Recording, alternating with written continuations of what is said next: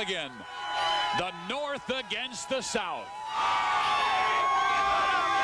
It's coming your way next on Fox Sports Net. It's college football rivalry week, where team records and rankings don't mean diddly. In Oregon, the Ducks and the Beavers will battle it out in the 102nd version of the Civil War. Akili Smith and the 15th-ranked Ducks are marching toward the school's best season in history. A victory over their furry little interstate rivals would be their 5th consecutive in this century-old series. But these Beavers aren't a bunch of tree huggers. Oregon State has a chance to post its best record since 1971. To accomplish that feat, they'll have to shoot down the Ducks. Dig into your bunkers, boys. It's time for the Civil War. Oregon State, next on Fox Sports Net.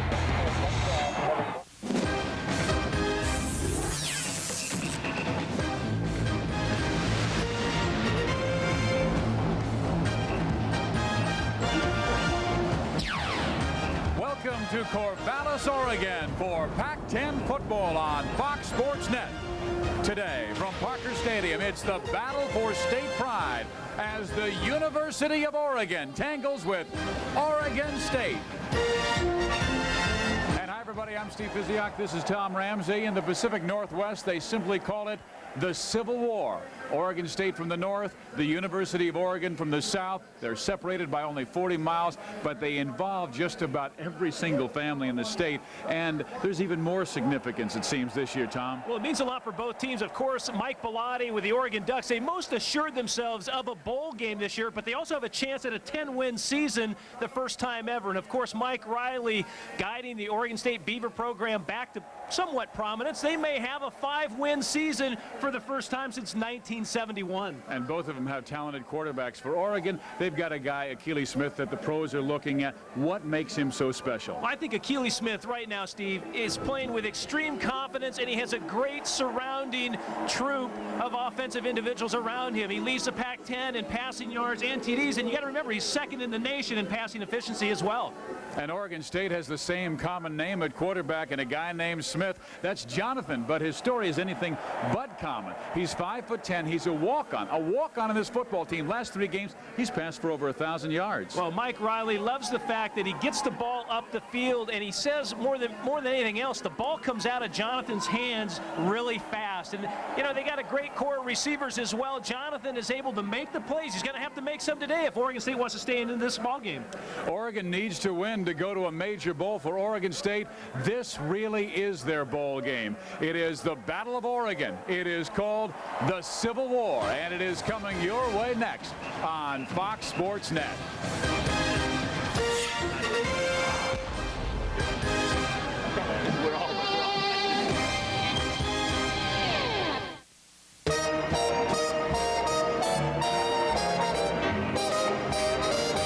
C'est si bon de partir n'importe où, bras dessus, bras dessous, en chantant des chansons.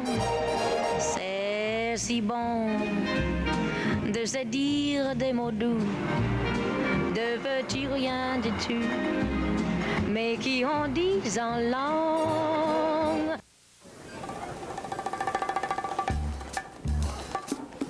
Like your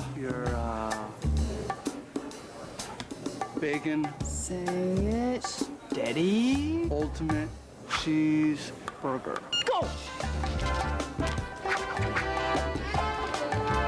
Your bacon ultimate cheeseburger. Hot. Yes, we are. We won't make it till you order it. Our best bacon ultimate cheeseburger ever. Now at Jack in the Box. Until today, the Browns only imagined a home like this. A home built on their own piece of land, brand new and customized just for them. They imagined a home that fit their budget, with a floor plan that fit their lifestyle. The Browns imagined and found a manufactured home. Get a new home the way you want it, where you want it, at a price you can afford.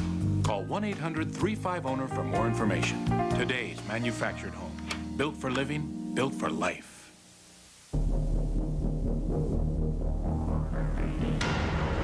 It introduced the most powerful overall line of pickups on the planet and stamped the terms V10 and Magnum power indelibly on the face of truckdom. It kicked open the door to the next generation of pickups and made such an impression that today, this is all you have to see to know what's behind it.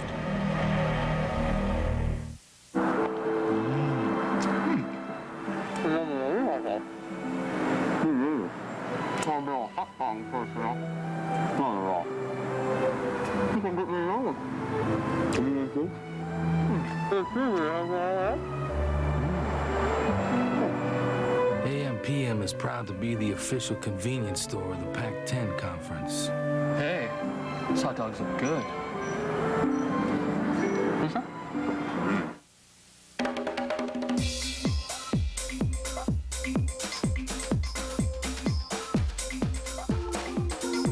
The stock pages aren't the only place to make money in the Oregonian. Every day, thousands of people shop the classifieds. It's a hot market for both buyers and sellers. And you can get into it for about $4 a day. To place an ad, call 221-8000. The Oregonian. Practically indispensable. The Maglite flashlight. Brighter, tougher, made in America. Maglite, the perfect gift to brighten the holidays. College Football Saturday on Fox Sports Net is brought to you by GTE, the official telecommunications consultant to the NCAA. And by Marriott Hotels, Resorts, and Suites. We believe when you're comfortable, you can do anything. And here comes Oregon State.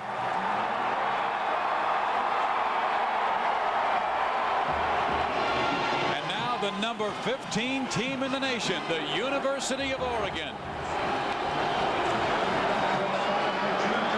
Every single seat is taken here at Parker Stadium in Corvallis. 37,000 plus on hand.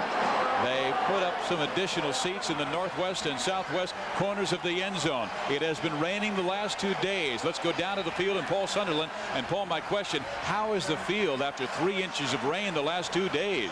Well, surprisingly, Steve, the field conditions actually are quite good. This being the oldest turf in the entire Pac-10 at 14 years of age. And we already talked about the fact it's going to be ripped out outside the hash marks. It's in tough shape. But in this very special game, given the weather conditions that we anticipate later today, special teams may well decide who wins the Civil War this year here in Corvallis. Two very, very talented kickers representing both of these teams. First up, a Grozo Award finalist, marking the best kicker in the entire country in Nathan Villegas. Started the year making 14 straight field goals. He's 18 of 20 on the year, but does not quite have the leg strength of Jose Cortez, who is absolutely spectacular. He's made a 55-yarder. But I'll tell you, Steve, about an hour ago when both kickers were out here warming up in a stiff breeze, neither of them could have thrown the ball through the upright. So if the weather stays good, the kickers are going to be a big factor. Back to you guys.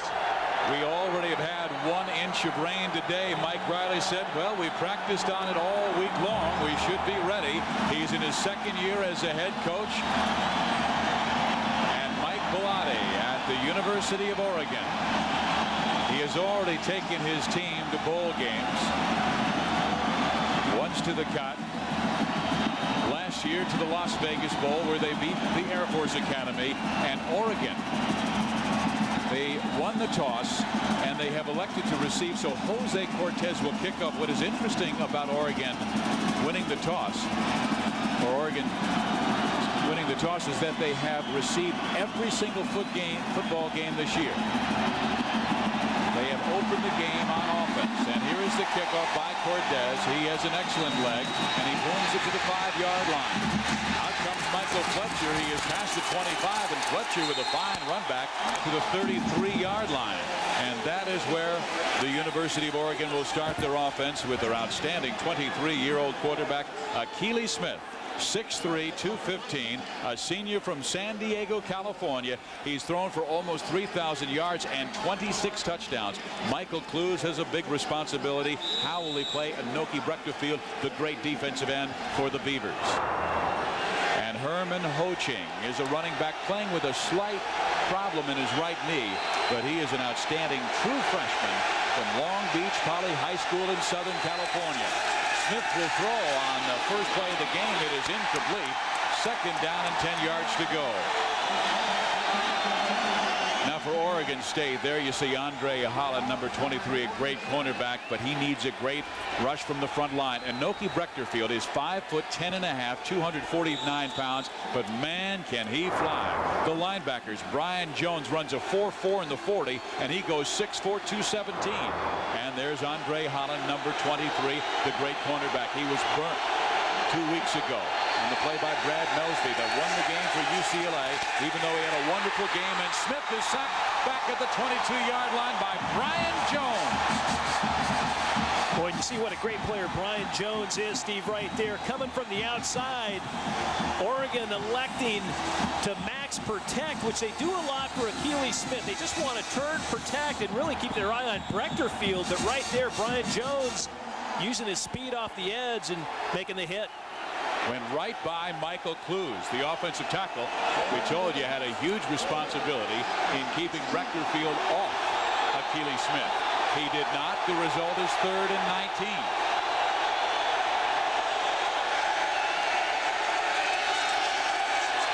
Now Smith with plenty of time throws, and the pass is broken up. It was a little too tall for Damon Griffin, his favorite wide receiver, and Oregon is 3 and out. Well, if you're Oregon State, you're very happy with that set of downs. One, you're putting a little heat on Akili Smith and making him, forcing him into some long yardage throws, and especially 3rd and anytime you put him in 19 yards to go. I know Greg Newhouse, the defensive coordinator, very happy with that series. Now Josh Bidwell has a monster leg, averaging 45 plus per punt this year, but he's punting it to a dangerous return man in Tim Alexander. The former quarterback was a quarterback in the Civil War game last year. Alexander, for a chance to return, returns a 10 to the 30, and now he'll set up as the team's wide receiver, changing from a quarterback last year, now giving those reins to that man, number 9, Jonathan Smith. 11-24, 4 touchdowns. He threw for 323 against UCLA last week. And the offensive line is led by Larry Ramirez, a 4-year starter. He has never beaten Oregon. And the running backs and wide receiver watch for Greg Ainsworth against their nickel package. Ainsworth will be in the slot a lot. And yes, Oregon has 2 talented cornerbacks, but their nickel defensive back may not be able to match up with Ainsworth. The flag goes down in the very first run by Oregon State. Ben Simonston is the running back. And Oregon feels the penalty will go against the Beavers. There is Aaron Chevron, a linebacker, and they're saying no, it is offside. Someone was in the neutral zone. So Aaron Chevron, you are wrong. 5 yards to the previous spot. Still first down. Tom, this is such an emotional game. Any rivalry game is, but even more so for Oregon State. 2 of their last 3 games, they lost by 1 point. Then they lose the play against UCLA on the last play of the game, that 61-yard pass to Brad Melsby. How much emotion does this team have left? Boy, I think they were helped out by the fact that they had a bye week coming into this game against Oregon. They just had time to regroup and really realize they could have a good season with a win. This is Simonton slashing forward for about 4 yards. And the defense for Oregon, it is a very good one.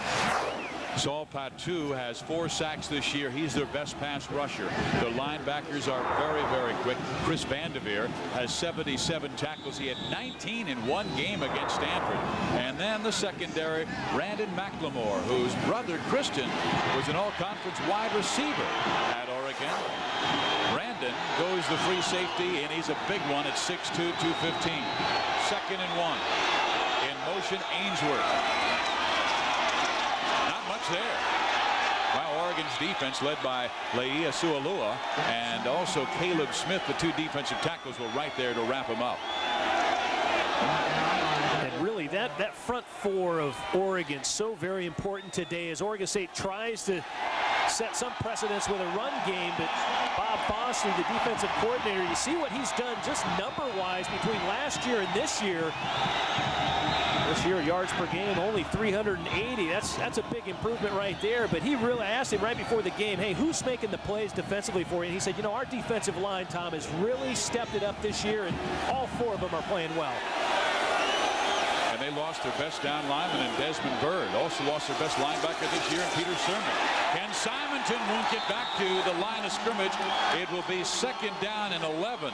Anthony Martin, the senior from San Jose, who got the start tonight because it is the final regular season game. So Martin makes a start over Miller. Well, and I tell you how important it is for those defensive linemen to get in and really, they're able to shed the blocker at the line of scrimmage, make the play. But you look at who the top tacklers are at the University of Oregon. It's their 3 linebackers. How does that happen? Well, the defensive line does a great job of tying up that offensive line and allows those backers to run to the ball.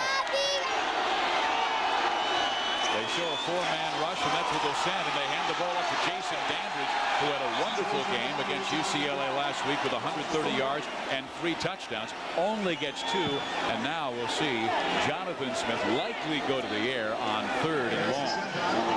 Here's the game Dandridge had, and man, was he quick. Yeah, Dandridge averaging over 8 yards a carry 2 weeks ago versus UCLA, and remember, that was his career high last time he had 100 yards a year ago versus Oregon. 23 carries and 104 yards for 2 TDs. So Smith on 3rd and 9.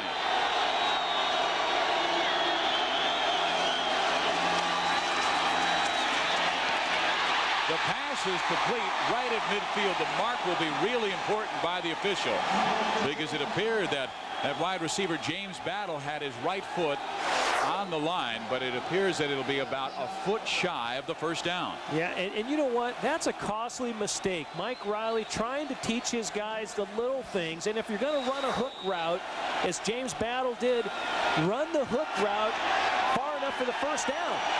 Don't leave it short of the 1st down. So right now, what does Oregon State do? They're going to empty the bucket right here. They're going for it on 4th down. And that's the exact question you asked Mike Riley yesterday, and he said, well, not early, but here he goes. 4th down and inches. They run the fullback for the 1st down. Isaac White, who came in as the fullback, gets the 1st down. I really believe, you know, these sorts of plays, you talk about the emotion of the game a few moments ago, Steve, a big 4th down in the 1st quarter right here. They elect to go for it right at midfield. They want to set the tone offensively. The defense, when they were out on the field, had a good series of downs. They know they have to put Oregon on their heels today. And this is typical of a rivalry game.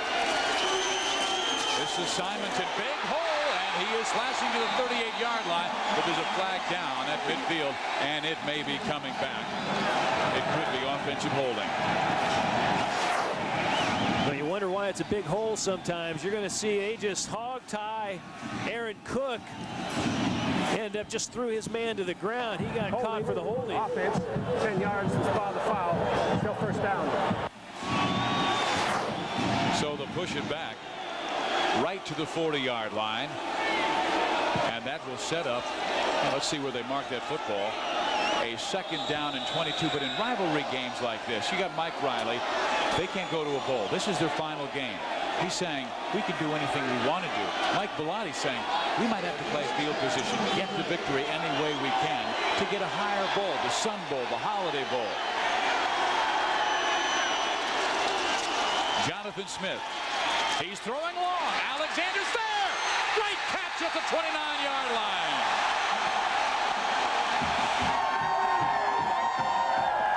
Well, this is what Jonathan Smith gives this offense. Some potency and plays down the field. The ball does not come out of his hand real good right here.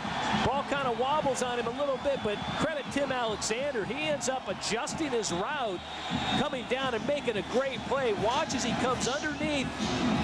Just really almost a post route, and he comes back for the football. A great job, and of course, he had 10 catches 2 weeks ago versus UCLA, 47 on the season for Tim Alexander.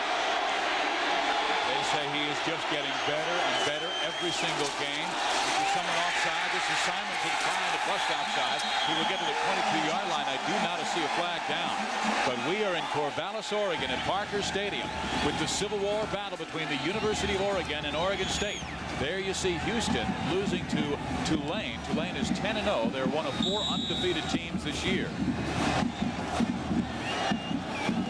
UCLA trying to remain unbeaten. Last time we checked, they had the big lead on USC. Kansas State was winning their football game against the University of Missouri in Columbia. And here's Simonton again struggling for, well, he's very close to the first down. Needed to get just inside the 19-yard line for a first down. There's Ken Simonton, who Mike Riley watched a lot in Northern California at Pittsburgh High School in the East Bay. And Aaron Chevron making the tackle, their captain. And one of the things he liked most about Simonton in high school was the fact he was a two-way player. He might have been small in stature at 5'7", 180 pounds, but when a player is all over the field in high school, it gives you some degree of confidence that he's going to be a pretty good player up at this level. So they give it to Ken this time, and the Oregon defense is wrapping him up. Leia Sualua, the 6'3", 287-pound senior from Mater Dei High School in Southern California, with the stick.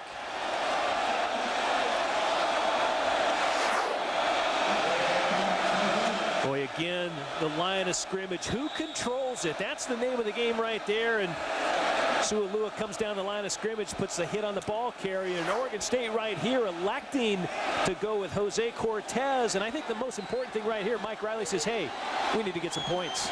From 37 yards out.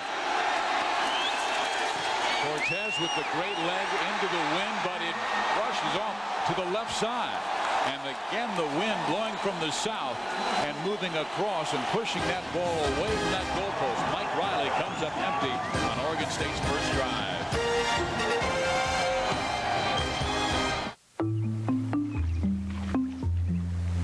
Room 1203 wants to swim without floaties.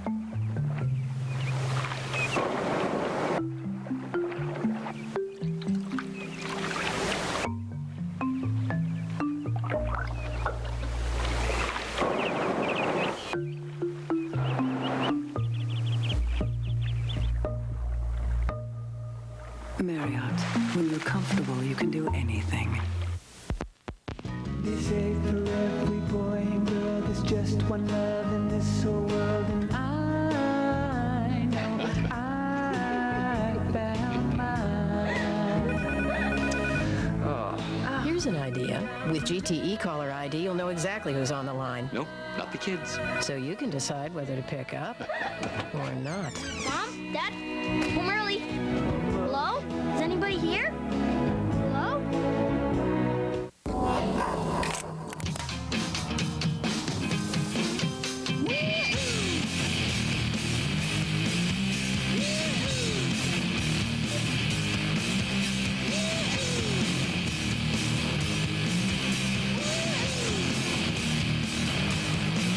At the center of a great PC experience is a Pentium 2 processor.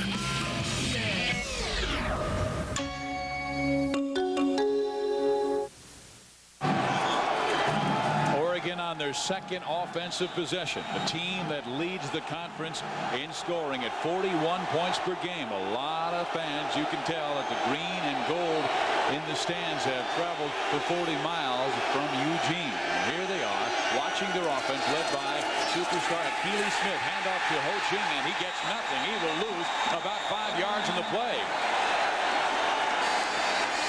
Let's go to our College Football Saturday studio for an update with Kevin Frazier. Steve, moments ago you mentioned UCLA. Well, let's show you what the Bruins did against USC. And Tom Ramsey, you're going to like this. Deshaun Foster, the freshman, breaks outside. The kid had over 100 yards in the first half. The Bruins cruise. Tom, that's 8 straight now. Miami's next. I tell you what, Deshaun Foster's pretty darn good. And we must tell Kevin Frazier that there is absolutely no emotion in the press box because Tom Ramsey is a Pac-10 guy. He is no longer a Bruin. There's Here's Akili Smith, who is still looking for his first complete pass in this football game. He has completed 57% of his passes. And how about the last couple of weeks? I mean, he has thrown for 839 yards and 7 touchdowns without being intercepted. He's just gotten better and better. Yeah, Akili has really been in fuego. He has been on fire. And, you know, the Oregon offense knows that. They're right. I talked to the coaches, and they said, hey, the guy is playing so good, and we're so happy. They want to just let him play and keep the ball in his hands. Smith throws, completes the pass, first down, 37-yard line. And what even adds to his greatness is the fact that he has not had the great running back Reuben Drones around. Well, and Reuben Drones counted for so much of that yardage. But right here, who does he hook up with? Donald Haynes, his old teammate at Grossmont College. Right there, they both transferred into Oregon together. And Donald Haynes, a good receiver himself. He's actually playing behind Tony Hartley and Damon Griffin, 2 real good players. But Donald Haynes coming down with a big catch that time. So Haynes will go to the sideline to the left, the bottom of your screen. Bobby Nero is in the game, and they'll run the football. Not much there. Oregon State has done a nice job defending the run. It was Inoki Brechterfield playing his final game. Don't miss a special Friday night edition of College Football Saturday. This is what a rivalry is all about. Arizona State travels to Tucson to battle the 8th-ranked Wildcats. Arizona State, Arizona. Friday, November 27th on Fox Sports Net. Check your local listings for game time in your area. And I think that game could send Arizona to their very first Rose Bowl. They would be 11-1 and be very deserving. Here is Akili Smith. He will throw the pass, trying to just throw it away. He throws it to his tight end, Jed Weaver, for a short gain. And, you know, you mentioned a moment ago, I'm a Pac-10 guy. I'm going to talk about Pac-10 for a moment. 3rd down conversion coming up. I tell you, when you look at the stats at the end of the season, in 3rd down conversions, UCLA, Arizona, Oregon, they go 44%, 43%, 41%. Those standings are, the 3rd down conversions emulate what the Pac-10 standings are. And you said UCLA, of course, playing game after game, playing well and beating their crosstown rival. Arizona hooking up with Arizona State next Friday, but Oregon, you know, they're number 3 in 3rd down conversion. They're right in the race for that Pac-10. Smith backing up. Now the protection erodes. He's scrambling to his right and will not escape the great Brian Jones. His 2nd sack of this game.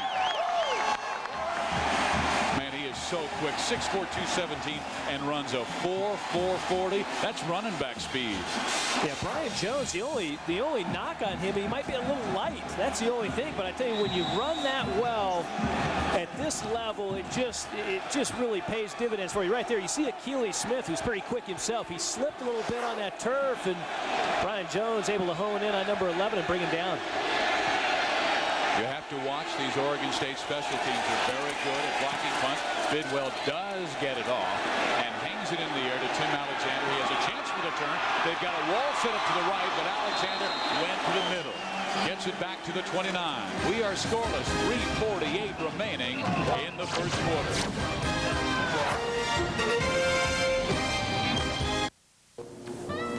Hoping for a little company? Right now at Magnolia Hi-Fi, you could get a Mitsubishi big screen and pay absolutely nothing till January 2000.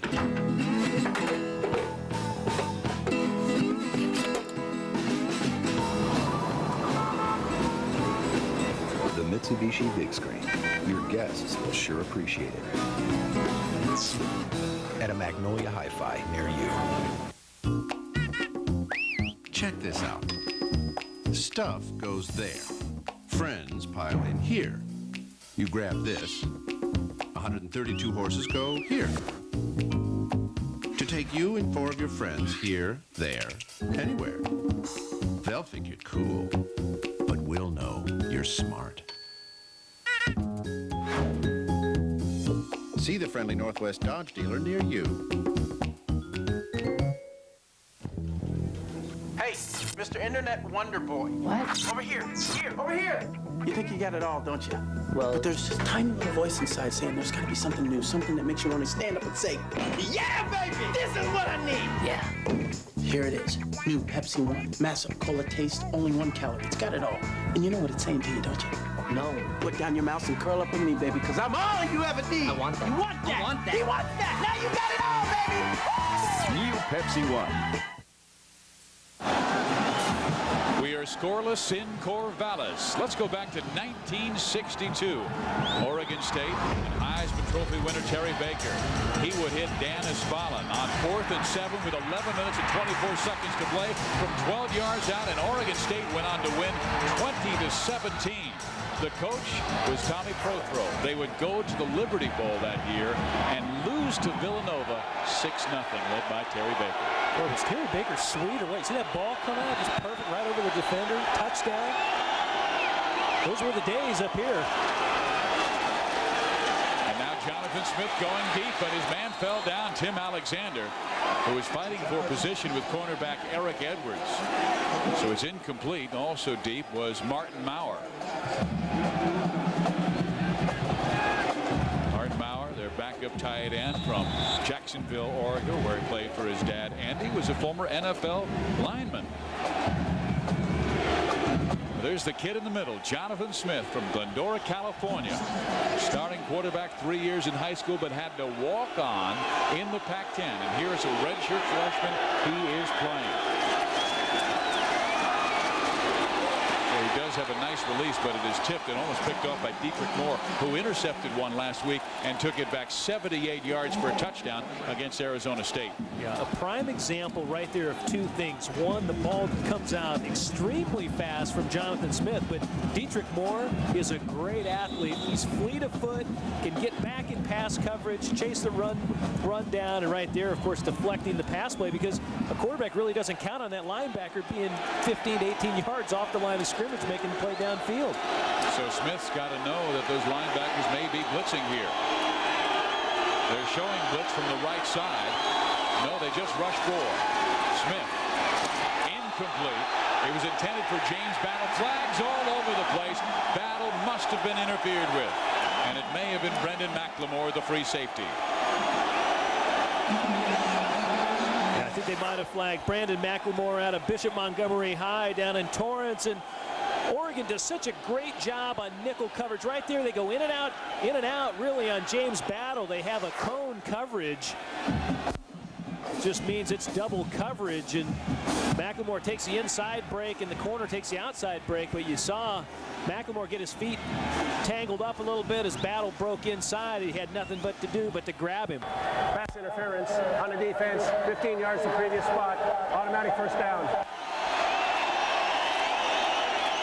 And they will have the football at the 44-yard line. There is Mike Bellotti. Last year's team won 7 games. They had to get their 7th in a bowl game, beating Air Force Academy. And they had a great running back by the name of Saladin McCullough, a great wide receiver in Pat Johnson. Both had phenomenal games in a victory over Oregon State. Well, the Beavers do try and run the football. Gain just 1 yard. It'll be 2nd down and 9. Boy, I was talking to running backs coach Gary Campbell for Oregon before the game, and I just asked him about Saladin McCullough. He didn't make a roster in the NFL, but he's back in school up at Oregon. But he said Herman Ho Ching runs a little bit like McCullough. He has that same forward lean, and anyone has watched Oregon football the last couple of years, boy, Saladin McCullough is one of the best. And they got another great one this year in Reuben Drones, but he broke his leg against UCLA. He is gone for the year. So another short run by Oregon State, and that's one thing Mike Riley said. We are determined to get a running game going. We have to hammer the middle. We've got to get to the edges, or if we try and throw 60 times, we'll lose. Exactly. And, you know, one of the most impressive things about Mike Riley's offense, they ran 91 plays versus Cal. They ran 82 plays versus UCLA. I mean, that is a bunch. When you come to think of it, most offensive teams only get off about 60 to 70 plays, and these guys are getting 80 and 90 shots. I mean, that's a credit to their offensive scheme. 3rd and 7, trips to the left. Smith throws it to Alexander. First down, but there is a flag down. And I'm wondering if there's an illegal pick on that far side.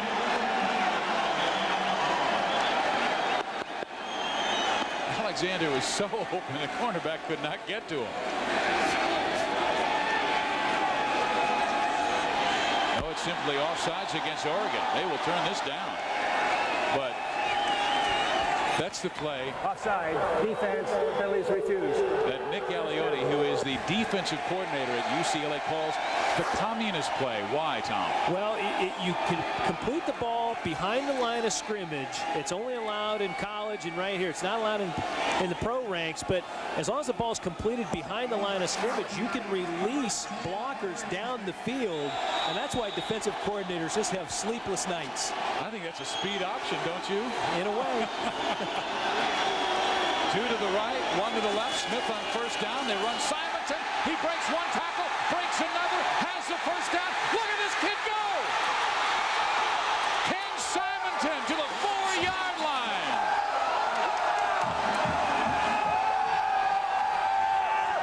Boy, oh boy, you know what's great about rivalries? It comes down to how bad do you want it? And Kenny Simonton wants it. He gets after it. Not only they catch Oregon in a blitz right here, Aaron Chevron misses him in the backfield. Watch how he hits and twists. Boom, Fletcher hits him. He's off. Fletcher, Bowman comes up. He misses Bowman. All of a sudden, he's going to drop a shoulder and try to run over Eric Edwards, but he gets inside the 5-yard line. Big pickup for Kenny Simonton. He needs only 75 more for 1,000. Would be one of only 4 Beavers ever to go over 1,000 yards in Oregon State history. Now 1st and goal, 4-yard line. They have the heavy low look, double tight end. They will run the football, and slashing to the 2-yard line is Oregon State. And it's Simonton staying in the game. Well, it's interesting. You know, we talked about Oregon State having that bye week, and Mike Riley, you know, you don't want to give your players a couple days off. Even though they lost 3 heartbreak games in a row, they went out and worked hard team-wise, but they also took time and individual session, really added some minutes to their practice and get back to the basic fundamentals. But right there, Kenny Simonton keeping his pads low and pushing the pile ahead. They go back to Simonton. He drives to about the 1.5-yard line. So it's going to be an interesting call here on 3rd down and goal from about 1.5 yards away for Mike Riley and Oregon State. There is a flag down, though.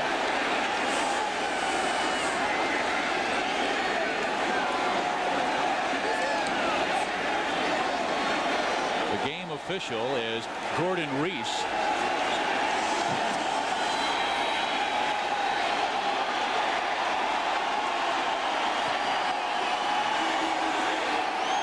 Dead ball, personal foul, offense. 15 yards from the end of the run. 3rd down. Wow, that hurts.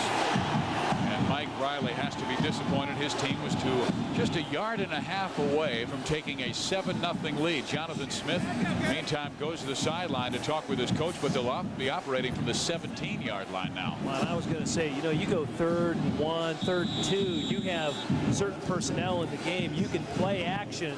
Check out the total yards. Only 4 for Oregon so far today. The Oregon State defense doing a great job. But now you got to have a whole different personnel group on the field. They go with 3 wides up at the top of the screen, and they got to throw it to get in. 2nd down. Now it's 3rd down, excuse me. And we have a timeout on the field. We'll come right back with 36 seconds remaining in the 1st quarter.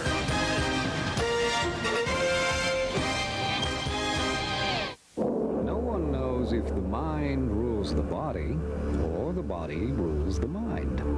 The University of Oregon encourages both. In addition to 18 Rhodes Scholars, 203 Fulbright Scholars, and 2 Nobel Prize winners, 10 of our 78 Olympic competitors won medals in their events. So whether the mind or the body is more important just depends on what circles you run in. We got front row tickets to the end of the earth. Armageddon, rated PG-13, now available to own on video. What's hardcore?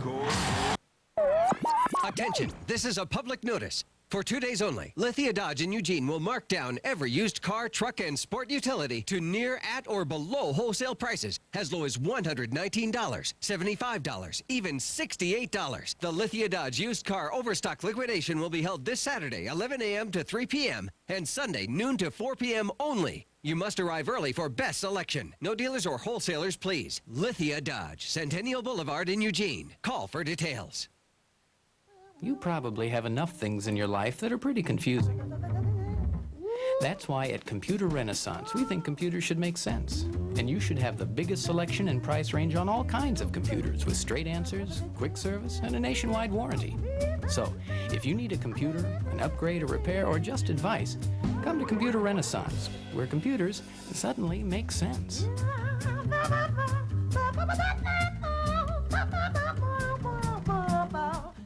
Oregon mascot has that defense fired up. A 0-0 ball game with 36 seconds remaining.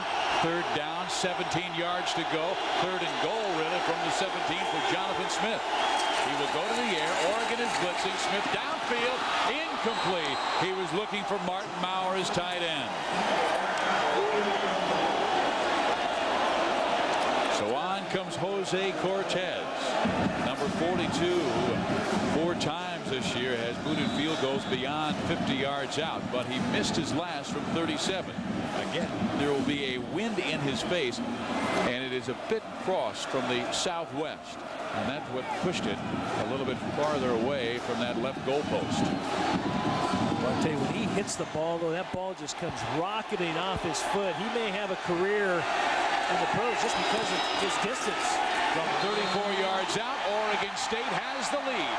3-0 in the 102nd meeting in the Civil War.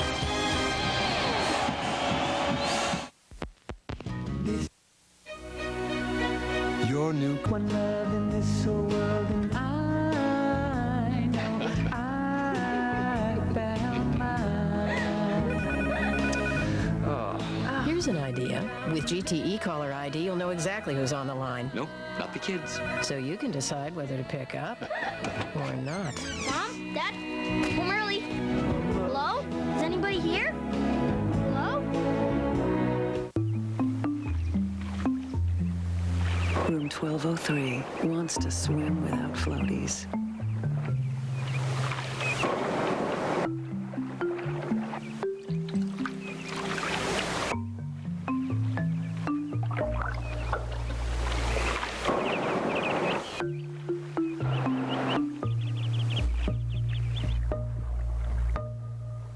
Marriott, when you're comfortable, you can do anything. This is the 102nd game, the longest rivalry on the West Coast. Oregon and Oregon State. The Ducks lead the series 51 wins to 40. There have been 10 ties. Right now, Oregon State opening up with a 3-0 lead. And here comes Michael Fletcher, and he's met, and he breaks one tackle, and he goes down at the 18-yard line. Boy, a big hit by Oregon State's Darnell Robinson. I would say so. I don't think Fletcher saw that train coming. Check out Michael Fletcher. He breaks between 2 defenders and then wham! Hello. You're right. Man, you can feel that. The sounds of pain. I felt that sitting on the couch at home. Ow. Darnell Robinson. Oregon State with 8 men on that front line. Keely Smith wants to run it, and not much there again as Herman Ho Ching gains maybe 2 yards to the 21 or 22, but that's not very much, and they have been averaging about a yard per carry running the football. Yeah, and we talked about Ho Ching stepping in for the injured Ruben Drones. What's interesting, we have a timeout, and we have a quarter. And Oregon State has a 3-0 lead at the end of the first 15 minutes of college football in Corvallis.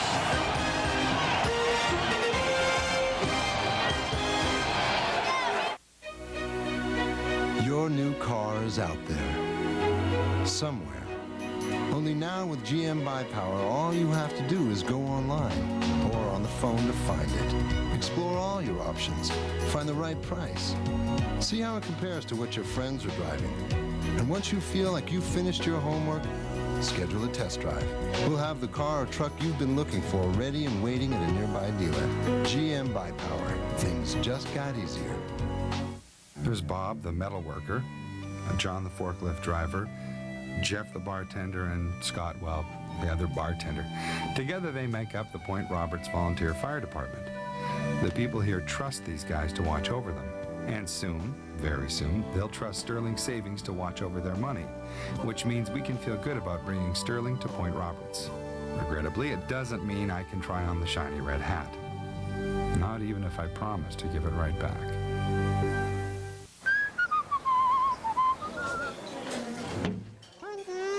What? Turn the pizza around! It's stuffed crust, you eat it backwards! Carry on! In case you forgot, you're supposed to eat stuffed crust backwards. With a ring of cheese baked right into the crust, it's the most fun you can have with the pizza. Right now, a large one topping is only $9.99. Pizza Hut, the best pizzas under one roof. Would you like to work here? I'm not housebroken. Fox Attitude. This is Fox Sports Net. Oregon State has a 3-0 lead. Let's check out our Burger King game summary. Good news, bad news. Oregon State has 2 drives over 50 yards, but they have scored only 3 points. That's the bad news. Oregon has 4 total yards. This is a team that is first in the Pac-10 Conference in scoring and total offense, and Oregon State has shut them out. That's exactly what Mike Riley wanted to do. He said the team had success. They started believing in themselves 2 weeks ago because they shut out UCLA after the first quarter. And Damon Griffin cannot hold on as Andre Holland breaks up the play. Let's go down to Paul Sunderland. Well, Steve, you've talked about how the Oregon offense, certainly one of the best in the country, has really been struggling. And the offensive line, the focus of most of the concern over here on the Ducks sideline. Akili Smith has had to run out of the pocket, been under a lot of pressure so far early in this game. And Oregon State is not really bringing that many extra bodies. That was a big concern on the sideline, something they're going to have to adjust to give Akili more time. Back to you guys. Well, it's like Greg Newhouse, the defensive coordinator, says. Apparently his Beavers have gotten their eyes right. They're reading the plays well. Here is Smith going back to Griffin. This time he makes the catch, breaks a tackle, and gets the first down to the 30-yard line. Damon Griffin, the senior from Monrovia, California. You know what's interesting, one way you buy him more time. Watch, they're going to just max protect this. The back's going to come over and block, and really it's just a 2-man route. It allows Akili Smith that added time against this Oregon State pressure. They turn, protect, everyone stays in, 2-man route. He fires the ball out to Damon Griffin. I'll tell you, you're taking chances here sometimes because I think offensive philosophy, as many guys as you can get into the route as possible is what's going to help you out. Here is Herman Ho-Ching, not much there. He is cut down to the 31, 32-yard line. Another great play by Brian Rogers and Andre Holland. Boy, their outside linebackers are very fast in Rogers and Jones. Well, they really are, and you have to always account for Inoki Brechterfield. They just have to make a point of always finding him. Right there, you see Ho-Ching, really nothing on the interior. They're going to try to run a couple different plays with him today, what's really called a fan or a more or less taking a look at the Beaver linebackers. Jackson right there, really the playmaker, leading tackler, second leading tackler in the Pac-10 alone. 2nd and 8. They try and throw that inside screen to Damon Griffin. This time the Beavers are all over it, but there is a flag that goes down.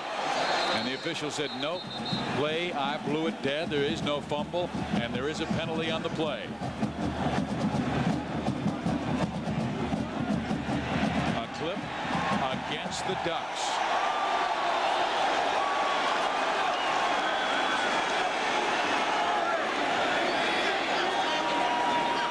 I think a lot of players are happy down there. Specifically, Brian Rogers was a little upset. He might have been the player that got hit in the back.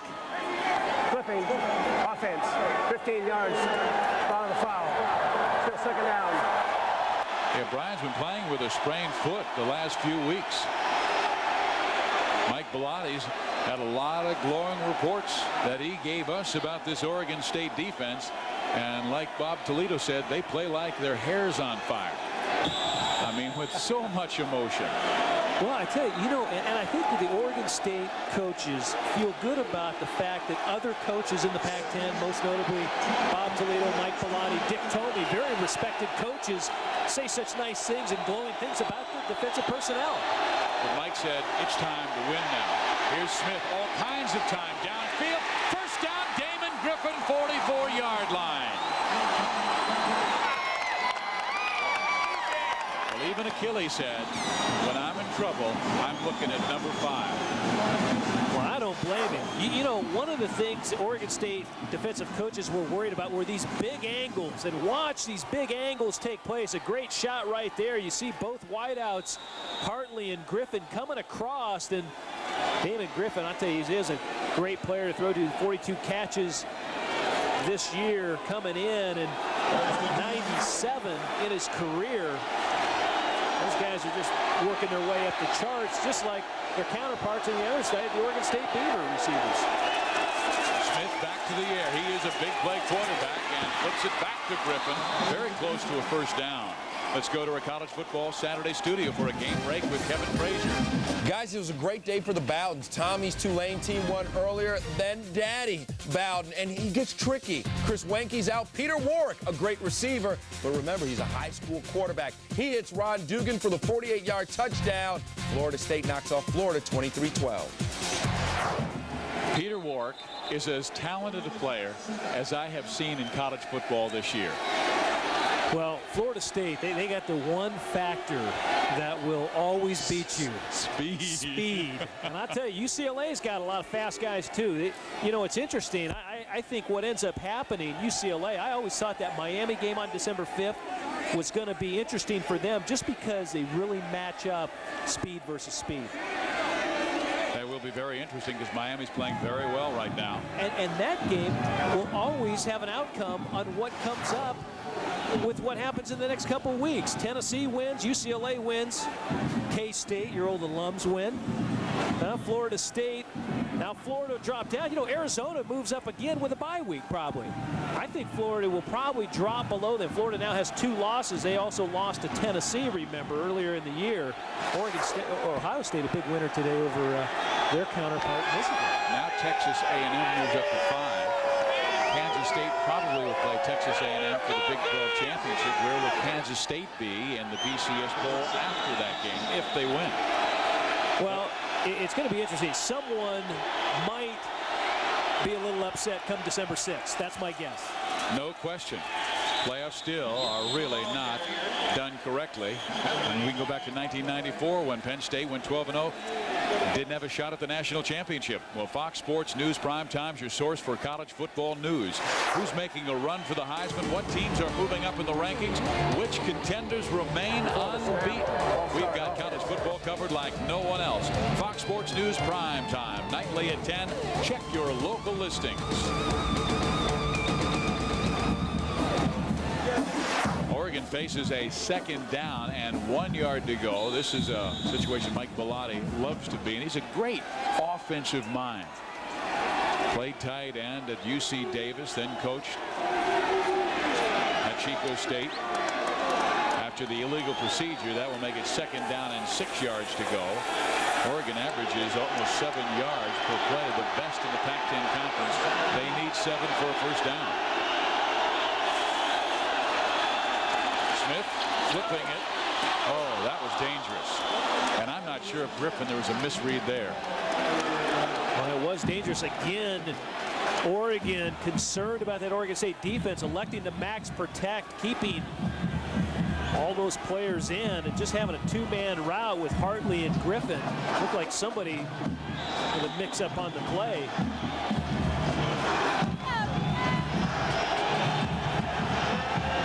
This time Griffin will go wide left, and Tony Hartley, who has not caught a pass, goes to the right side. 3rd and 6. Oh, someone was in the neutral zone. It may have been Brechterfield. Anoki Brechterfield, a great defensive end from Honolulu, Hawaii. He was Oregon State's most valuable player the last couple of seasons. And he is so well appreciated in this community. Before the snap, there was contact by the defense. That's a 5-yard penalty. It'll still be 3rd down. Boy, good use of cadence that time by Achilles Smith. You see how Achilles Smith has matured as a quarterback. A year ago, he spent a lot of time with Jason Moss, number 12. He's also a senior, and Achilles really taking over this year, controlling the offense. A new offensive coordinator with Jeff Tedford coming in and really working that Mike Bellotti offense to perfection.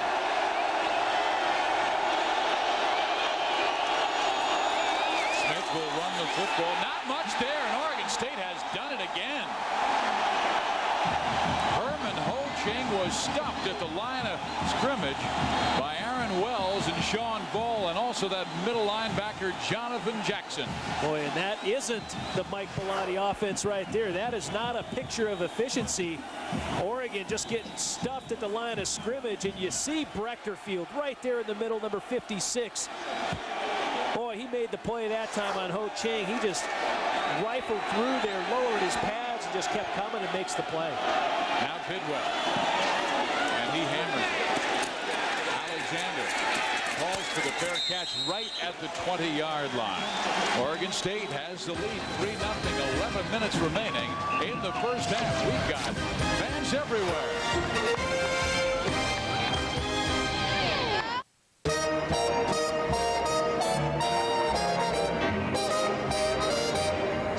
Si bon de partir n'importe où, bras dessus,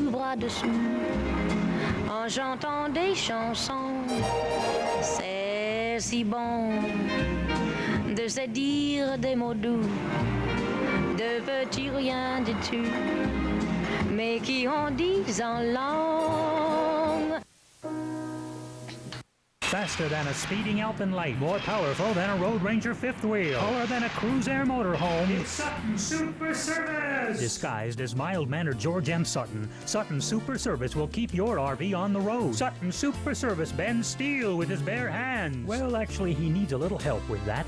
A bunch of highly trained technicians. When it comes to RV service, parts, hitches, tow bars, and bodywork. At George M. Sutton, you're gonna like it here. You have been injured in an automobile crash. Do you sign an insurance settlement before talking to an attorney? No. Call Wiswall & Walsh before you call anyone else. Do all law firms charge the same fees? No. Wiswall & Walsh charge lower fees than many attorneys. Are all attorneys competent to handle automobile injury claims? No. Call Wiswall & Walsh, automobile injury attorneys since 1965. Compare their fees, compare their experience. On the bus, I'm watching Fox Sports News. Oregon State has a 3-0 lead over the University of Oregon. Let's go back 31 years to 1967. In the first game played at Autzen Stadium, Oregon State rallied in the fourth quarter to win on a 5-yard run by Steve Priest to win it 14-10. And Steve Priest now calling action on Fox Sports Northwest on the tape delay games. He's in the booth just opposite us. There's a throw to the sideline, and Tim Alexander, very close to a first down. Tim Alexander, the senior from Sarasota, Florida, who was the quarterback the last couple of seasons, but recruited by Richie Pettibone, the old coach, to run the option in the wishbone. Mike Riley came in and said, Tim, you got a chance to be a really special wide receiver. Look at the Oregon State possessions thus far. Missed field goal and a Cortez field goal. Both drives going over 50 yards. Jonathan Smith. Let's see, they've got an option. Second down and only one. Ainsworth will go in motion, and they will throw. And it is broken up. Someone got their hand on that. Again, we're in Corvallis, Oregon at Parker Stadium for the 102nd meeting of the Civil War. Oregon and Oregon State. Steve Physiak, Tom Ramsey. Our sideline reporter is Paul Sunderland. The only difference in the game, a field goal of 34 yards by Jose Cortez, as Oregon State has the lead over the number 15 ranked Oregon Ducks. Now they'll go with that double tight end look. A wing to the right side. 3rd and 1. Wow. That defensive tackle came through so quickly, Laia Sualua, and clipped the running back, and he will come up short. Sualua making the play right there. Senior from Mater Dei High School down in Santa Ana, California. Sualua is playing so well, and right there, again, you see the lineman at the point of attack And really what it is, dropping their pads. Pad level is the key, and he's able to get by the blocker and into the backfield to make the play. Here's Mike Fessler, the punter. The return man is Michael Fletcher. He's returned 2 for touchdowns. Mike Riley told us that he will try and punt the football where Fletcher has to run to get it. And they do try and do that, and boy, he hits this one well. Inside the 20, inside the 10. Will they save it? No! It will be Oregon's football at the 20-yard line. A marvelous punt by Oregon State's Mike Fessler.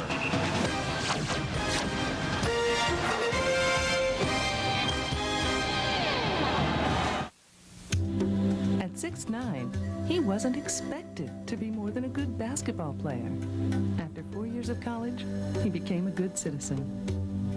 A.C. Green, a star player who's earned 2 NBA championships, the respect of his teammates for his scholarships and good community works, and an OSU degree. Just a reminder that OSU students are usually most valuable players in life.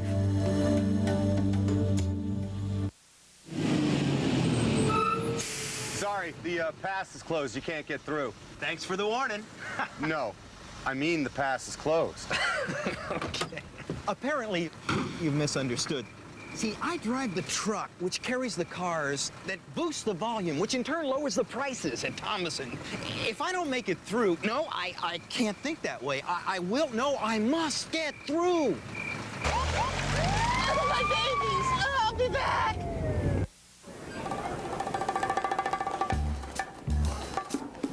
Like, your, bacon. Say it. Steady. Ultimate cheeseburger. Go! Your bacon ultimate cheeseburger. Hot. Yes, we are. We won't make it till you order it. Our best bacon ultimate cheeseburger ever. Now at Jack in the Box. College Football Saturday on Fox Sports Net is brought to you by GTE, the official telecommunications consultant to the NCAA. This is the day of rivalries in college football. Already today, we saw Yale beat Harvard 9-7. Ohio State beat Michigan. UCLA beat USC. Stanford over Cal. Washington over Washington State. And here it is Oregon State leading Oregon 3-0. Akili Smith going downfield to his tight end, who gets the first down. Jed Weaver. Smith knows he's got 4 guys, including the tight end, that average over 19 yards per catch. That's remarkable. Boy, again, little play action into the line. They just zone protect up front. They do a great job giving Smith time to throw, and then he just fires a bullet to Jed Weaver. Brian Rogers in pursuit that time of Weaver, but Weaver coming down, 28 catches on the year. But he's the guy who had to replace the great Blake Spence. Weaver, a senior from Redmond, Oregon. Smith will go with 1 running back, 3 wide out. He goes to Ho Ching, and Herman tries the middle, gains 3 to the 49-yard line. 2nd down and 7. The tackle was made by Jonathan Jackson. You know, Ho Ching is filling some big shoes, too. We just for a moment, I was talking about Reuben Drones. Reuben Drones, of course, fractured his fibula of his right ankle versus UCLA. He had 172 yards versus UCLA that day, but he had 824 yards alone in 5 games. So Ho Ching, of course, he had 117 alone versus Texas El Paso. But the workload really falls on the shoulders of Akili Smith for this offense. So Smith goes sideline again. He's beginning to heat up. He feeds Donald Haynes the pass, but you see that it feels like Smith is getting more comfortable in this game that has been affected by the rain and by the wind. Now he is moving into the wind. Yeah, he's moving into the wind too. And remember, Darian Latimer, another tailback who really was their 2nd-team tailback. He didn't play a week ago versus ASU. He had an emergency appendectomy. They thought he had the flu, and then Sunday he went in, had an appendectomy, and all of a sudden Ho Ching goes, he's about 90%, according to Gary Campbell, the running backs coach for Oregon, but they got to have someone try and carry the load for them and just take a little heat off Akili Smith. 3rd, and then Smith takes takes a knee, and he points right at the defense that was in the neutral zone. I believe Jed Weaver moved also, though, on the end for Oregon. Just see how the referee sorted out.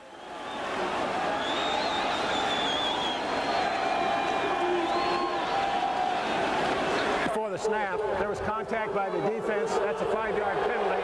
First down. Again, credit Akili Smith. Yeah, you're right. Weaver left after the ball was snapped. Yeah, that's just one of those plays. There's a lot going on. The referee throws a flag. They kind of sort it out. And this time it goes against Oregon State. First down for the Ducks. There have been 4 offsides penalties in this game, 2 on each side. Mike Bellatti's theme has always been pay attention to detail. His quarterback, Smith, has thrown for 104 yards, but has not put a point on the board. Akili looking downfield.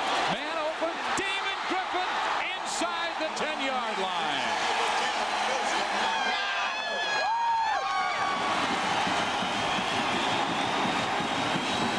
Well, you could see that opening up as soon as the ball was snapped. Well, Akili Smith, you know, he is on fire. He just throws a great ball this time to Damon Griffin right down the heart of the center of the field. You're going to see Griffin. He just runs a post, and tell you, once again, Akili Smith gets great time, and they're going to find a hole right in the middle of that defense. Actually, Damon Griffin came from the outside. My bad that time. They just ran a deep crossing route.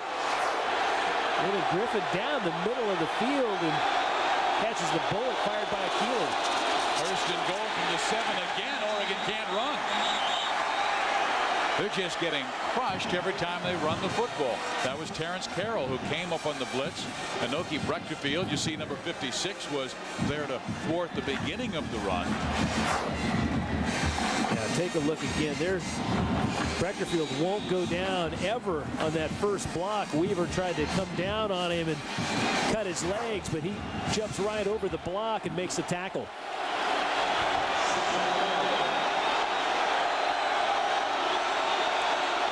Second and goal. Smith goes back to the air. Downfield. Touchdown. Tony Hartley.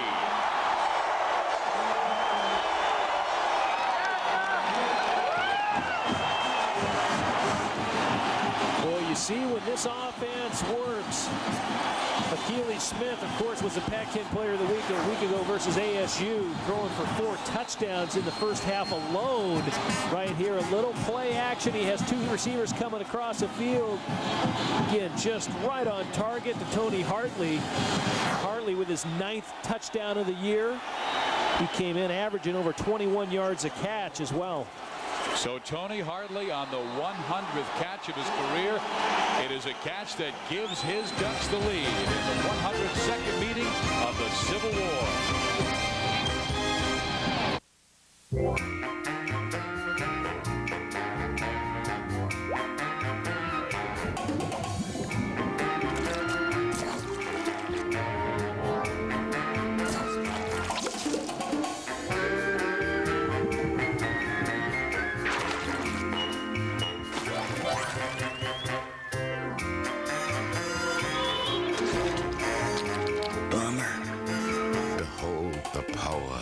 Cheese.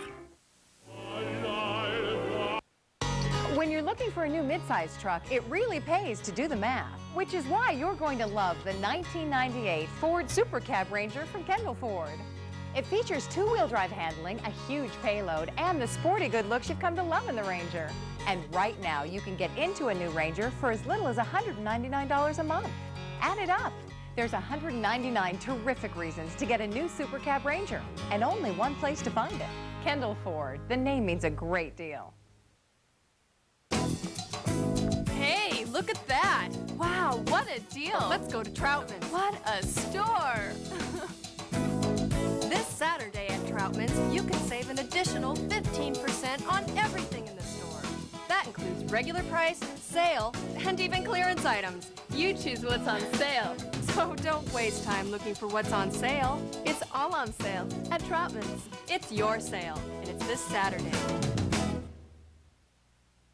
Northwest. reminder, coming up on the Marriott Halftime Report, scores and highlights from around the country. Plus, Keller and I will be joined by Fox Sports Net college football analyst Artie Gigantino, the coach in this week. Last week, Tom Ramsey in the house, and the coach is a little upset, Tom. He said, you left the place a mess. Scores and highlights coming up at the half. Life on the road. I guarantee he's going to leave it messier than I did. You wait and see. And that's Artie. Well, here is Ainsworth, and Ainsworth on the return gets it out to about the 35-yard line. Oregon State down by 4 points on the touchdown catch by Tony Hardley.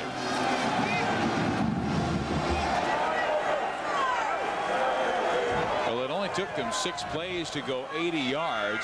The 100th career catch by Tony Hardley is a 9-yard touchdown. The interesting thing about that, he has 9 touchdown catches this year. The all-time record for Oregon is the great Bobby Moore, who of course is the sportscaster Ahmad Rashad. He had 10 in one season, so Hardley with 1 more. I mean, they count bowl games, so he's got a great chance to break the record. That ball is dropped right in the hands of Greg Ainsworth, and that's the matchup they want. Ainsworth on Timoni Joyner. Although I think Timoni Joyner has such great feet, he can stay with Ainsworth. You got to remember, though, Ainsworth comes in, he's 8th on the career pass receiving list for Oregon State with 104 catches, 4th in the Pac-10. So I mean, they're going to get him the ball quite a bit. He has 55 receptions coming into the game today. On 2nd and 10, Smith in trouble. Blitz is on. Here comes Bowman. Smith going deep, incomplete. 3rd and 10. They brought Rashad Bowman, number 17, off the corner. We want to let you know that tomorrow the March to Madness goes through Alaska when the nation's best battle it out in the Top of the World Classic. It's the finals of the Top of the World Classic tomorrow. Check your local listings for game times.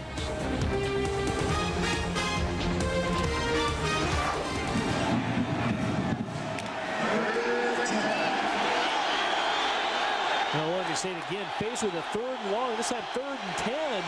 You got receivers spread out all over the field. Smith flips it to the right. Alexander's pass is too tall.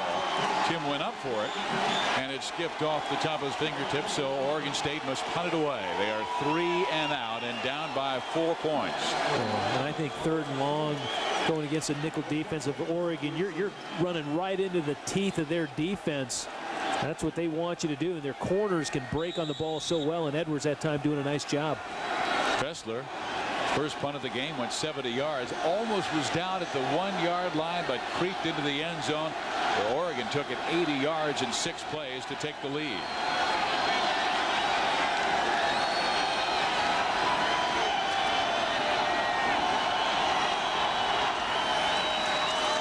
Here's Fessler, end over end this time, a chance for a fine Fletcher return, and he's got a big hole, and Michael is all the way to midfield, but a flag will go down.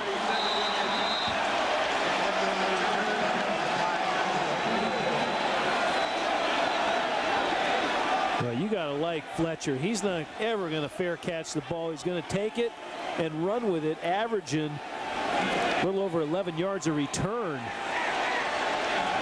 From Paramount High down in Compton, Southern California. This guy's got some great speed. By the receiving team during the run back. That's 10 yards from the spot of the foul. 1st down. So this will bring it back inside that 35-yard line after Fletcher returned it all the way to midfield. Boy, and any time you have great return men, what a difference it makes. Punt return to Michael Fletcher of Oregon, of course, on kickoff returns for Oregon State.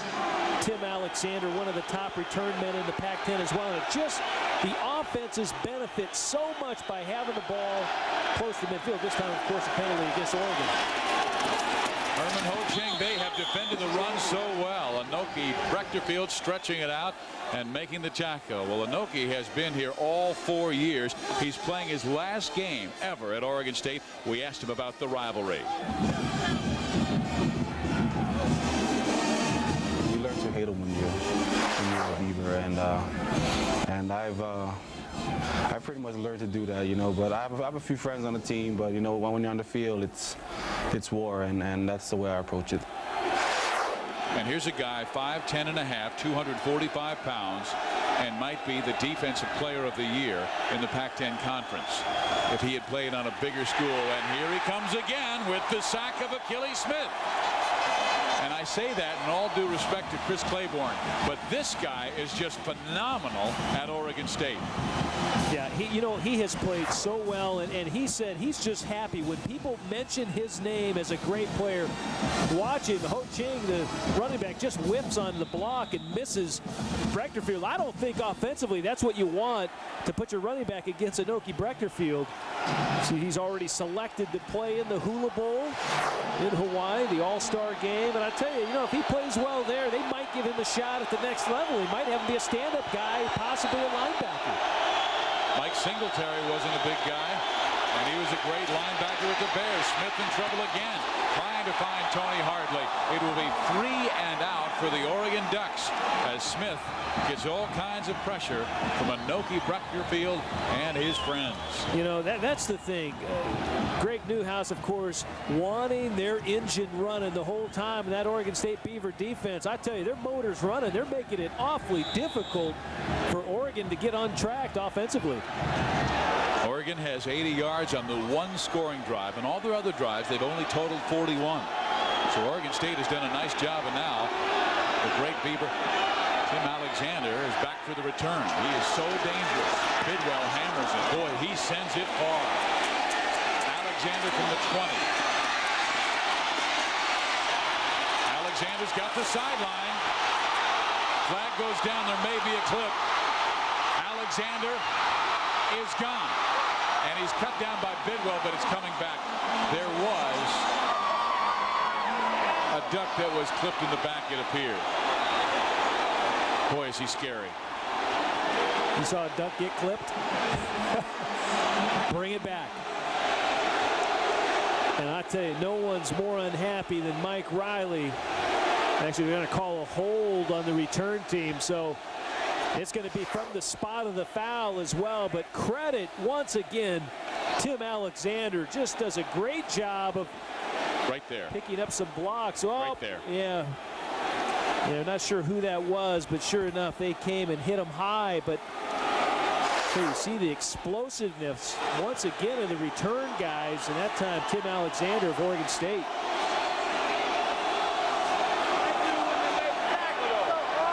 Mike Riley knows they need to play a perfect game. Holding by the receiving team during the run back. That's 10 yards to respond to the foul. First down. Well, what a tough break is Tim Alexander.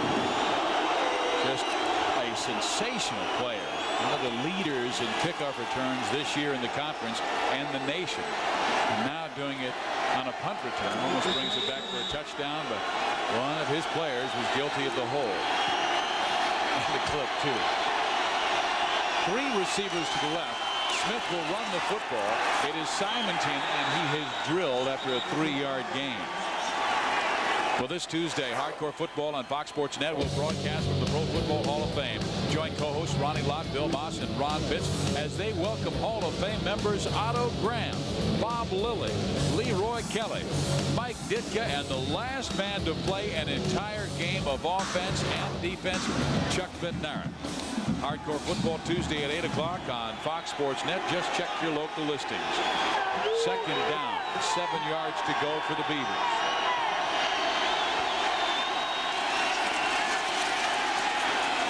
Will dump it out to Prescott, and Robert Prescott is out near the 25-yard line, but not much room. They need to get to the 28 for a first down. Again, that Oregon defense playing with an extra DB. They do such a great job of running to the football. Dedrick Moore out there as well. You remember, he's a linebacker, but they really rely on that pressure, that front four, to get the heat on Jonathan Smith. This time Oregon State with a short third down, 3rd and 3.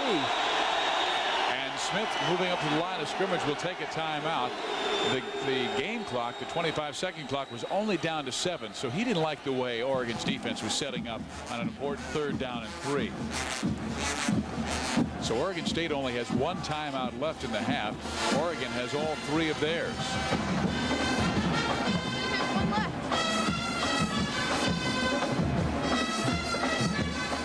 So Mike Riley talks to his redshirt freshman walk-on quarterback, Jonathan Smith, and we'd like to tell you that today's Academic All-America Profile is brought to you by GTE. It's Oregon State senior guard Larry Ramirez, 3.46 in business administration.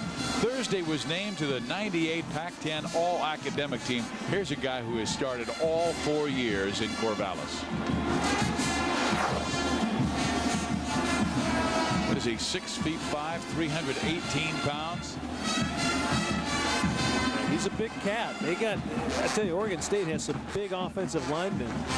Jason White, Ramirez, Cook, Gartung, all those guys going over 300.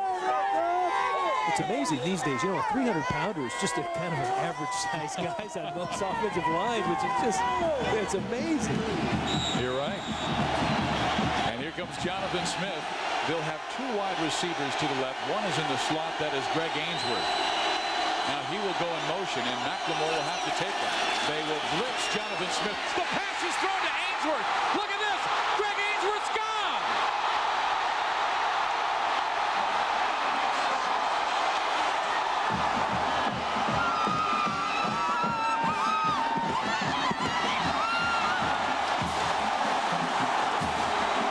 Tom, he had the slot man covered by a free safety who was trying to read run as well. Yeah, well, what happened, Oregon State, you know, I was going to say good use of a timeout. Jonathan Smith didn't like what he saw, and all of a sudden he's able to drop back, set his feet quick as Oregon is in the blitz. They catch him in the blitz. He's able to outrun number 9. Brandon McLemore, the free safety, you're right, had a little bit of a mismatch. And Oregon State has reclaimed the lead in Corvallis. Enterprise rent a car for my trip? Looks expensive. It's not expensive, Mom. They pick us up? Sounds expensive. Pickup's free, Mom. Well, if it's not expensive, why didn't I get a convertible? Pick Enterprise. We'll pick you up.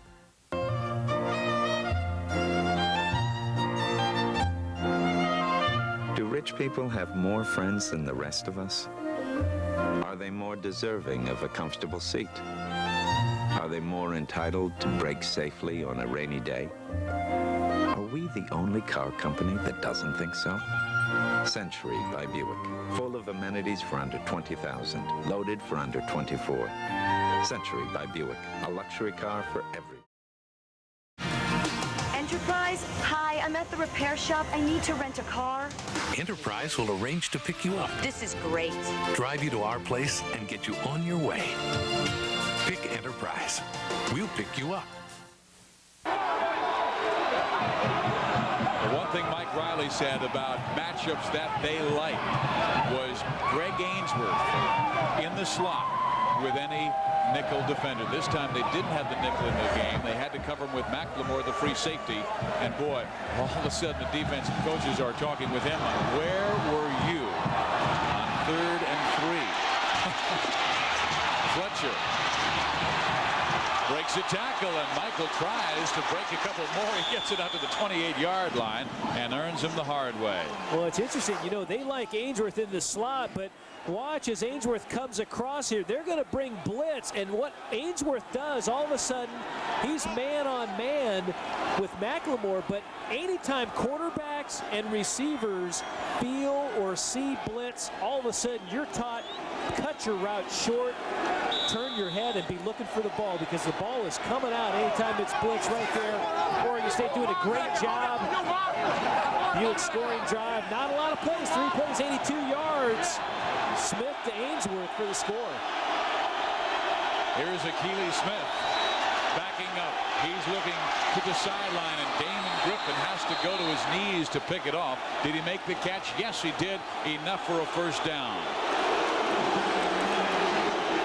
Oregon State's offense has been that way. Jonathan Smith, I think the team has 49 plays over 25 yards, and Smith has has half of them in the last 3+ games. Yeah, Smith has done a great job. Both Smiths, Akili and Jonathan, but there you see Akili Smith getting the ball out, timed himself, and there's plenty of time. There's 2:54 left on the clock. He can march it down and get Oregon some points. Damon Griffin with the catch, the first down, and Akili Smith had 2 rushers right in his face as he was delivering that pass. We want you to stay with us because coming up at halftime, we'll take you to our College Football Saturday studios and Kevin Frazier for the Marriott Halftime Report. Kevin will take a look with Artie Gigantino and Kellen Winslow on all the scores from around the Pac-10 Conference as UCLA wins the LA shootout. Washington takes Washington State, and Stanford has the axe again one more year. Boy, that will keep California out of the bowl game. A tough loss for Tom Holmoe. Herman Hoching trying to break outside. And he will only gain about 2-3 yards. Boy, how many close calls did Stanford have this year, though? They probably had as many close calls as Oregon State did. They really played teams well down to the wire. Both Stanford and Oregon State played UCLA tough. Could have easily come away with victories, and it really just boiled down to the last minute of play, and UCLA made the plays when it counted. Tom, you talked to Mike Riley yesterday about his approach in the first half, where he could get his club against UCLA. Are they doing the same thing with Oregon? Well, very much so. I mean, they want to be close at the half, and then they know emotion. Mike Riley knows emotion's going to carry him through in the second half. Akili Smith's going for the bomb. Damon Griffin's out there. It is almost picked off by Andre Holland.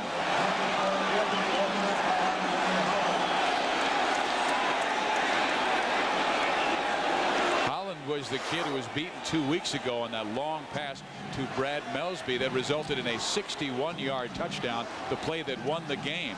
Holland really played a marvelous game and has started very well in this contest. Yeah, he really has, and you know, he's close. He has great position this time and makes the play on the ball. But he even makes a good play as Damon Griffin is stripping him of the ball so he doesn't make the pick. 42nd time that Andre Holland has broken of a pass in his career, the most in Oregon State history. Smith with a blitz in his face, downfield she goes, and that's LaCorey Collins. Did he hold on? Yes, he did.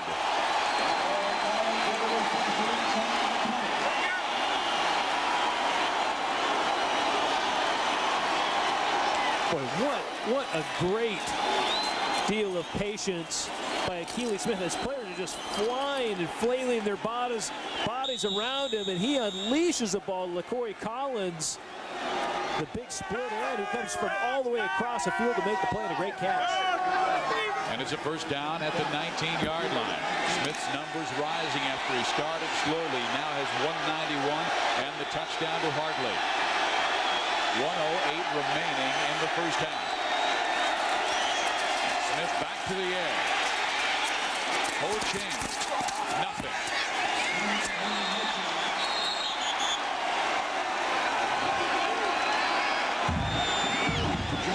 Again, Brian Jones was the linebacker to lead the attack. Herman Ho-Ching has been limited on the runs. He's been limited on pass receiving now, and the clock winding down inside 45 seconds to 41 before a timeout is called. Oregon uses their first. They have 2 more. And Akili Smith goes to the sideline to talk with his skipper, Mike Bellotti. And Akili Smith with his 1 touchdown throw today. He's actually climbing the career list of touchdowns. He needs actually 3 today to get into a tie with Chris Miller. Chris Miller on the all-time list with 42. And of course, Danny O'Neal leads that great group of duck throwers with 62 touchdowns, and Bill Musgrave with 60 career throws. You know, he's such an interesting story. A guy who played 3 years as a minor league outfielder in the Pittsburgh Pirates system, and then Akili Smith says, you know, I'm not good enough, can't hit the curveball. Goes into the JC ranks, and Mike Bellotti said he was very average his first year in JC, awesome his second. And he said the same thing has happened in Eugene. Let's go down to Paul Sunderland. Well, Stephen, Tom, you know, over on the Oregon State side, after that long touchdown on the crossing pattern, defensive coordinators and the coaches by position were over there talking, and the players still seem pretty confused about how best to defend that crossing pattern. I know the field position isn't as ideal, but Oregon would certainly like to get a score here at the end of the first half. I would look for that same crossing pattern because Oregon State not real clear about how they want to defend it. Back to you guys. They may go with a nickel the rest of the way. Exactly. Good point by Paul, though. Oregon is so adept at running crossing routes, and it's not just short crossing routes. It's down the field crossing routes, and it lends to some confusion for the defensive backs. On 2nd and 9, Smith to the air. Griffin is there for the touchdown.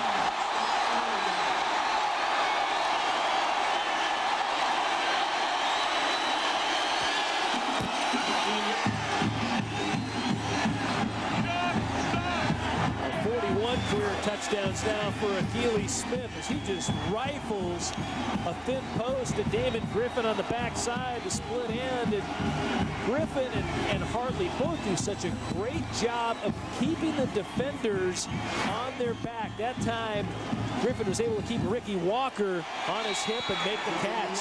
And Oregon is back in front. Like your candy crunchy on the outside, but chewy in the middle? Want your beer to taste great and still be less filling? Then American Century has an investment for you. Our Equity Income Fund. Conservative enough to reduce volatility, yet manage to provide competitive returns. That way you can have your cake and, well, you know. Call American Century at 1-800-660-0092. It's hard to think of something more important to a kid than their bike. That's why State Farm, along with the help of the Good Neighbor, sponsors the Bike Rodeo, just one of the many safety programs we support throughout the country. It's where we give kids a lesson in bike safety to help make sure their bikes are in good condition and to teach kids to ride more responsibly. Because at State Farm, we want to make sure children are safe no matter where their bikes take them. State Farm is there. There's the kid, Damon Griffin, who just caught his 7th touchdown pass of the year. And it gives Oregon a lead of 14-10 over Oregon State. Here's the kickoff return. Greg Ainsworth is out near the 30-yard line. He'll be set down. 26 seconds to go. Let's go back to the touchdown, Smith to Griffin. And watch as, you know, Akili Smith is going to end up dropping back behind the left tackle. They get good blocks, but then what ends up happening, Damon Griffin just runs what we call a thin post, but he pushes the defender to the outside, puts him on his hip, and beats Kenny Walker into the post. Again, just a great throw by Akili Smith, but a great route run that time by Damon Griffin. He hasn't even played a whole half yet. 117 yards and 7 catches. His best was that unbelievable game he had against Washington 3 weeks ago. 9 catches for 210 yards. Here's Jonathan Smith back to the air. Jonathan's going to run, and he will be cut down about the 37-yard line. The clock shows 21. They do have a timeout left. Will they take it? Not yet. They're letting it wind down. They're not taking the timeout even though they have one left. I think Jonathan wants to go. They're going to just they'll go to halftime. And here we go. At the end of 30 minutes of college football in Corvallis, Oregon. It is Oregon with the lead 14-10. Now let's go to Kevin Frazier for the Marriott halftime report. Thanks a lot, guys. The Civil War heating up a little bit, and welcome to the Marriott Halftime Report. Kevin Frazier along with Kellen Winslow, and we also have to welcome in our guest, Fox Sports Net college football analyst Artie Gigantino, hanging out with us. Welcome to our home today. Oh, great. It's been a lot of fun, and this is a lot of harder work than it looks like on the outside, believe me. Always good to have the coach in the house. Great day of college football. This, of course, rivalry Saturday. We start with the #1 team in the nation, Kentucky, visiting Tennessee, and the Vols fired up. They should be. They have a great quarterback in T. Martin, Kellen. Team Martin has a great arm. Look at that arm strength, getting the ball down the field. Receiver stays right on the ball. Vols up 21-7, second quarter, 21-7 still. Sean Bryson is gone, the big fullback rolling. Yeah, 38 yards here for a touchdown, one of 237 yards rushing today for the Volunteers. One good note for Kentucky, even though they get overwhelmed today, 59-21, Tim Couch becomes the SEC single-season passing leader. But the guy today, and you have to look at all season long for Tennessee, has been T. Martin, Kellen. It has been T. Martin. This is finally T. Martin's team. He's taken it over, and the players have really rallied around him, and he's become a true leader. I mean, he comes out, he has such a presence about him, and he makes the players around him better. At least they have that confidence. Right here, Peerless Price goes down, pulls off the receiver, and then pulls it in. That's a nice touch on the ball by T. Martin. And this is the one thing that he brings to the table that Peyton Manning did not: legs. The ability to get outside, and then once he sees that goal line, he goes right forward and gets the ball into the end zone. T. Martin just having a great football year. T. Martin, the leader, but this is a very good Tennessee team, Artie. Yeah, it is. Overall, it's a better team than it was last year. Number one, they're running the football a whole lot better this year, and they're just playing great on defense. If you watched that game today, you saw a whole bunch of orange shirts swarming around the football. This is as good a defense as Phil Fulmer has ever had at the University of Tennessee, and they could win this whole thing before it's over. Well, they're in the driver's seat right now. T. Martin's numbers today, 13 of 20, 189 yards. He had a TD passing, a TD rushing. It's tea time in Knoxville. Still ahead, we'll take a look at another key BCS matchup, the one that Kellen really cares about, Kansas State and Missouri. We're at the half in Corvallis. This season, Pac-10 action is growing. It is my pleasure to salute a group of companies which have joined the Pac-10 in supporting our men and women student athletes and intercollegiate athletics.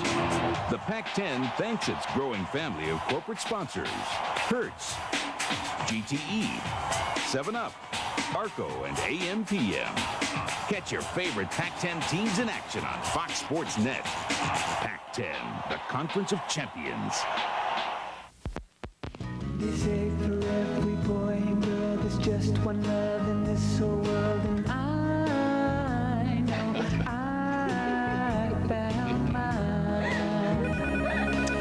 Oh. Here's an idea. With GTE Caller ID, you'll know exactly who's on the line. No, not the kids. So you can decide whether to pick up or not. Mom? Dad? Home early. Hello? Is anybody here? Hello?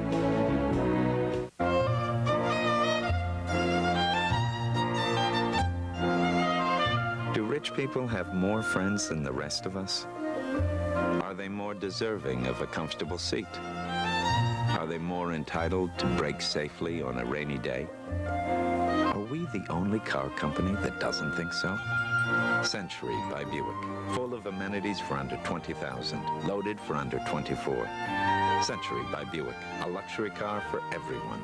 Here at VMI, we were asked to try the new Norelco Advantage for 21 days. There was quiet dissension. I'm not giving up my blade. And anxious inquiry. What the heck is this? Goo? But then we started to realize the lotion actually gave us a closer, smoother shave than we expected, without the nicks and cuts like blades. Our fear diminished, our hopes arose, and life got a little less hairy. Come on, babyface, move it! The new Norelco Advantage. Put it to the test. If you don't like it, they'll give you your money back, guaranteed. At American Century, our fund managers know the importance of taking a long-term view. It's called being fully invested. So if the market starts to get a little uncertain, a little out of control, or even, dare we say it, downright turbulent, our fund managers are committed to riding out the tough times so you can still have the potential to take advantage of market opportunities and be on top. So call us. We're raring to go. Call 1-800-660-0092.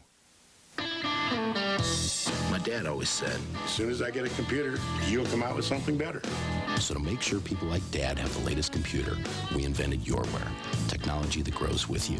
For just $49.95 a month, you can buy a computer with an Intel Pentium 2 processor, internet access, and in 2 years you can trade it in toward the purchase of a new one. What do you call this thing? YourWare. Call 1-800-GATEWAY, and let's talk about YourWare. 120 top teams in the only college basketball game for the Nintendo 64. Fox Sports College Hoops 99. Sports games, Fox attitude. Welcome to the Fox Sports Net Marriott Halftime Report. Halftime in Corvallis. This game a lot closer than people expected. Oregon clinging to a 4-point lead at the break. Kevin Frazier, Kellen Winslow, Artie Gigantino all taking care of business here at the College Football Saturday studios in Los Angeles. And depending on which poll you subscribe to, Kansas State's either 1, 2, or 3 today. They're taking on number 19 Missouri. Kellen's Tigers fired up. They were down 3 in the second quarter, Kellen. Who says Corby Jones can't throw the football? That's good form. That's good timing. That's a touchdown. At that point, Missouri led 13-10. Third quarter, still 13-10. Michael Bishop. He keeps it in. He runs in for a touchdown. It's only 1 yard, but it's a big touchdown in the game. K-State up late, 31-25. One last chance for Missouri in a familiar position. Once again, they come up short. 31-25, the final score. Missouri led 4 top 10 teams at half and lost all 4 of those games. And Kellen, your Tigers, always so close.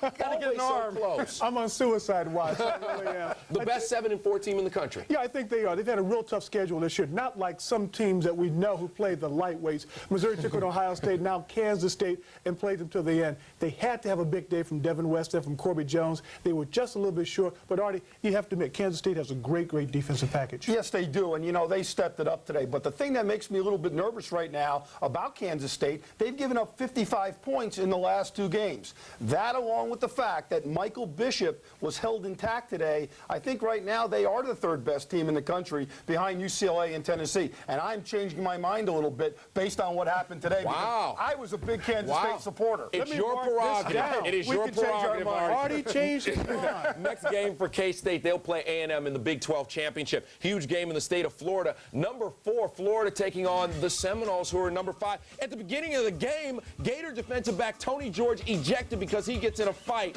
Third quarter, Gators up 12-6.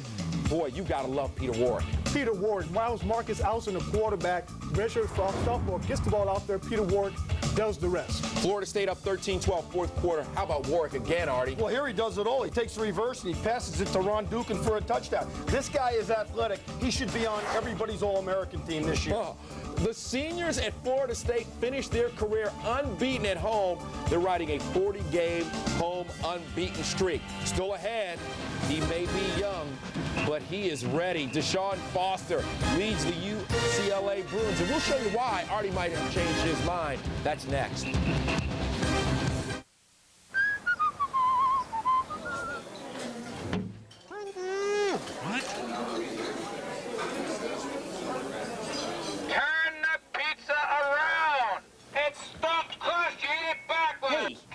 In case you forgot, you're supposed to eat stuffed crust backwards. With a ring of cheese baked right into the crust, it's the most fun you can have with the pizza. Right now, a large one topping is only $9.99. Pizza Hut, the best pizzas under one roof. Would you like to work here? I'm not housebroken.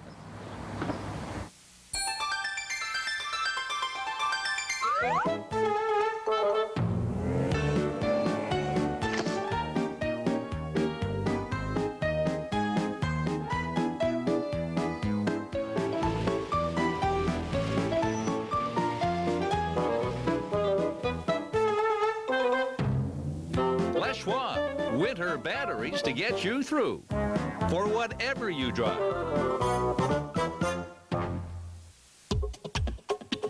Since Dodge Caravan's easy out-roller seats have wheels that pop down, reconfiguring the interior is an exercise in convenience, not an exercise in exercise.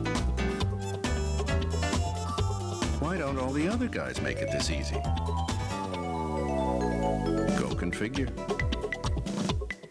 Now get $750 cash allowance on Caravan, $1,000 on Grand Caravan. Get ready to taste life for the first time, people. Watch out now. You want to taste life? Then take a big swig of this new Pepsi One.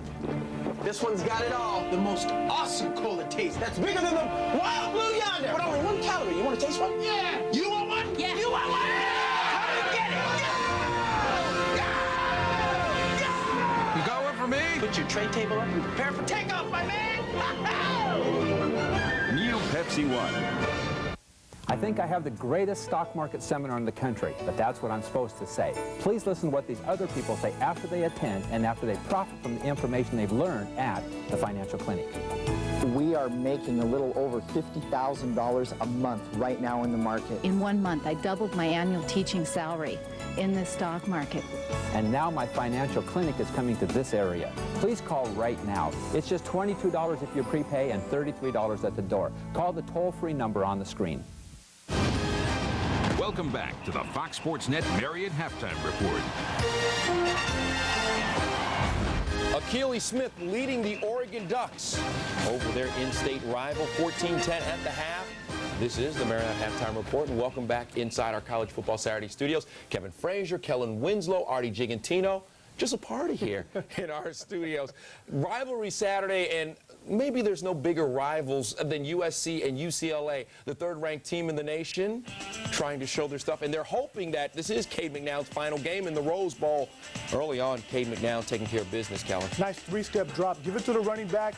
Foster does the rest, flipping the tackle. UCLA up 7-3, more from Deshaun Foster. Yeah, he takes the handoff here and goes 65 yards for the touchdown. He has 4 touchdowns today, but I thought this touchdown and this run really set the tempo for UCLA in their running game.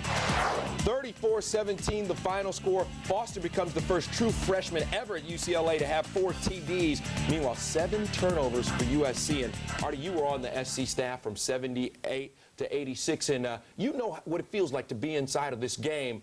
Maybe the wrong place to start a freshman quarterback? Well, I don't think Paul Hackett had any other choice. That's number one. But it is a tough game to be involved in, especially if you're a freshman quarterback. Yeah, as you said, you turn the ball over 7 times. But if you're a freshman quarterback and you're in a game like this, your defense has got to play great, which USC's did not today. But you've also got to be able to run the football. I think UCLA's defense really stepped it up today, Kellen. Yeah, they stepped it up and they played great. But if I was Paul Hackett on USC, the one thing I would be concerned about are a couple of players who might have quit on me. True, this is his first year as head coach, and he's got some players to weed out before he starts to recruit players that reflect his philosophy, but he's got to do it quick or else he's going to have this problem again. All right, still ahead for UCLA. They play Miami down in Miami, so still a tough game on their schedule. Meanwhile, Ohio State took on Michigan today. With Ohio State winning, they need a little help from Penn State if they were going to go to the Rose Bowl. Penn State taking on Wisconsin, and the Badgers ready to roll. Nick Davis fields the punt, and Nick Davis is gone, Kellen. Form running here. He's untouched, Kevin. Gets to the outside. Great blocking on the interior for Wisconsin's punt return team, and after that, it's just stride it out. More Badgers in the second quarter, Artie. Well, here Mike Samuels hits Chris Chambers for a 26-yard touchdown pass, but it was special teams and it was run defense today that won it for big Wisconsin. So Wisconsin wins. They are Rose Bowl bound because they win the 3-team tiebreaker. Michigan, meanwhile, and Ohio State especially have to wait and see where they are headed. We are at the break in Corvallis. Akili Smith, 210 yards and 2 TDs. The Oregon quarterback leading the way. They say for every boy and girl there's just one love in this whole world, and I know I found mine. Here's an idea. With GTE Caller ID, you'll know exactly who's on the line. No, not the kids. So you can decide whether to pick up or not. Mom? Dad? Home early. Hello? Is anybody here? Hello? They're here, the burritos with it all. The new Big Juan burritos at Taco Time. The hearty Big Juan burritos are stuffed with refried beans and rice, salsa nuevo and salsa fresca, sour cream and cheddar cheese, and your choice of beef, chicken, or shredded beef. They're here, the burritos with it all. 6 mouth-watering ingredients and 2 zesty salsas. Get the burritos with it all today at Taco Time. Get more taste for your peso at Taco Time. Climb the highest mountains alone takes precision and endurance. Qualities you'll find in climbers like Robert Anderson.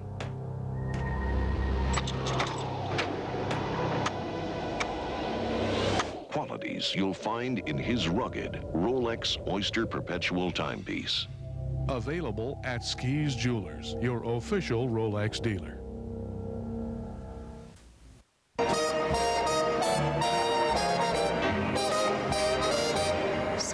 si bon de partir n'importe où, bras dessus, en chantant des chansons. C'est si bon de se dire des mots doux, de petits rien du tout, mais qui en disent en langue. I'm crazy about National Ford Truck Season. Well, if I had the money, I'll tell you what I'd do. This truck is tough as nails. My new 99 Ford Super Duty 4x4x4 is the only truck that can handle my typical workday. I found the truck I needed with a big power stroke diesel. Heck, the selection I saw, anyone can find the right 4x4x4. I'm gonna buy me a Ford truck and cruise it up and down the road. Come on and get crazy about the best-selling, best-built trucks during National Ford Truck Season. The Maglite flashlight. Brighter, tougher, made in America. Maglite, the perfect gift to brighten the holidays. Maglite. You're watching Fox Sports Northwest.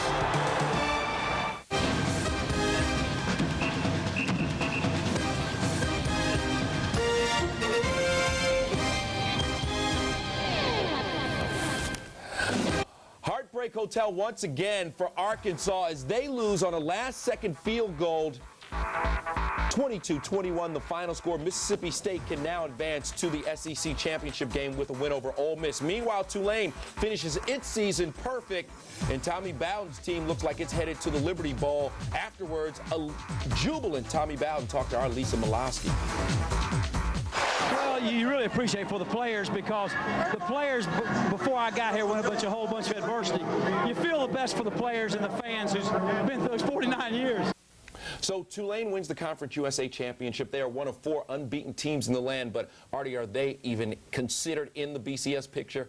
Absolutely not. Hey, they played the 101st toughest schedule in the country, or weakest schedule, however you want to phrase it. They are about the 10th best team in the country, maybe the 12th. They should go to the Liberty Bowl, Kellen, because that's where they belong. They belong in the Liberty Bowl, but it looks like that Mr. Bowden is headed to Clemson. The reports out of Clemson are that Tommy West has been fired and that Clemson is hot for a Bowden in South Carolina. And perhaps a good time for Tommy Bowden to go. Sean King, a senior, and when you lose that kind of offensive production, maybe the time is now to step out. All right, almost time for the second half of the Civil War. Up next, it's back to Corvallis, where Steve Physiak, Tom Ramsey, and Paul Sunderland, they're all standing by. You've been watching the Marriott Halftime Report. The Pacific 10 Conference.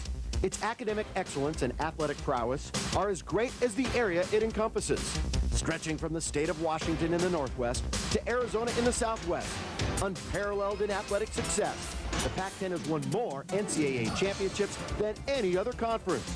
The 10 members have been providing the best in quality higher education for more than a century. The Pac-10, the Conference of Champions.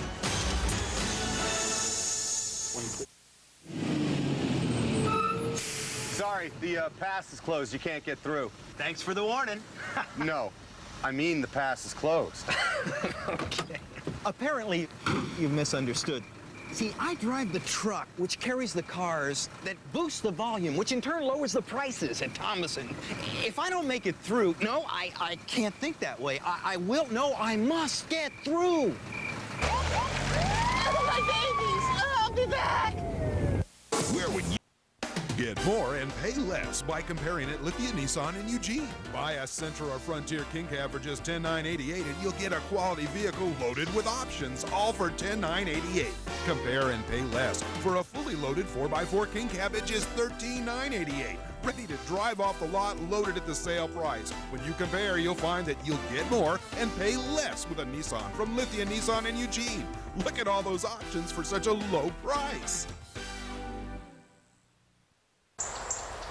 Do you have that courier deposit service from Pacific Continental? Mm-hmm. Yeah, we have that. I think that is a nice touch for a bank. I really, really do. Came over here somewhere. Me too. I swear it did. Sending somebody over to pick up your non-cash deposits. Huh. Have to say I like that. Look at this. It's something you don't find every day. That's something you don't find every day, Wally. Speaking of not finding Your stuff. ball was in the birdhouse. Pacific Continental, the right bank for business. So then technically I got a birdie, right? I think so.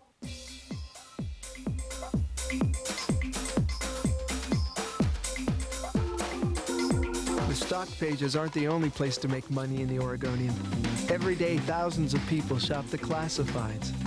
It's a hot market for both buyers and sellers. And you can get into it for about $4 a day.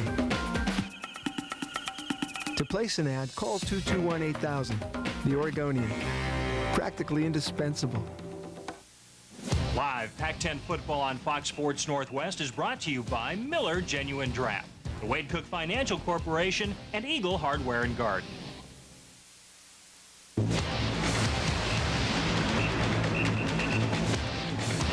We welcome.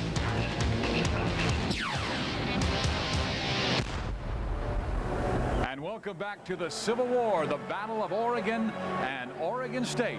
It's the number 15 team in the nation, the Oregon Ducks, with a 14-10 lead.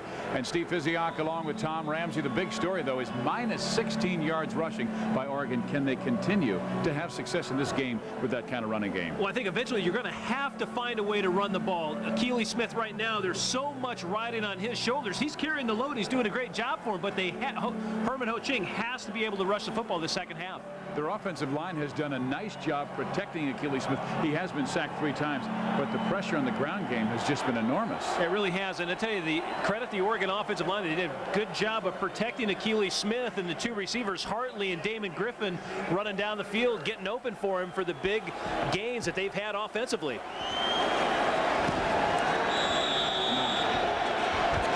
And there's the man who will kick off for the University of Oregon, Dan Katz. Villegas does their placements and their field goals. He will be kicking off to Tim Alexander, one of the most dangerous return men in college football, averaging 30 yards per return, and brought one back 100 yards against USC earlier this year. Ainsworth watches it go out of bounds, so Oregon State's got a decision. They can take it at the 35 or force Oregon to kick it over. Let's go down to Paul Sunderland. Well, Steve had a chance to talk to head coach of the Oregon Ducks, Mike Bellotti, as he came out of the locker room with his team, and certainly happy with the adjustments that his front made with protecting Akili Smith. Concerned that they're not running the ball exceptionally well, but he says if we give Akili time, we'll get the things done we want offensively. On the defensive side of the ball, very disappointed that they blew 2 big plays, but other than that, he thinks his team's been solid and feeling confident now that they've solved the problems of protecting Akili Smith. Back to you guys. Akili again sacked 3 times in the first half, but threw 2 touchdown passes. Now has 28 on the season.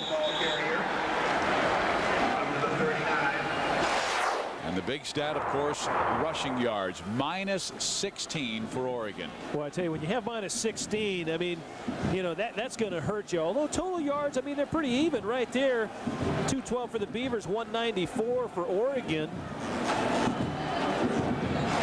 Riley, his quarterback, did a nice job. Jonathan Smith completing 6 of 13 for 134 yards, but had the one big play to Greg Ainsworth for 75 yards on a 3rd and 3, which gave them a 10-7 lead.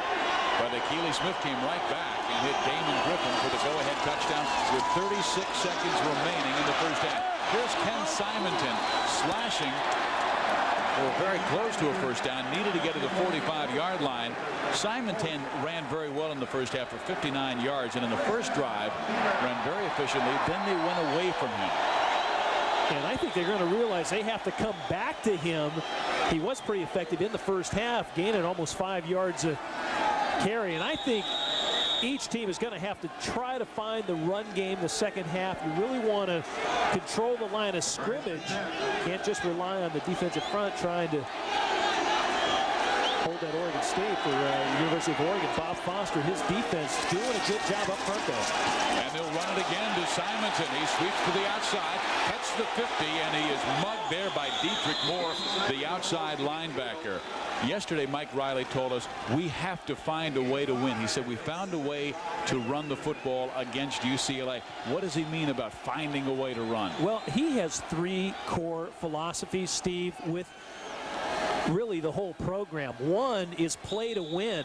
The number 2 facet is play for respect. Oregon State is really truly playing for respect. I mean, if they get 5 wins, that's the first time since '71. And then number 3, they want to elevate their self-confidence as a team and individually. I think they have done that, particularly the second half of the season. They just don't have too many wins to show for it.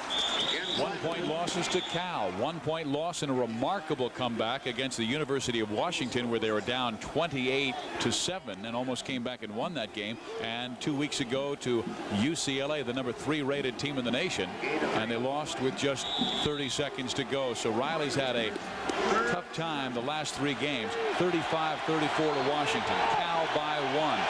UCLA 41-34 on a play of 61 yards from Cade McNown to Brad Melsby with 30 seconds to go. Jonathan Smith will dump it off Simonton. He will be met by the linebacker, but he gets the first down. And I'll tell you something about those 3 tough losses.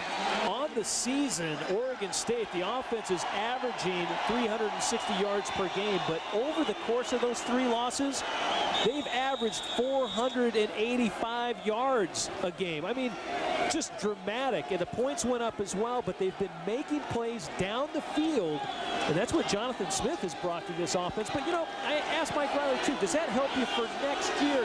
You don't want to look ahead, but you know what? He knows it helps him build this team, this program, for the years to come. And Simonton for about a 4-yard gain. I mean, after that horrible loss 2 weeks ago to UCLA, he just walked into the locker room and said, fellas, I don't know what to say to you guys. And then the next day he said, he thought about it and he said, you guys have 21 great seniors to get prepared for. Anoki Brechterfield is one of them. Play with all-out passion for them against the Ducks, and they're playing like that tonight. 2nd down, 6 yards to go. 5 runs by Ken Simonton on this drive. This is number 6, and this time he is met by Chris Vanderveer, the middle linebacker. Gain of a yard. Well, this time Vanderveer, of course, he stepped in for the injured Peter Sermon, who was the leading tackler in the Pac-10 a year ago. Aaron Chevront there also, but Chris Vanderveer, talking to Bob Foster before the game, he's 6'2", 213, undersized, not super fast, but I tell you, he is around the football and where he is supposed to be according to assignment. Now 3rd down. Smith fumbles the football. Oregon tries to pick it up instead of falling on it, and it's still the Beavers football, but this will be 4th down. Boy, Dietrich Moore, number 29, has a shot. It's just a quarterback-center exchange problem. Jonathan Smith can't find the handle. Dietrich Moore tries to pick it up, and then Kenny Simonton finally falls right on top of it, retaining possession for Oregon State. So on 4th down, and about, let's see, at the 42-yard line, they need to get to the 34 for a 1st down. That fumble resulted in a loss in the play. Michael Fletcher, who's returned 2 punts for touchdowns, to bring this one back, and anything inside the 10, he's got to let go. They do, and it hits at the 1, goes into the end zone. It's the Ducks' first offensive possession of the 2nd half when we come back.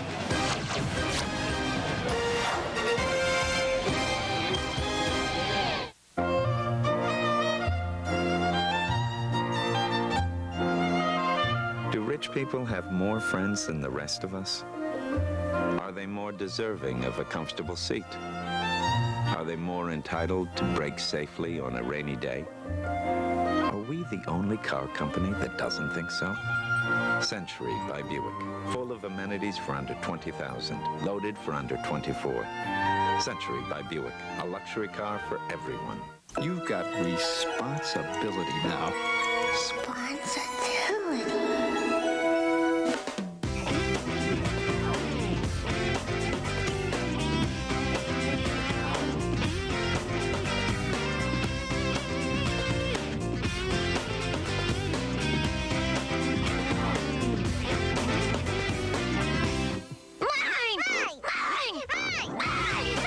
When you have it your way, it just tastes better. My dad always said, as soon as I get a computer, you'll come out with something better. So to make sure people like Dad have the latest computer, we invented YourWare, technology that grows with you.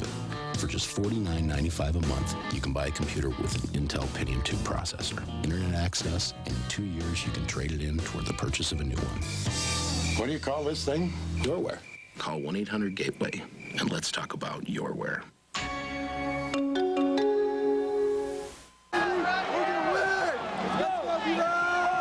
Wally and the Beeve pulling for Oregon State. Let's go back and take a look at the 1992 game. And it was all kinds of rain. Monsoon-like conditions led to 10 fumbles in this thriller.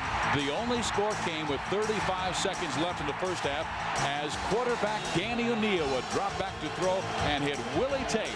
Oregon won it 7-0 in a swamp. Now, this is the last year that Oregon State will have this football field. It's been here 15 years. They'll go back to natural surface. Oregon State, obviously an agriculture school. They've got a great program to work with the field, and it's going to be beautiful. I know Mike Riley is, he can't wait for that new field to come in, and well, you know, you can go grass indoors these days. I'm sure their ag department is, you know, why not grow it outdoors as well, where it's supposed to be. Well, in recent Civil Wars, the weather has been much worse in games played at Corvallis. They call it the Corvallis curse up here. And there's some Beaver fans hoping that their Oregon State football team can come back from a 4-point deficit. But Akili Smith, he was hot to end the half, and he throws it right on target for a first down to Tony Hartley, but Tony simply can't hold on. Tony, the kid from Los Alamitos, California, great passing program at that high school. Boy, and Akili Smith has been so on target. #2 in the NCAA pass efficiency. Look, the ball's right on the money, just escape Hartley's grasp. Akili knows it's right on target. He says, oh, come down with it. Well, he's got the wind to his back. And I mean, the wind has picked up from the south at about 7 to 9 miles an hour. Oregon 3 for 7 in converting third downs. They got third down and 8 yards to go. Akili steps up in the pocket. Incomplete at the 32-yard line. It is 3 and out for the Ducks. And I believe that is what the Beavers defense needed. Well, on October 5th, the Vikings went into Lambeau Field and ended the Packers' home winning streak. Tomorrow, it's payback as the Packers look to return the favor against their divisional rivals. Coverage begins with the pregame show live from the Metrodome at noon Eastern, 9 Pacific on Fox. Here in Corvallis on Fox Sports Net, it is Oregon with a 4-point lead, but they must punt the football away on 4th down and 8.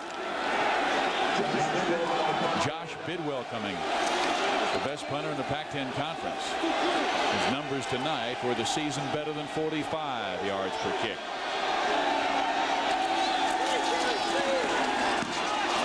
Almost blocked. Alexander from about his 23. Tim is running about near the 35-yard line, a return of 12 on the play. Oregon with a 14-10 lead over the Beavers of Oregon State.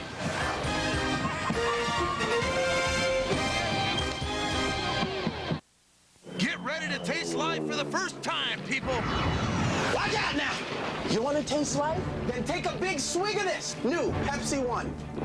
This one's got it all. The most awesome cola taste that's bigger than the Wild Blue Yonder. But only 1 calorie. You want to taste one? Yeah. You want one? Yeah. You want one? Come and get it. You got one for me? Put your tray table up and prepare for takeoff, my man. New Pepsi One. Over 150 right here. Over 150 of them. Over 100 of them. Over 100 right here. Simply the best in every way. All with the best warranty in the business. Accords, Camrys, Escorts. Got plenty of them. Legacies, Tacomas, Nissan pickups. Got 'em. Caravans, Astros. Got plenty of them. F-Series, Chevy CKs, Rams. Got them. No risk. No risk. No risk. No risk. Only at Romania. Simply the best every day. Over 500 used vehicles without the risk. Only at Romania.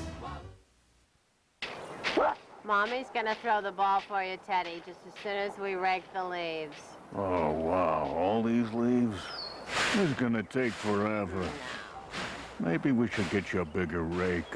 Or a large garden cart like they have at Jerry's. Or a leaf blower. We could blow all the leaves into the neighbor's yard. Need help in the yard? Jerry's! Jerry's! Jerry's! Better head for Jerry's. Have you been digging over here? Not exactly.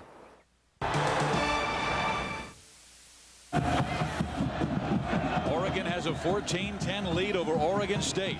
UCLA already won today. Arizona plays next Friday in a game you can watch on Fox Sports Net. UCLA still has a great chance to go to the Fiesta. Arizona, if they beat Arizona State, I think they have to go to the Rose Bowl. They have won 5 in a row. That would be 6 wins in a row. Their defense is playing phenomenal football. They're averaging, I think, 9 points per game the last 5. Rushing for over 250. Dick Tomey's team is playing great at the right time. And Oregon wants to either go to the Holiday or the Sun Bowl. Alexander with the catch, breaks a tackle, still on his feet to the 45-yard line.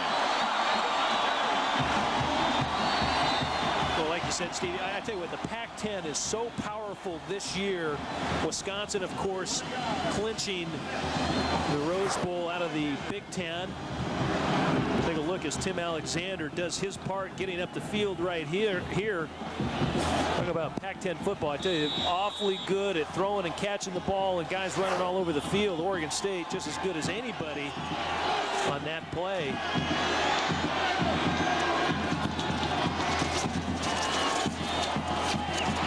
Alexander couldn't hold on. They had that screen set up on the right side. Meantime, with Washington winning earlier today, they have 6 wins, and they could go to, perhaps the Aloha, the Oahu Bowl, or the Las Vegas Bowl. Yeah, it's very interesting. You know, Cal does. They get, by not getting that 6th win, they don't get the bowl. Arizona, what's nice for Dick Tomey, I tell you, he has worked hard, he has a great staff, and they have really played well. And of course, the play of their quarterback situation, Keith Smith and Ortiz Jenkins, you can do it with 2. Plus, they have Trunk Candidate in the backfield, and he's playing so well. Like you said, their defense is playing great. Mitch Ellerson has them playing well, and UCLA just kind of keeps steamrolling. But I think they have a great matchup against Miami on December 5th. But we won't know anything until December 6th. Start offense. 5 yards to the previous spot. Still 2nd down. And Mike Riley, he was saying, I'm not sure if Arizona is not one of the 5 best teams in the country the way they're playing right now. Yeah, it's interesting. Mike Riley, he knows he's in a tough conference. He was in a landslide down at Arizona. They actually put, the reason Jonathan Smith started playing was that they hurt, the Arizona defense put the big hurt on Terrence Bryant. Bryant has not played much since. But Smith, his game has been so strong. Now he gets the blitz. They throw the screen, and right there, was that Chevron? No, it was Dietrich Moore. Boy, Dietrich Moore once again following the game plan of the defensive coordinator, Bob Foster, but Oregon State tries to set up a little screen here. Dietrich Moore just comes flying through. Take a look, Bob Foster, he's there drawing all his notes right there in that pad of paper, doing a good job at setting them up defensively. But again, Bob Foster's defense relies on that front 4 and allows those linebackers to run to the football.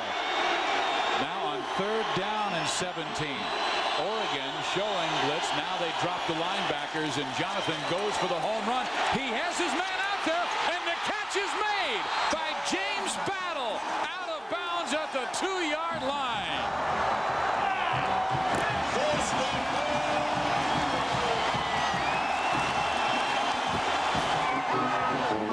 Boy, again, Jonathan Smith able to get the ball out.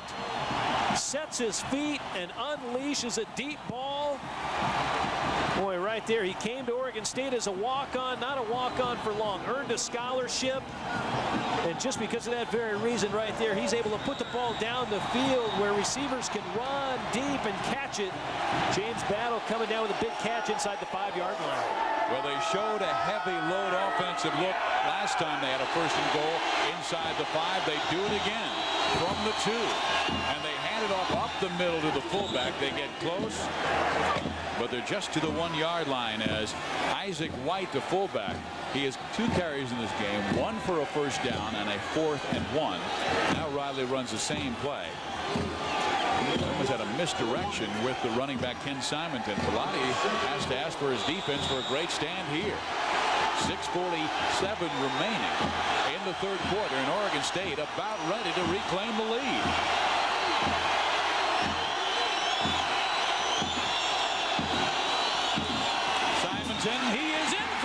touchdown.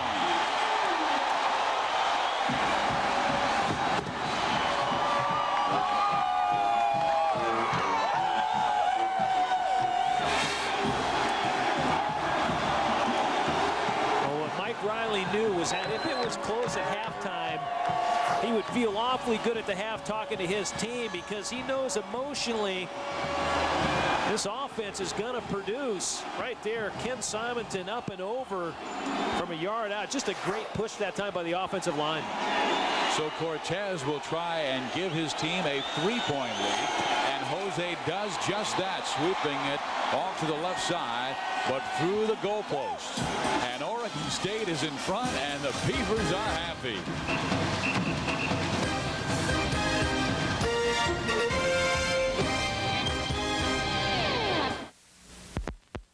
This ain't for every boy and girl. There's just one love in this whole world, and I know I found mine.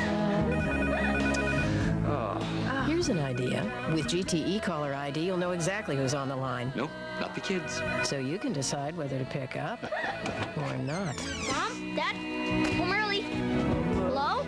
Is anybody here? Hello? Hi, I'm expecting a fax. Room 212 wants the ammunition to deal with her toughest clients. Nothing. Hi, Davies 212. I called earlier. Right, fax. It hasn't come yet. I need it for a meeting. Excuse me, Miss Davies? Just came in. Thank you so much.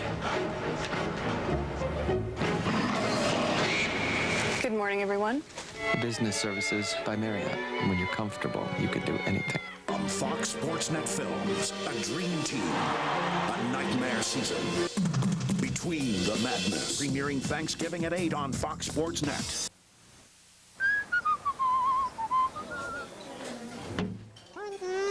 What? Turn the pizza around!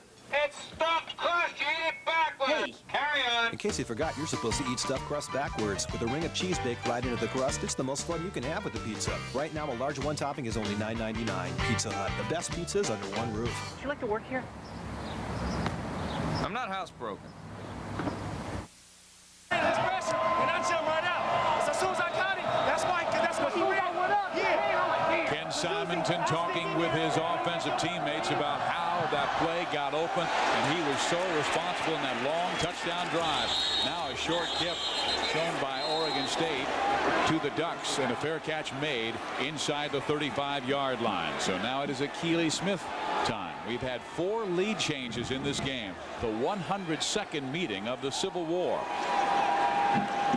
I tell you what, though, a short kick just like that cost them that UCLA game. And I asked Mike Riley before the game today, I said, hey, did Cortez want to drive that ball a little deeper? And he said, you know, Mike Riley took responsibility in not having Cortez drive the ball deep. And I think right there, a little bit of a mistake, because you give Oregon such great field position.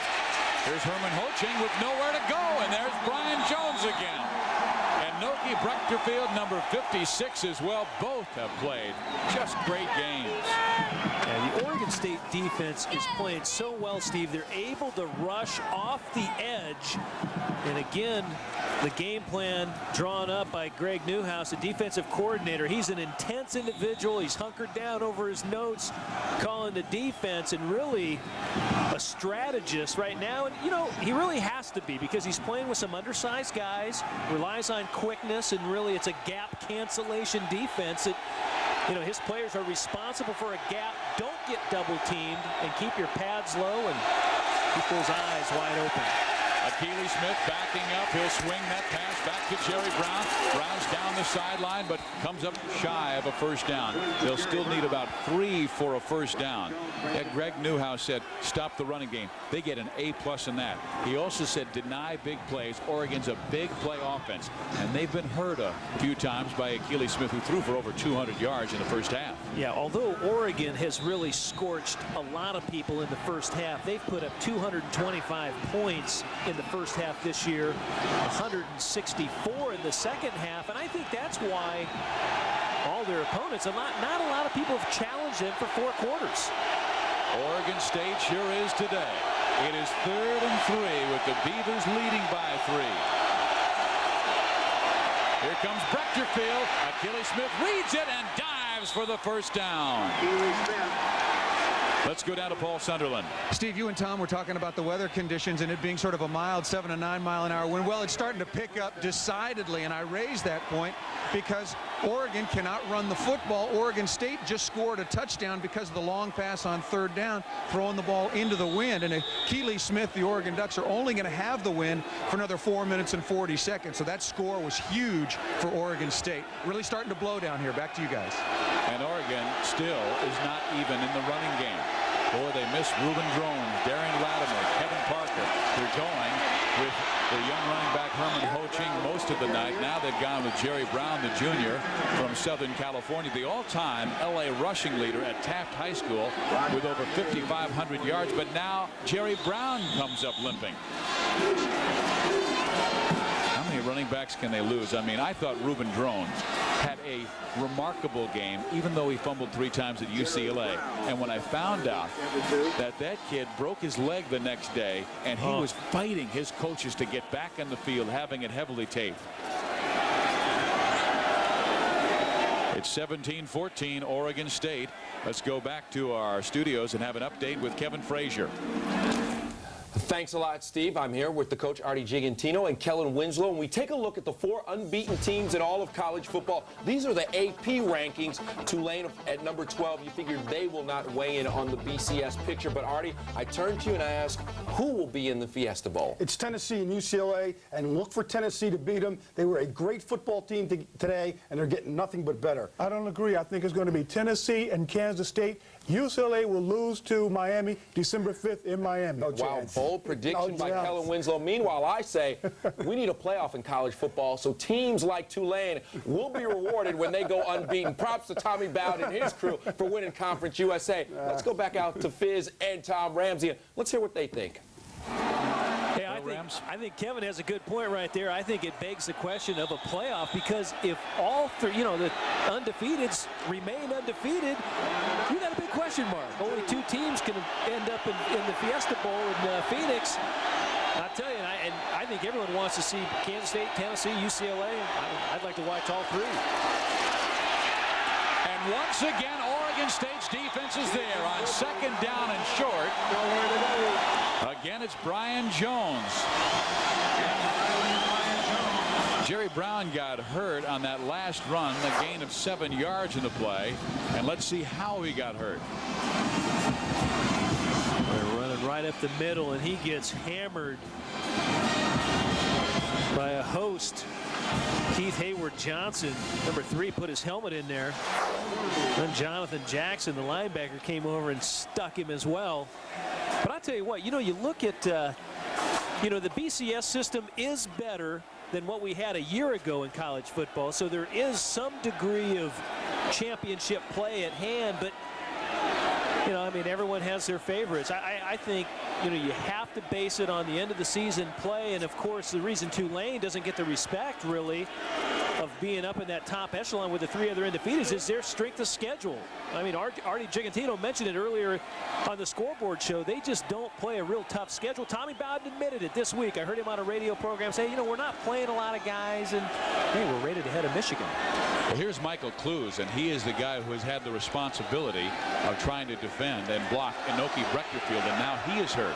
The backup lineman, Marco Aguirre, who usually is the left tackle, is coming off an injury, so Mike Bellotti a little shallow at that position as well. We've had 2 scoring plays in the 3rd quarter that have swung the leads. Here is the Jonathan Smith pass to his wide receiver, James Battle, to the 2-yard line, and then Simonton went over the middle for the touchdown. So Mike Riley trying to pull a rabbit out of his hat after he has been turned back by 1 point, and a last-second play by UCLA 2 weeks ago. Clues comes out of the game. Marco Aguirre will come in as the left tackle.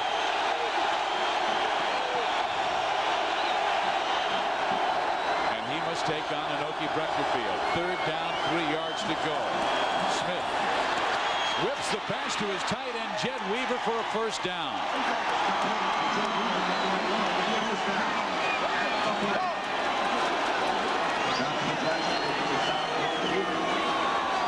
Keely Smith that time getting enough time once again to spin the ball out for the first down, and the Oregon offense doing a nice job. They just kind of have been resilient against this tough Oregon State defense and just keep moving the chains enough and putting enough points on the board right now. Clock running late in the third quarter. Almost 18 minutes to go.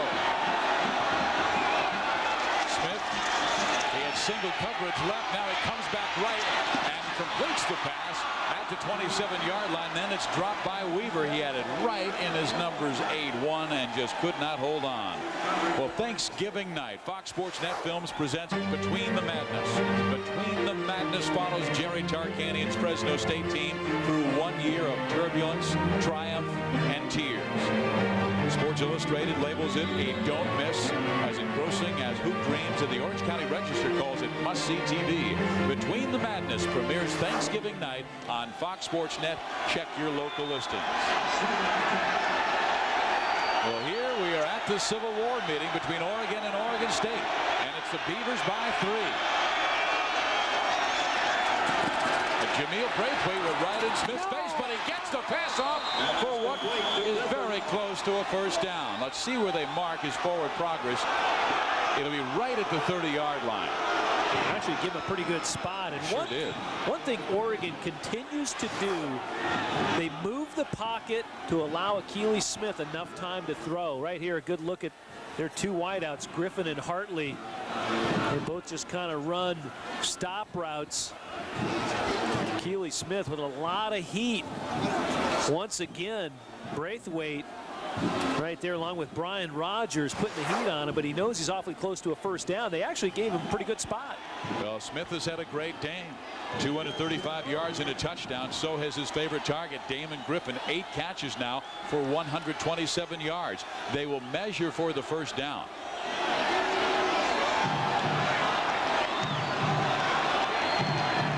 The Pac-10 once again with a lot of great quarterbacks. Akili Smith, Cade McNown, Todd Husak at Stanford, Brock Heward up at Washington.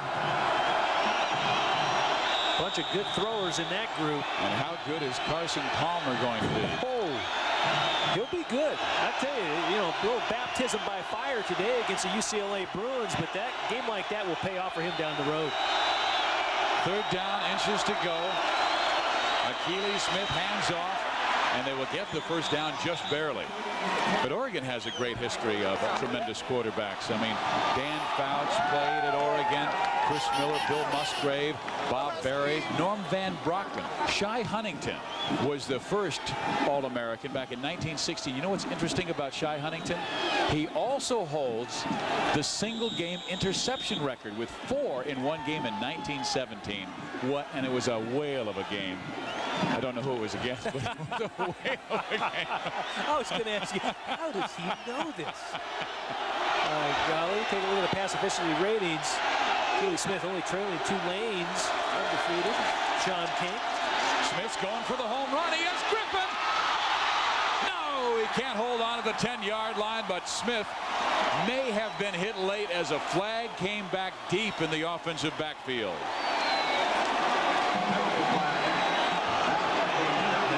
Good quarterback, the referees tend to watch a little closer. They want to protect those good quarterbacks. Might be a roughing call on Oregon State. Mike Riley, a little bit of disbelief on his sideline. 1 minute, 57 seconds remaining in the third quarter. Roughing the passer on the defense. Half the distance, first down. Well, Akili Smith does a great job once again holding on to the ball as long as possible and let those long patterns take place out there. And really the penalty is going up towards the head of Akili Smith. Number 49, Aaron Wells, getting flagged that time with the penalty. So inside the 15-yard line. Hartley and Haynes go to the right. Griffin is to the left. Smith back to the air. He'll to Herman Ho-Ching. He's got room. He's out of bounds at the 7-yard line. And Ho-Ching now has a right hip problem. They now have 3 running backs out, and 2 are hurt. Ho-Ching, who is playing with a right knee problem, or a left knee problem, and Jerry Brown went out with a groin injury. And it looks like he gets a hip pointer. He is playing. He has a big brace on that left knee. I saw him before the game, and he's a good-looking athlete. But right here, you see, all of a sudden, he's like, that does not feel good.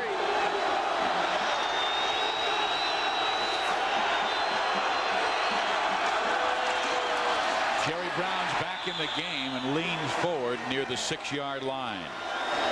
So Brown playing hurt, and there is a flag. And it may be a personal foul, and it may go against Oregon State. Andre Holland, who's such a fine quarterback. Mike Riley really needs his defense to step up right here. On the defense, half the distance, automatic first down.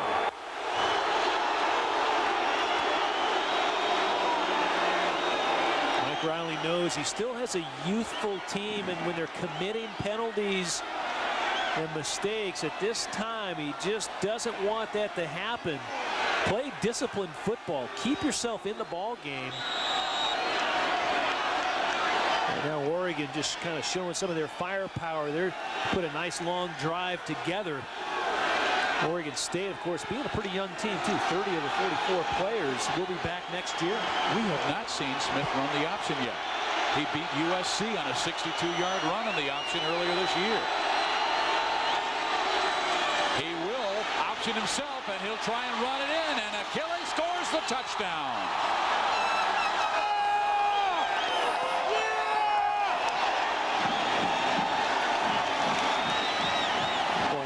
Nice job that time, and really it's a quarterback roll. They've moved the pocket all night long. This time just more or less fake away, and really it's a run pass option for Achilles Smith. He uses his speed this time, races to the corner.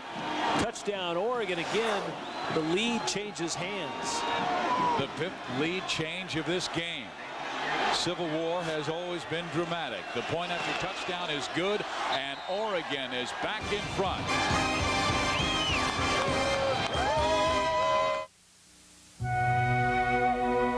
These are some of our newest showrooms. Places where people can check out our latest cars and trucks, find what they're looking for, and then have it ready and waiting at a nearby dealer. Now, while lots of companies talk about making it easy to buy a car, we think our new website really brings the concept home. GM Buy Power. Things just got easier.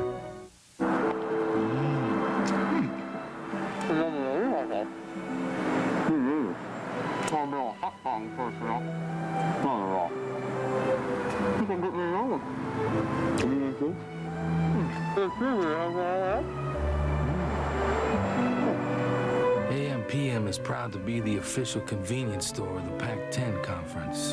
Hey, these hot dogs look good.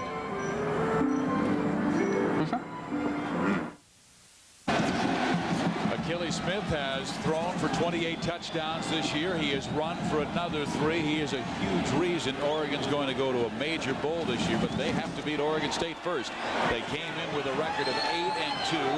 Oregon State was 4-6, and here's the kickoff return by Greg Ainsworth. And Dietrich Moore levels him at the 21-yard line. Wow. We talked with Mike Bellotti about how his quarterback Achilles Smith has improved this year. I couldn't have expected anything more. Achilles has certainly gone beyond my expectations. He's as good a quarterback as I'd ever hoped to coach. He was always a great athlete. He's become a great quarterback. He knows the system. He understands defenses. He's a great leader. He's made strides in his personal life as well as his college football career. And he is playing as well as any quarterback in the nation. And Mike said that he and Akili talked about people saying that he was the best athlete at quarterback, and he said, are you satisfied with just that? And Akili said, no, I want to be the best. And boy, he certainly has grown up so much this year. Well, I tell you, you really have to credit Mike Bellotti, because his offensive system, remember, I mean, they're on track to put their first 10-win season together ever in that program. Keely Smith is awfully important, but Mike Bellotti's offense and his strategies, they've had 3 different offensive coordinators in the last 4 years, so they've had a lot of turnover, but Mike Bellotti has kept his system in place and attribute that to a lot of Keely Smith's success. Now it's the other Smith's turn. Jonathan, 2nd down 5, throws it to Ainsworth. Ainsworth is out of bounds. It was Greg Ainsworth's 75-yard touchdown that gave Oregon State the lead in the 2nd quarter. I think if you're Oregon State right now, you have to find a way to continue to get the ball into Ainsworth's hands. He's that much of a playmaker, a big play in the first half with a touchdown on 3rd down. And in Oregon, they caught Oregon in a blitz. They're just hoping Jonathan Smith has good recognition once again against this defense, able to get the ball out to his wideouts. They're zoning him this time, and they'll run the football, and knifing forward is Jason Dandridge, but just a short gain up near the 39-yard line. Jason's the kid who ran for 130 and 3 scores against UCLA last week, and that will be the final play of the 3rd quarter. It is Oregon with the lead, 21-17. We'll come right back to Corvallis for the 102nd meeting of the Civil War.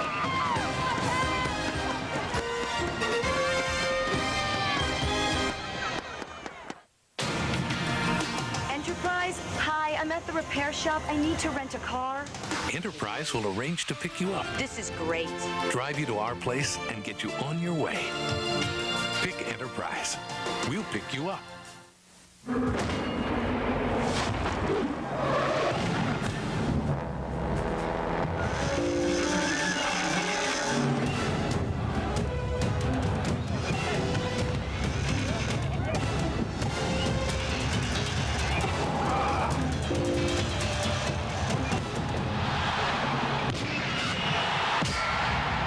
Time for a Pentium 2 processor?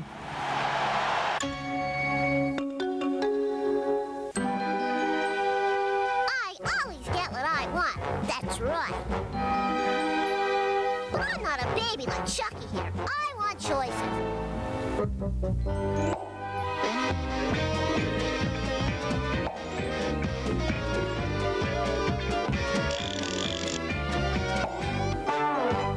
It's my way or the highway, Buster. When you have it your way, it just tastes better. They say for every boy and girl there's just one love in this whole world, and I know I found mine. Here's an idea. With GTE Caller ID, you'll know exactly who's on the line. No, not the kids. So you can decide whether to pick up or not. Mom? Dad? Home early. Hello? Is anybody here? Hello? Enterprise, rent a car for my trip? Looks expensive. It's not expensive, Mom. They pick us up? Sounds expensive. Pickup's free, Mom. Well, if it's not expensive, why didn't I get a convertible? Pick Enterprise. We'll pick you up. Oregon has a 21-17 lead over Oregon State. Steve Physiak along with Tom Ramsey, and Mike Bellotti, the coach of Oregon, has a saying. He goes, the games to remember are won in November, and he's 10-1 in November. He's got to continue that to get to a major bowl game. Well, so true. Those games played late in the season, especially in November, are the ones that are going to determine, 1, where you rank, number 2, which bowls you go to, and a lot of times it's going to clarify the conference race as well. Well, they'll run the football. This is Jason Dandridge. He is through and very close to a first down, then fumbles the football, but I believe the Beavers will get it back.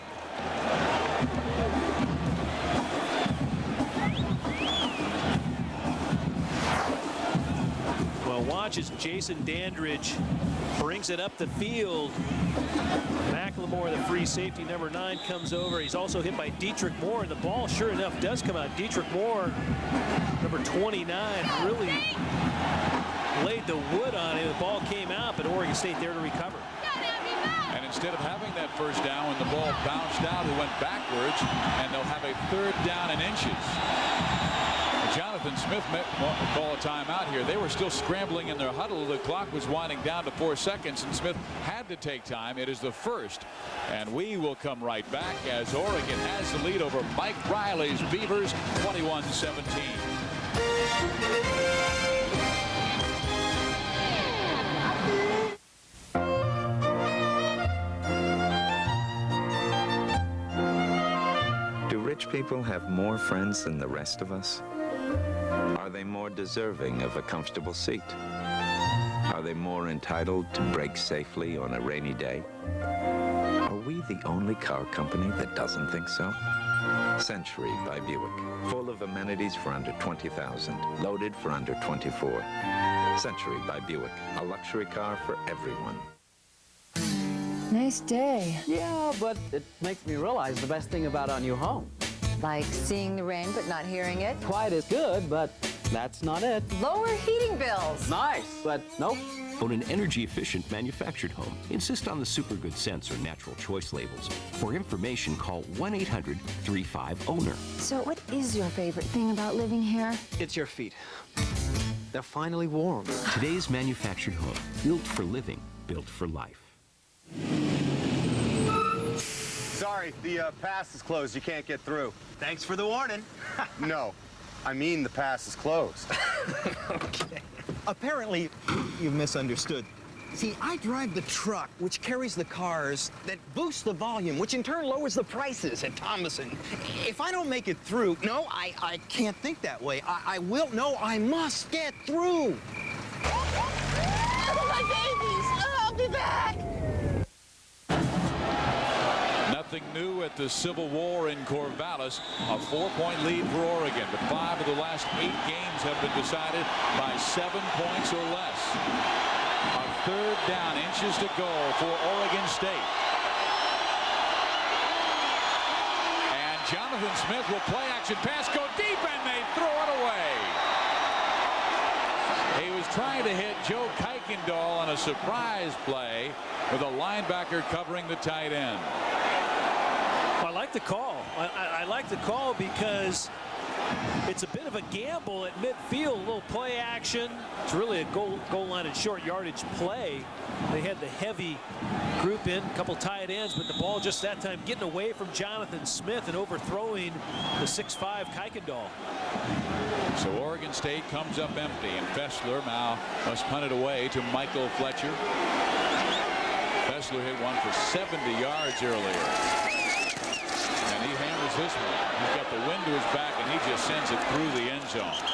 Oregon will start from their own 20-yard line with a 4-point lead, 21-17. We'll be right back.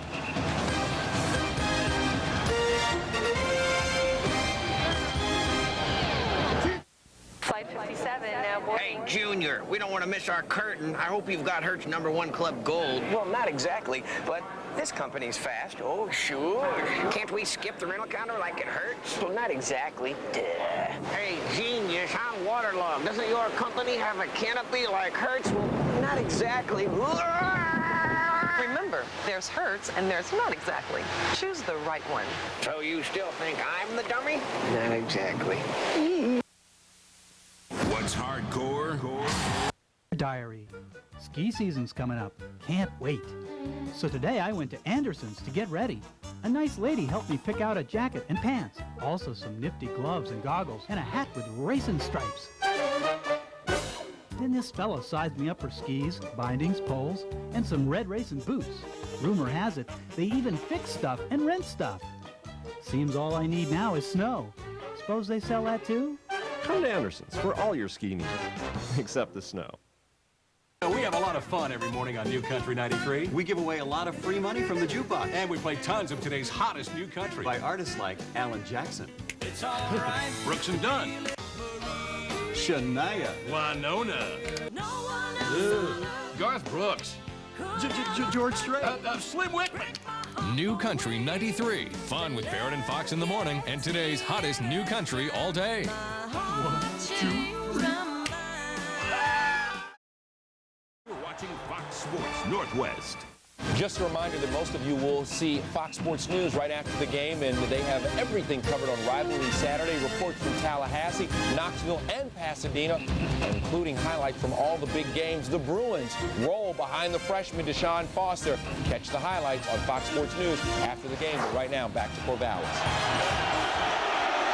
Thank you, Kevin. As Oregon trying to win a big game and get to either the Holiday or the Sun Bowl, Jerry Brown sweeps around the left side for a short gain.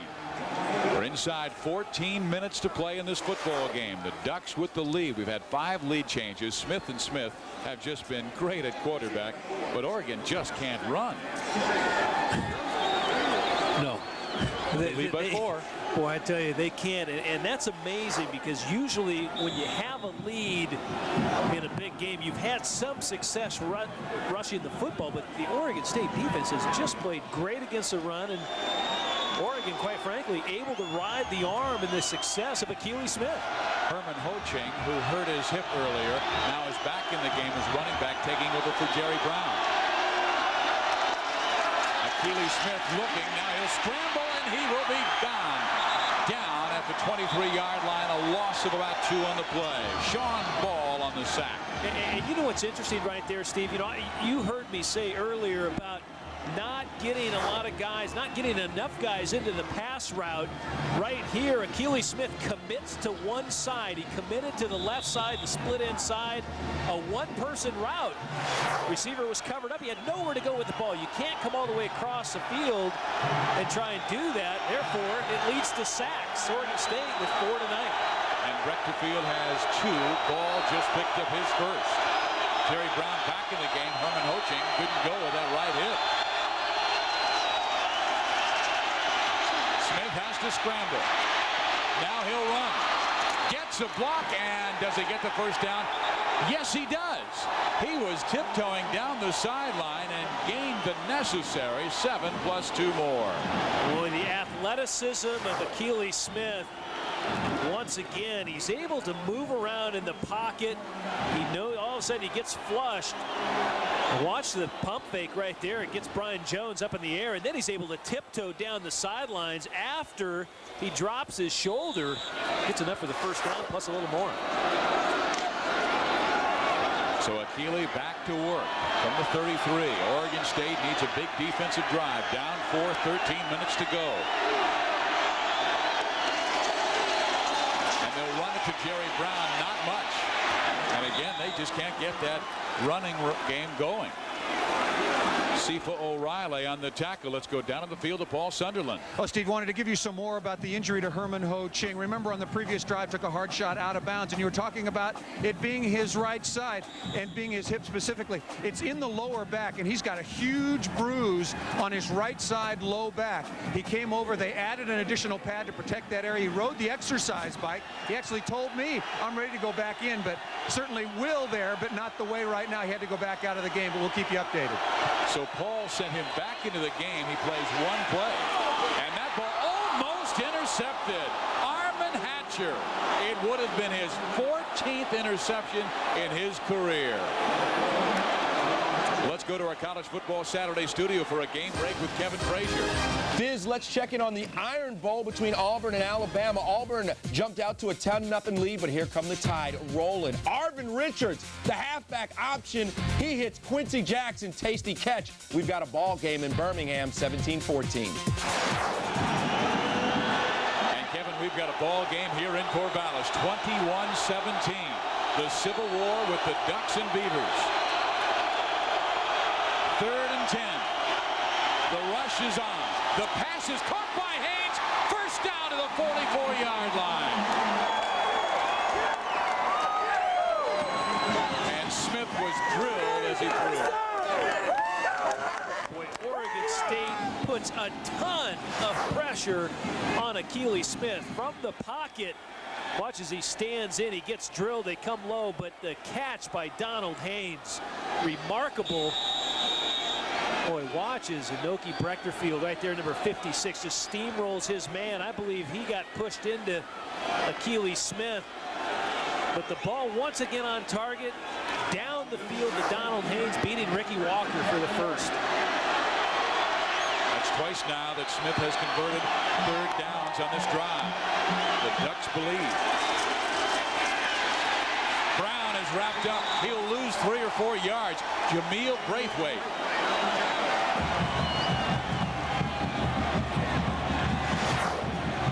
Jameel Braithwaite's done a great job this year, 4th in the Pac-10 in tackles for loss. He makes plays behind the line of scrimmage. Another one of that great senior class that Oregon State have had up here, and really allowed Mike Riley in his 2 years to really be able to coach and bring these younger players along quite often. But that's, I tell you, when you're averaging half of a yard, 13 on the night, that's his trouble and puts a little too much pressure on number 11. But they have a 4-point lead, and they're driving with the football. And here goes Smith back to the air, hitting his favorite target, Damon Griffin. That will set up a 3rd and about 7-8 situation. Griffin now with 9 catches. Well, Inoki Brechterfield once again playing as hard as any player in the Pac-10, and anytime he rolls up into the legs of Akili Smith, I know if you're a quarterback, you don't really like that when players come in low after the fact. So he was being honored at a local pub today. The Royal Pacific was honoring Inoki Brechterfield. They're having a big aloha mahalo party. Brechterfield's final game. He has been their MVP the last 2 years. A remarkable defensive end who has to come this time on 3rd and 6. And here he comes. And they may have held him. They sacked the football. Brechterfield is there, but can't come up with it. But it looked like they have held Brechterfield as it came off the edge. He is so fast. Well, I tell you what, when the ball is on the ground, there's a flag on the play as well.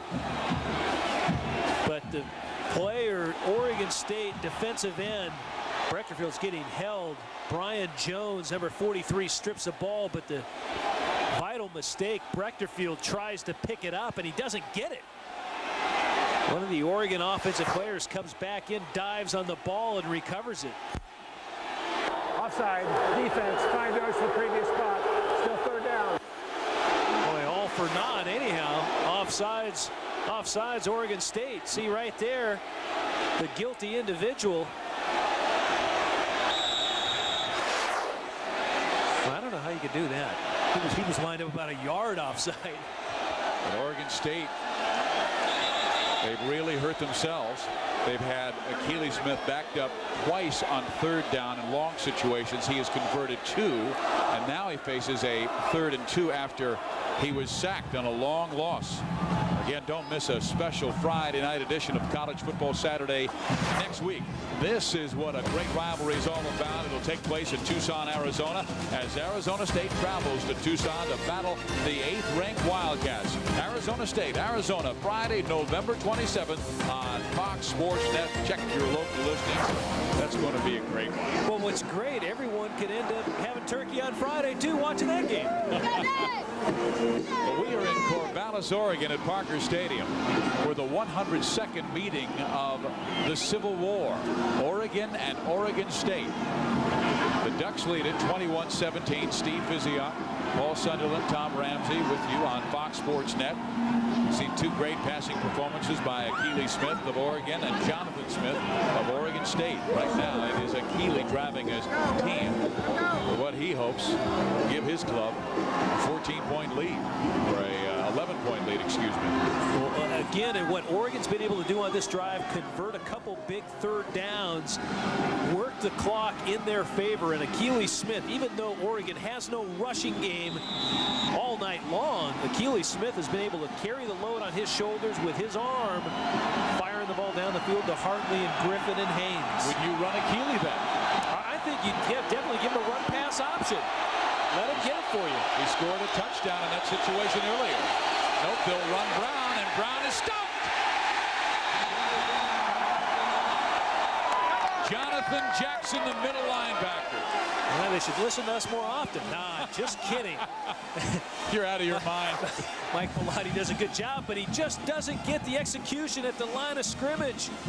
And again, credit Oregon State. Jonathan Jackson, the #2 tackler in the Pac-10, and Brian Rogers there to just put the hammer on Jerry Brown. So now decision time. It is 4th down and 2. They have a great field goal kicker in Nathan Villegas, but they are going for it. Double tight end and a wing to the left side. Akili will throw. He will dump it off. The catch is made for the first down. They throw it out to the fullback. And Greg Payne with a first down catch. The Oregon band saying it's another first down, another conversion by Akili Smith. Boy, Greg Payne, a nice job out of the backfield. Hasn't taken a lot of snaps tonight. Behind at the fullback position, and they're right there, a little play action. Nice call. Again, Akili Smith. His execution gets the first down. And he has picked a different party on each trip down the floor. Brown, big hole, but he's hit and knocked down by Jonathan Jackson, the middle linebacker. Brown is the quick scat back from Southern California. He's the brother of Charles White, the former Heisman Trophy winner at USC. But Jackson said, I don't want to hear about any family history. Just bring the heat. Boy, Oregon State right now, if they can hold Oregon to just a field goal, and I'm sure that's what they're hoping, either no points or 3 points, Oregon State can get the ball back. Plenty of time on the clock, 8:23 left, but Oregon's just done such a great job on this drive controlling the clock. They may need to force a turnover. Smith is going downfield for his tight end Weaver. It is almost picked off by Ricky Walker.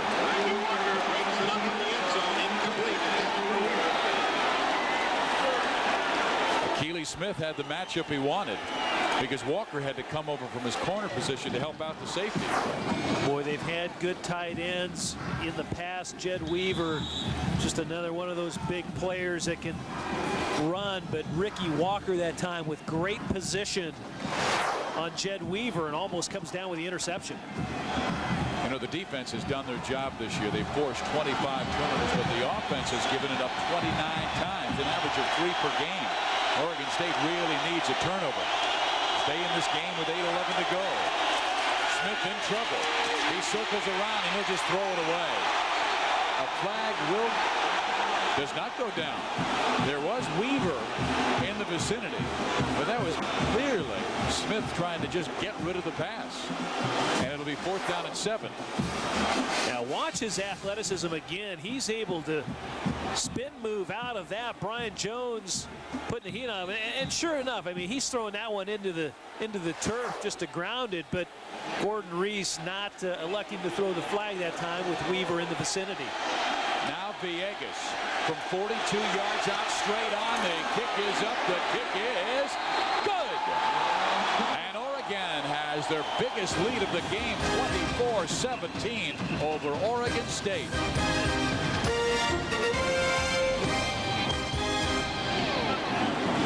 For years, Intel technicians have been making PCs smarter. Now they face their greatest challenge ever. Hey, no one messes with my brain until I get sprinkles.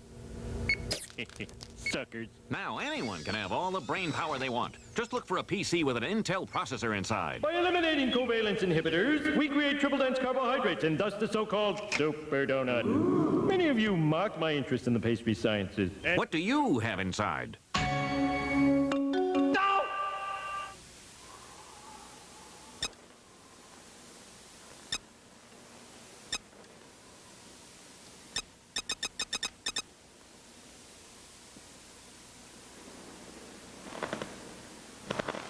Hey, you want real action? Turn on HBO.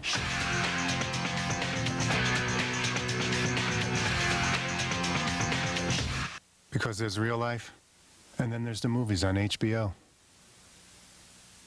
Request immediate keyhole visual tasking. The only only thing as exciting as the new action drama Enemy of the State Why are they after me? You have something they want! is the communications technology it features. Target's on 21. This about me. 20. They know me. 19. 18. Enemy of the State, only in theaters. What the hell is happening? Blew up the building! Why?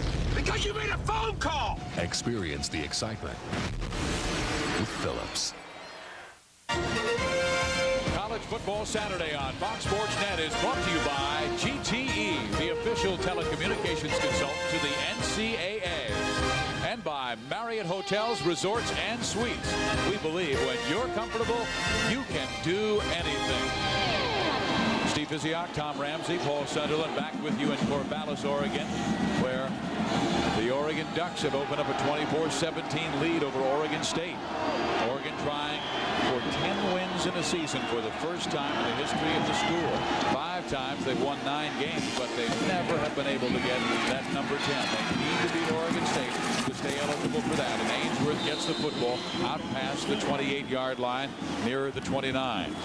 And tomorrow, the March to the Madness goes through Alaska when the nation's very best battle it out in the Top of the World Classic. It's the finals of the Top of the World Classic tomorrow. Just check your local listings for game times. Well, I'll tell you what, taking nothing away from Greg Ainsworth, Mike Bellotti and the kickoff team of Oregon done a nice job kicking away from Tim Alexander, who 2 weeks ago versus UCLA, 266 all-purpose yards and a couple huge kickoff returns. Well, Jonathan Smith needs a big ending. And he almost throws a big ending to Dietrich Moore, which would have finished this game. Yeah, if Dietrich Moore comes down with that, you could put a fork in Oregon State. That would take them out of this ball game. And remember, Moore had a big interception return for a touchdown a week ago versus ASU. But watch, he just breaks on the ball. Bad hand position by the linebacker. Cradle that ball. Well, he was a running back at A.J. Diamond High School in Anchorage, Alaska. He'll be interested in that Top of the World Classic on Fox Sports Net tomorrow. Right now, he wants to beat the Beavers. Smith goes over the middle and completes the pass to his tight end, Joe Kuykendall. Short gain up near the 35-yard line. And that's a good gain right there. It's a short gain, but it's a progression read for Jonathan Smith. He looks downfield, comes off, hits the outlet.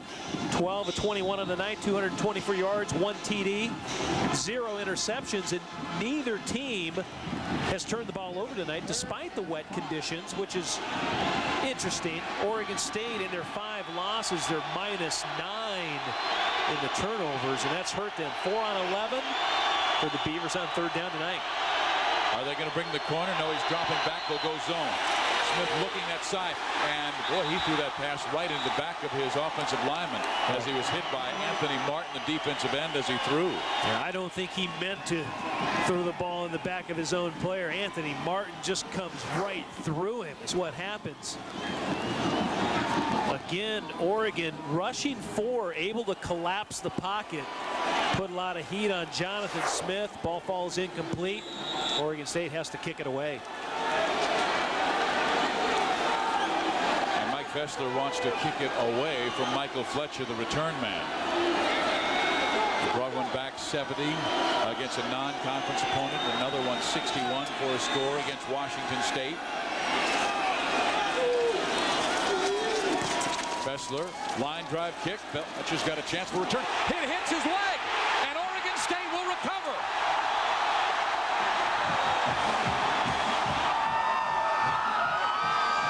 Unbelievable. Well, I tell you what, there's an advantage and a disadvantage to wanting to catch every punt return, because Michael Fletcher is so aggressive as a punt returner. He's one of the best in the Pac-10, one of the best in the nation. He'll catch them all, but right there, not decisive enough to get out of the way. Darnell Robinson, a backup linebacker, there to recover, but once it touches you, it's a live ball. Robinson right there to fall on top of it. Oregon State with great field position. And they have inside 7 minutes to go. Ball at the 33-yard line. Beavers need a touchdown to tie. Will they go for it right here? Well, Smith will hand the football off.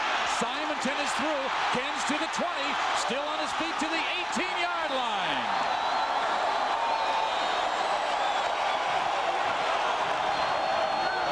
Boy, Ken Simonton, he and Dandridge, that's a nice 1-2 punch they've had. And once again, Kenny Simonton out of Pittsburgh High School in Pittsburgh, California. There, lower the shoulder and then spin, just get away, run through some arm tackles. And boy, I tell you, if you're the Oregon Ducks, you want to just lower your pad level and wrap up. Ken Simonton with 98 yards tonight. Just remember, he needed 129 coming in tonight to reach 1,000 on the season. Bauer goes in motion. They run Simonton again, and Simonton dives to the 13. Boy, they're going over Matt Gartung, that big offensive tackle on the right side, and the 6'6", 310-pound senior, whose dad played at Oregon State in the late 60s, early 70s, has opened up some big holes. Yeah, Gartung has done well, and they know they have to catch the edge of that Oregon defense to be effective. They have to run inside and outside. And remember, that Oregon State defensive line, really the heart and soul of that defense for Bob Foster, the defensive coordinator right now. Oregon State's offensive line getting a pretty good push. He'll keep it on the ground. Simon to the 10. He's got the first down to the 5-yard line. All of a sudden, they're just ripping holes in the Oregon defense. Boy, Bob Foster right here a little concerned, and the momentum falling into Oregon State's favor.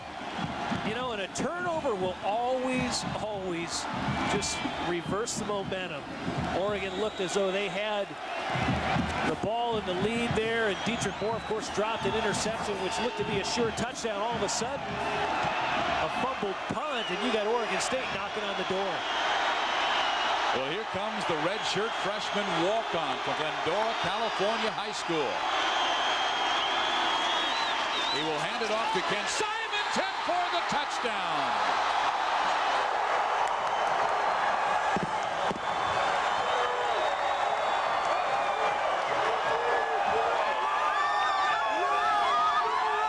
Boy, there is absolutely no quitting in this team, and credit Mike Riley for having fun playing football. He keeps those guys with a lot of spirit in them, and right here, just great blocking up front. Not great tackling by Oregon, but Mike Riley, I tell you, he knows just go for one right now. No reason to go for 2 points with 5:11 left on the clock.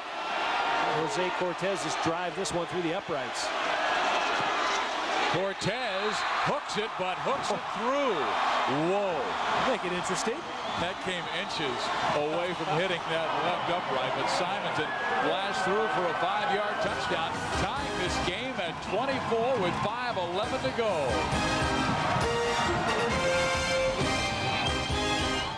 For years, Intel technicians have been making PCs smarter. Now they face their greatest challenge ever. Hey, no one messes with my brain until I get sprinkles. Suckers. Now anyone can have all the brain power they want. Just look for a PC with an Intel processor inside. By eliminating covalence inhibitors, we create triple-dense carbohydrates and thus the so-called super donut. Ooh. Many of you mock my interest in the pastry sciences. What do you have inside?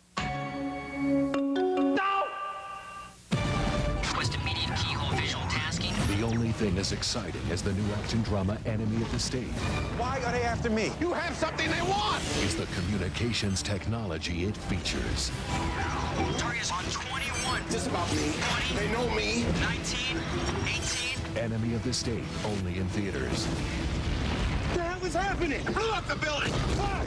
Because you made a phone call! Experience the excitement with Phillips.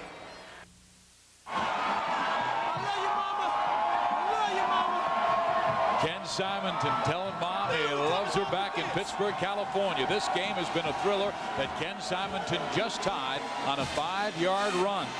Fletcher, a great return man. He's returned 2 punts for touchdowns. He made a mistake on the last return. It hit his leg and gave Oregon State the football. They have tied the game. Now Cortez, with the wind to his back, just hammers it out of the end zone. And Oregon will have it at their own 20-yard line. Well, it's November. The football season is reaching the stretch run, and it's time once again for the Pac-10 annual Rose Bowl ticket contest. Sign on to the Pac-10's webpage at www.pac10.org and enter to win 2 free tickets to the 1999 Rose Bowl game. That's www.pac10.org. I'm signing on right now. I'm on. So is this guy, Akili Smith. He's going to go to a bowl game somewhere. But trying for win number 9 tonight. Smith downfield looking for Hartley. He makes the catch. Oh, what a play. Wow. Boy, oh boy. Tony Hartley comes in averaging over 21 yards a catch. Has 1 TD on the night tonight, but Akili Smith just launches it over the safety's head. Again, Oregon State looks like they're playing 4 across, so it's man on man. He and Andre Holland, and Hartley just able to run right by him. Right down the middle of the field. 101 career catches, 18 of those for scores, 9 of those this year. So Tony will go wide to the left side. Akili Smith will run the football. Jerry Brown has a big hole, and he's got the first down. One thing Greg Newhouse wanted to do was limit big plays, and he said no runs more than 10, no passes more than 25. They have had a lot of passes more than 25, but that has been their biggest run of the game, 12 yards. Sure has.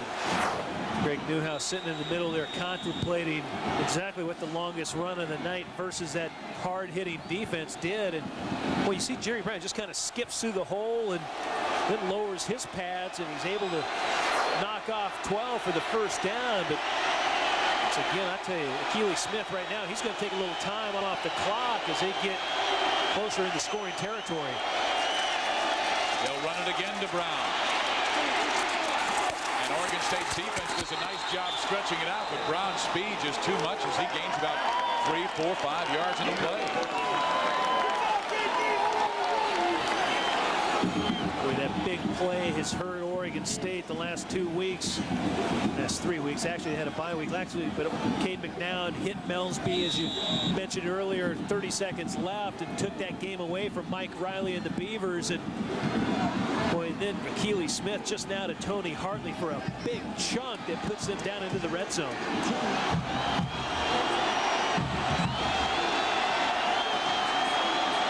Second down. Oregon needs 2. They'll run their fullback, and it is just a short gain.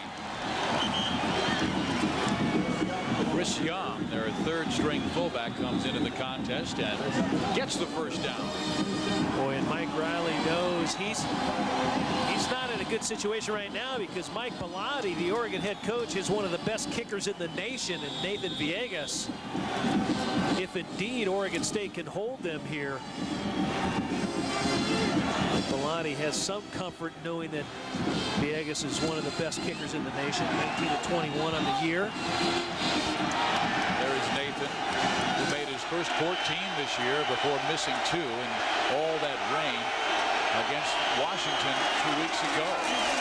Brown, not much there, and he's wrapped up. 3-yard loss in the play. It'll be 2nd and 13. Well, this copyrighted telecast is presented by authority of Oregon State University and the Pac-10 Conference, and is intended solely for the private, non-commercial use of our audience, and may not be rebroadcast in any form without the express written consent of Oregon State University and the Pac-10 Conference. We have seen another great game this evening on Fox Sports Net. We started the year with that unbelievable contest, Arizona State and Washington. Brock Huard on a 4th and 17 hits Reggie Davis, his tight end, for 63 yards and a touchdown. Jerry Brown is being helped off the field. They don't have any backs left, do they? No, I tell you what. They've lost 5 this year. I don't know if anyone else is left in the cupboard.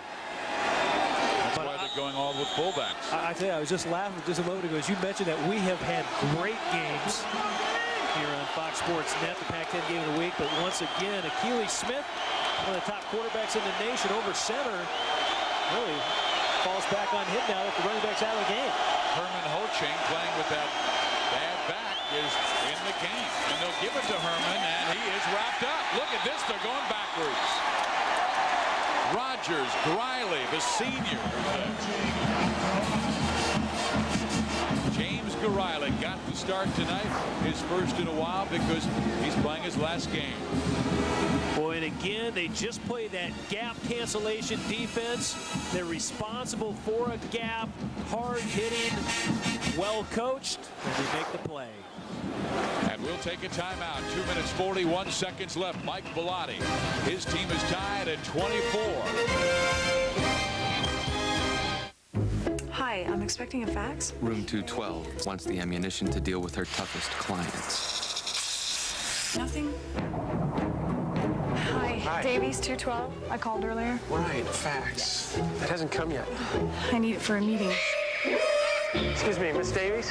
Just came in. Thank you so much. Good morning, everyone. Business Services by Marriott. When you're comfortable, you could do anything. It's Thrifty Car Rental's 40th birthday, so let's get the show on the road. Call 1-800-4CARS. There's something special going on at Thrifty Car Rental and Blockbuster Video.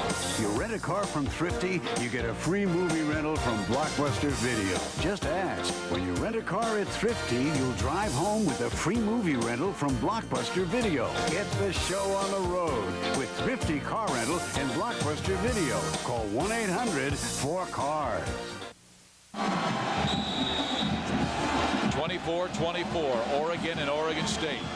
We're in the fourth quarter. And it's third down and 16 yards to go. Keely Smith so many times has converted big third and long plays. He has a third and 16 here. And he will throw. And he's looking for the home run. Tony Hartley, what a catch! Touchdown!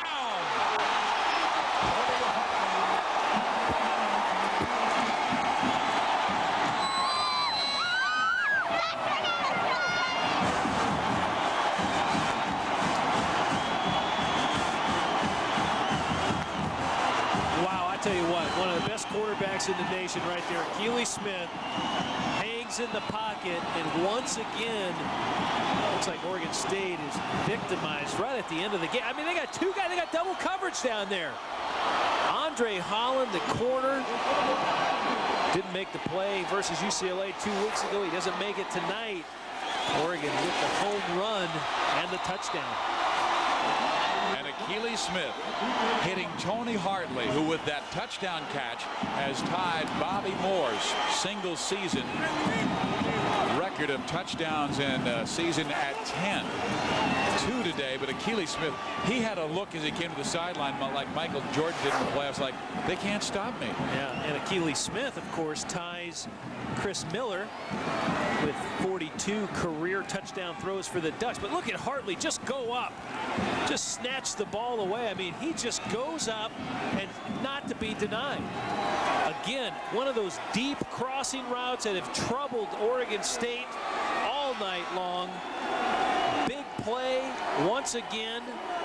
Tony Hartley having a big night, comes down with the ball, touchdown. Well, they have moved Alexander to that left side. And let's see how Oregon kicks off. Again, they'll be kicking off. The wind has died down for the moment, but it was around 7 to 10 miles an hour. Keely Smith just saw a moment ago with that touchdown, his 29th. That's a season record. Still a long time left, 2.5 minutes left. You betcha. Long kick. It'll be Alexander who cuts in front of Ainsworth. And Tim up the middle will muscle his way to the 28-yard line, but is stuffed there. Hey, let's go back to the 94 game of the Civil War. It was Oregon trailing 13 to 10. And Danny O'Neill of Oregon drove the Ducks to victory with just great passing down the stretch, like this 19-yard pass to Dino Villar to come from behind, and Oregon would win the game 17 to 13. Danny O'Neill, one of the great players in the Pac-10 conference that year, he led his team into the Rose Bowl. They would lose to Penn State. 5 games in the 90s have been decided by 7 or fewer points in this great Civil War. Jonathan Smith downfield, first down. Battle to the 48-yard line. Well, I tell you, I like that offensive setup they had just now. 3 wides and 2 backs. Take a look at the timeouts remaining. Oregon State with 1.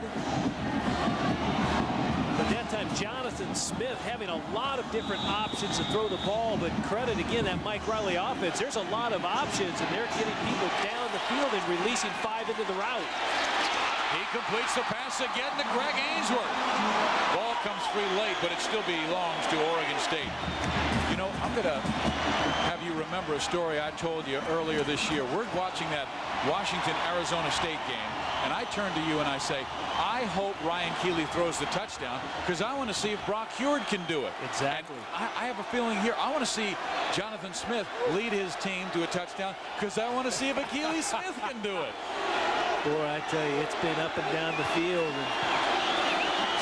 And these the Civil War is as good as a rivalry as it gets, and there's a lot that happened in the nation, especially today. Smith dumps it off, has his man to the 30-yard line. He'll still need 1 more for a first down, so it is 2nd and 1 as Maurer, his tight end, makes the catch. And they've done a nice job with the clock thus far. 2 first downs stop the clock. Each first down will stop the clock. This time a 2nd and short. So the clock keeps running. Minute 40 left. Well, they've got zone coverage, and they throw underneath. They get the first down. This is Tim Alexander breaking a tackle. Alexander is gone.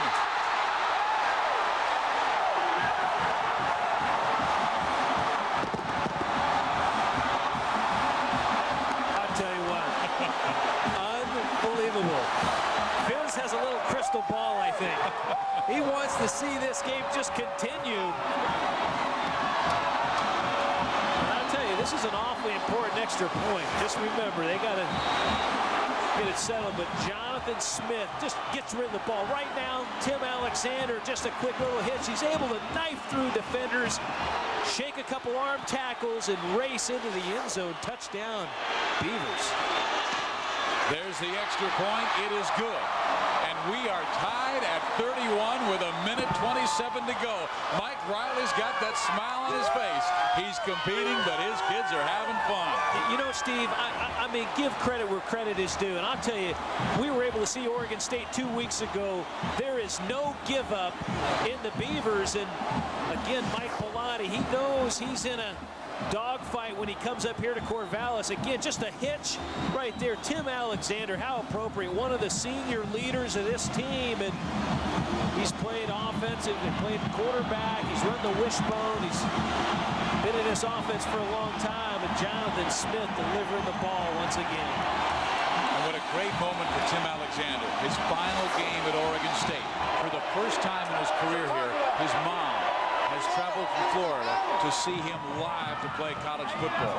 And he just catches the biggest touchdown of his career to tie this game at 31. Well, here we go. Jonathan Smith did it. Now we'll see if the other Smith can do it, as Jonathan on the drive, 4 for 4 for 71. He did it against Washington. Remember that great comeback he led where he set the school record with 469 yards passing? He was outstanding on the drive. What's interesting, lining up for the kickoff, Oregon is in really kind of a hands situation where they're expecting a short kick, but I expect Cortez to drill it. He does, to Fletcher at the 3-yard line. Michael is down at the 21. Fox Sports News Prime Time's your source for college football news. Who's making a run for the Heisman? What teams are moving up in the rankings? And which contenders remain undefeated? We've got college football covered like no one else. Fox Sports News Prime Time, nightly at 10. Check your local listing. Akili Smith in Oregon has 2 timeouts left in this game. We must remind you, both teams have great specialists.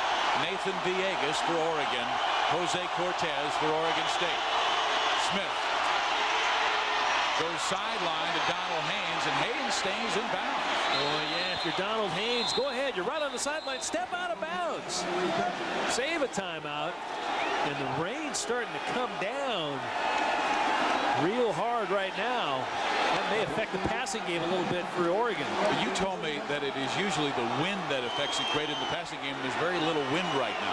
I didn't say that. Actually, Mike Riley said that because I would be the one that says the rain affects you and the wind affects you. We must remind our fans that Tom Ramsey is a former quarterback playing in the sunshine of L.A. Here is Smith in trouble. He will complete the pass at midfield. I thought he had no one open, and great peripheral vision. He finds Tony Hartley for a first down. My college days were playing in the sunshine. My pro days, I saw a lot of doom and gloom on the East Coast with the Patriots. AFC East is not a pleasurable experience at this time of year. Once again, Akili Smith. Boy, Hartley has been all over the field. And remember, Nathan Villegas, they have a great kicker on the side of Oregon, so they just need to get into really the plus 30-yard line to have a shot.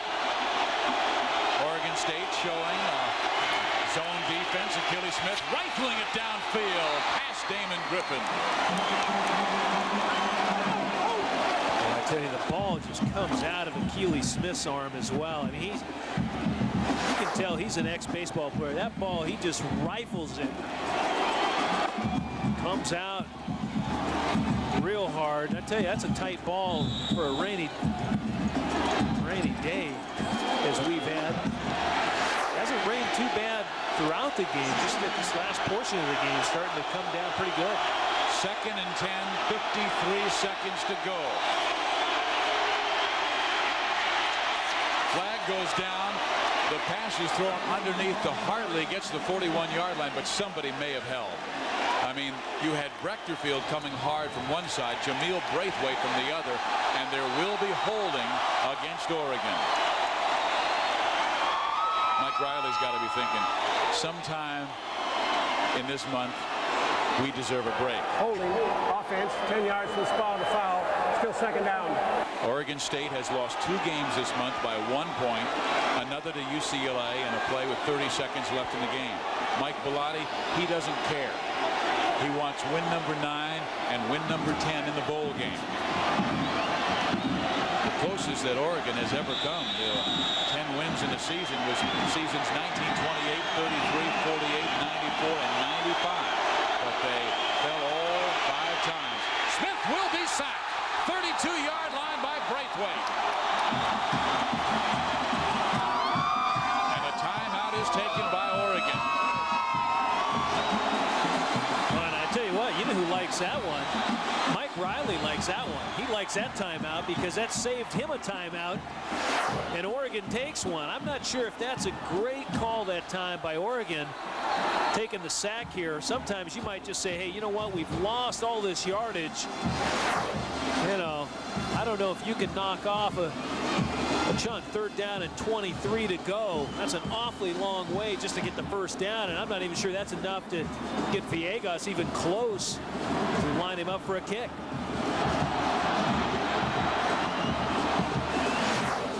Well, here's the scoring in the 2nd half.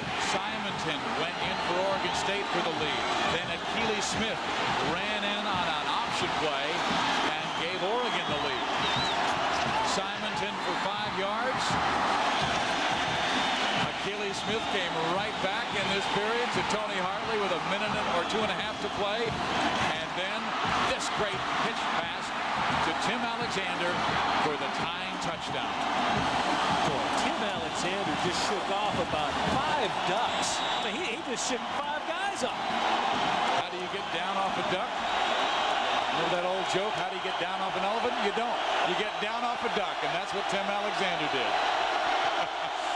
This has been a great game. 34 seconds left. And Oregon runs the football. They're going to try and let it run out, but Oregon State says, we will not have that. We'll take a timeout here, make you punt it to us. They have not called a timeout. And they're going to let the clock run out.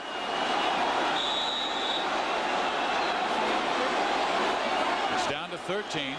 We're going to go to overtime here. Well, I thought Oregon State did call timeout. Well, we heard the whistles. Now it shows 11 seconds left. Maybe they'll change it because the clock kept winding down. Sure, you call timeout. You force Oregon to punt the ball because Jameel Braithwaite has blocked 6 kicks for Oregon State. He's done a great job. Almost got one this evening. And you've got that guy Alexander back returning the kick. Never know.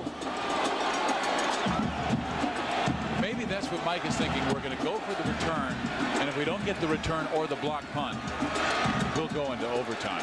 Yeah, I'll tell you what, how big a game is this, though? You know, both head coaches have said this is a, you know, it's not like other rivalries because the whole state of Oregon isn't that big population-wise, but there's a lot of recruits here tonight. You know, they kind of weighed the decisions, you know, I don't want to be a doctor, I want to be a Beaver, But Mike Riley, I tell you what, both head coaches do a great job with their programs, and no better game than right now, right in front of us. Bidwell.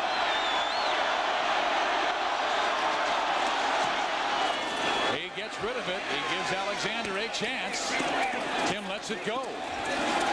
And he says, nobody touch it. They will go to overtime. The first time the Civil War has ever gone to overtime. They've been playing since the late 1800s. It's 31-31 here in Corvallis, Oregon. The longest rivalry west of the Rocky Mountains. I mean, you have to go to some teams like, I believe, Minnesota and Wisconsin have a longer rivalry, but as we go to overtime, these are the rules both teams must play by. They will alternate possession starting at the opponent's 25-yard line. 2-point conversions must be tried beginning in the third overtime round. The first team leading after a completed round will win the football game.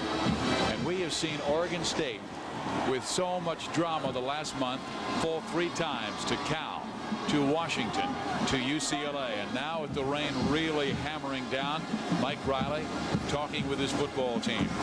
And the only OT game played between the two of them either team had this year, of course, Oregon lost an OT down at UCLA.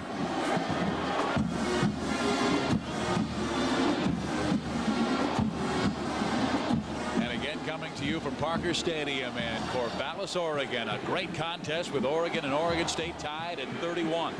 Akili Smith had given his team the lead on a marvelous catch by Tony Hartley with 2.5 to play. But that kid, a 5'10" redshirt walk-on from Southern California, drives his team down the field in 2.5 minutes and ties the game with a scoring pass to Tim Alexander. The Smith guys, Akili of the South and Jonathan from the North. Oregon has thrown for 373 yards. Smith has all of those. Oregon State has thrown for 294. Here comes Alexander and Brian Rogers to meet the 4 captains of Oregon. This rain falls a little like yesterday. Boy. Yesterday's rain was kind of going sideways. You gotta call a head or a tail again. Okay. And the winner gets Gordon Reese explaining it. Or which end of the field we're going to play on. Both teams. Right. No deferring. Okay. What do you want? Head. He calls a head. He wants another head. He calls another head. Head. Okay. So now you're on offense. You want the ball down the path. Okay. So signal this. Well, we will come back with our overtime period tied at 31 in Corvallis, Oregon, with teams who love the water, Beavers and Ducks.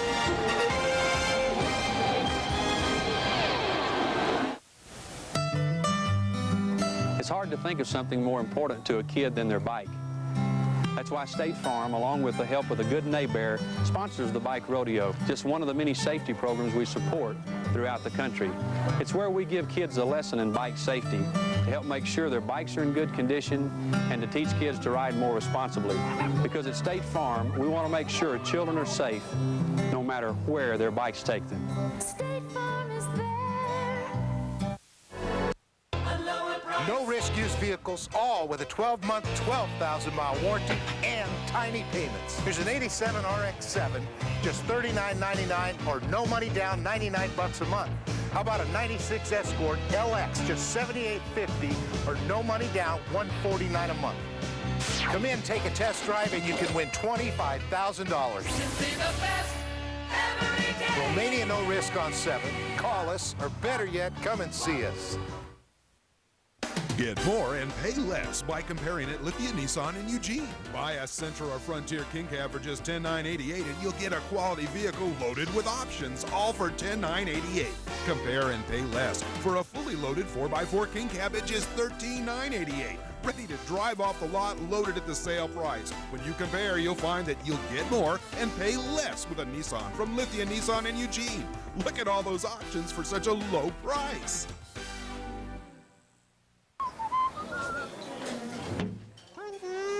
What? Turn the pizza around! It's stuffed crust, you eat it backwards! Carry on! In case you forgot, you're supposed to eat stuffed crust backwards. With a ring of cheese baked right into the crust, it's the most fun you can have with the pizza. Right now, a large one topping is only $9.99. Pizza Hut, the best pizzas under one roof. Would you like to work here? I'm not housebroken. Get ready to taste life for the first time, people! Watch out now! You want to taste life? Then take a big swig of this new Pepsi One. This one's got it all. The most awesome cola taste that's bigger than the Wild Blue Yonder. But only 1 calorie. You want to taste one? Yeah! You want one? Yeah! You want one? Come and get it! You got one for me? Put your tray table up and prepare for takeoff, my man! New Pepsi One.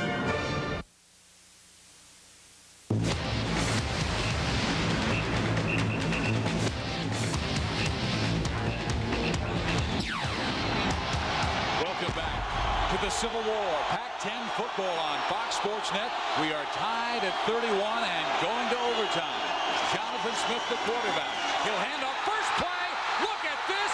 It is down to the 8-yard line. Ken Simonton has gone over 1,000 yards rushing as an Oregon State Beaver and set up a 1st and goal against the Oregon Ducks. Boy, I tell you, once again, the offensive line doing a great job opening the hole for Kenny Simonton, who just burst right through it. McLemore finally able to drag him down. Only 4 Beavers have ever gone over 1,000 yards in a season. Ken is one of them, the only freshman ever to go over 1,000 yards. They'll give it to him again. He slides forward. He is to the 4-yard line and then tackled by Brandon McLemore. Again, in most areas on our Fox Sports Net affiliates, you'll be seeing Fox Sports News after the game. All the scores and highlights from around college football, including the entire Pac-10 conference. And all the rivalry games were today with USC and UCLA, Washington and Washington State, and Stanford and Cal. Also other great games like Tennessee and Kentucky, Florida, Florida State, Harvard, Yale, Ohio State, Michigan. Here it's 2nd and goal in overtime. Simonton again smashing to about the 1.5-yard line. And I think you keep giving it to Kenny Simonton. You know what's remarkable about the young freshman, redshirt freshman, going over 1,000 yards? It hasn't been done since 1970. I mean, and they're looking for their 5th win, and they haven't had 5 wins since 1971. So you tell me, they've gone through some long droughts up here in, I'm not talking about lack of rain for the Beavers. 3rd down, goal to goal from just outside the 1. Smith hands off Simonton, and the Beavers take the lead.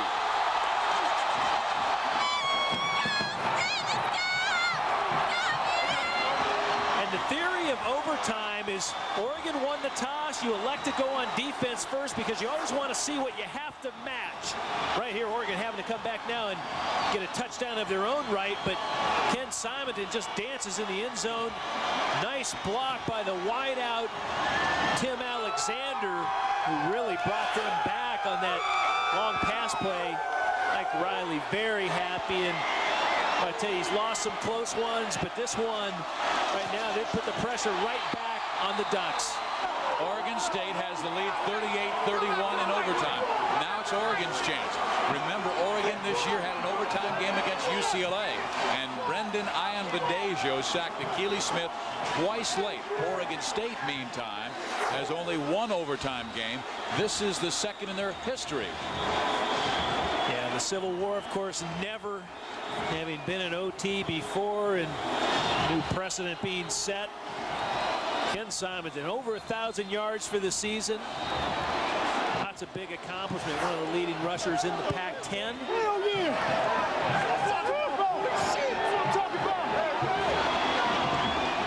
The Beavers are ready for the celebration. 21 seniors that Mike Riley would love to give a pat on the back to. Now remember, the Oregon State defense has been awfully tough the whole night against the run. It's really been Akili Smith and his arm that have really done damage against the Beaver defense. Smith runs play action. Whips it to the right, and his man is just belted. It was Chris Young, the fullback. It'll make it 2nd down and 10. But obviously we're in 4-down territory, but a great hit by Micah Moore, the outside linebacker. Micah Moore has great closing speed, and right there came up and just rocked the receiver. And Anoki Breckerfield put a lot of heat on Akili Smith as well. They're not going to ease up. Now the crowd's starting to get into it as well. Jerry Brown went off, now comes back on. 2nd and 10. They blitz. Smith throws it to Damon Griffin. Nothing there. And Griffin is smothered at the 30. They'll lose 5.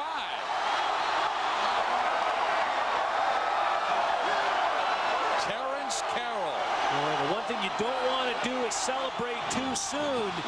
But Terrence Carroll came up from his free safety position and just rocked Damon Griffin. Akili Smith barely gets the ball off, too. Jameel Braithwaite puts a lot of heat on, but watch as Carroll just comes up. Pow! 3rd and 10.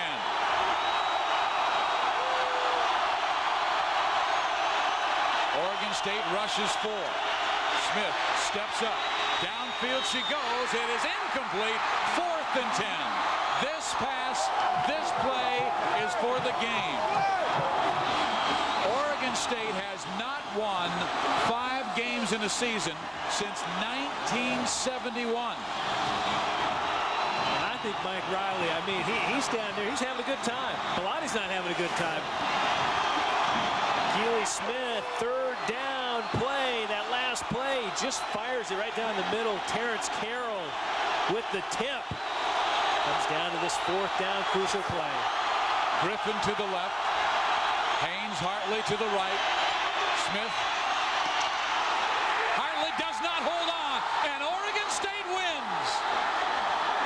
There is a flag down in the field, though, and the officials are saying everyone off. Well, this is going to be interesting because a flag dropped late and a flag. A game cannot end on a defensive penalty.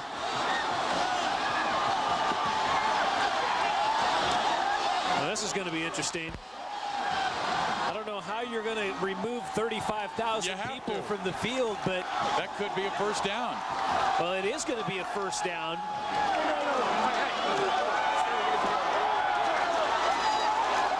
Sure enough, some of the coaches realize it. I don't think, I know the Oregon Ducks have realized it, but Oregon State not realizing it. Mike Pilati, he's been around in some of these situations before, and it's going to take a moment or two before they clear the field. It was a rather late flag because the play had already happened and there were several fans already coming out on the field. And there's Gordon Reese. Well, they're starting to climb up onto the goalposts.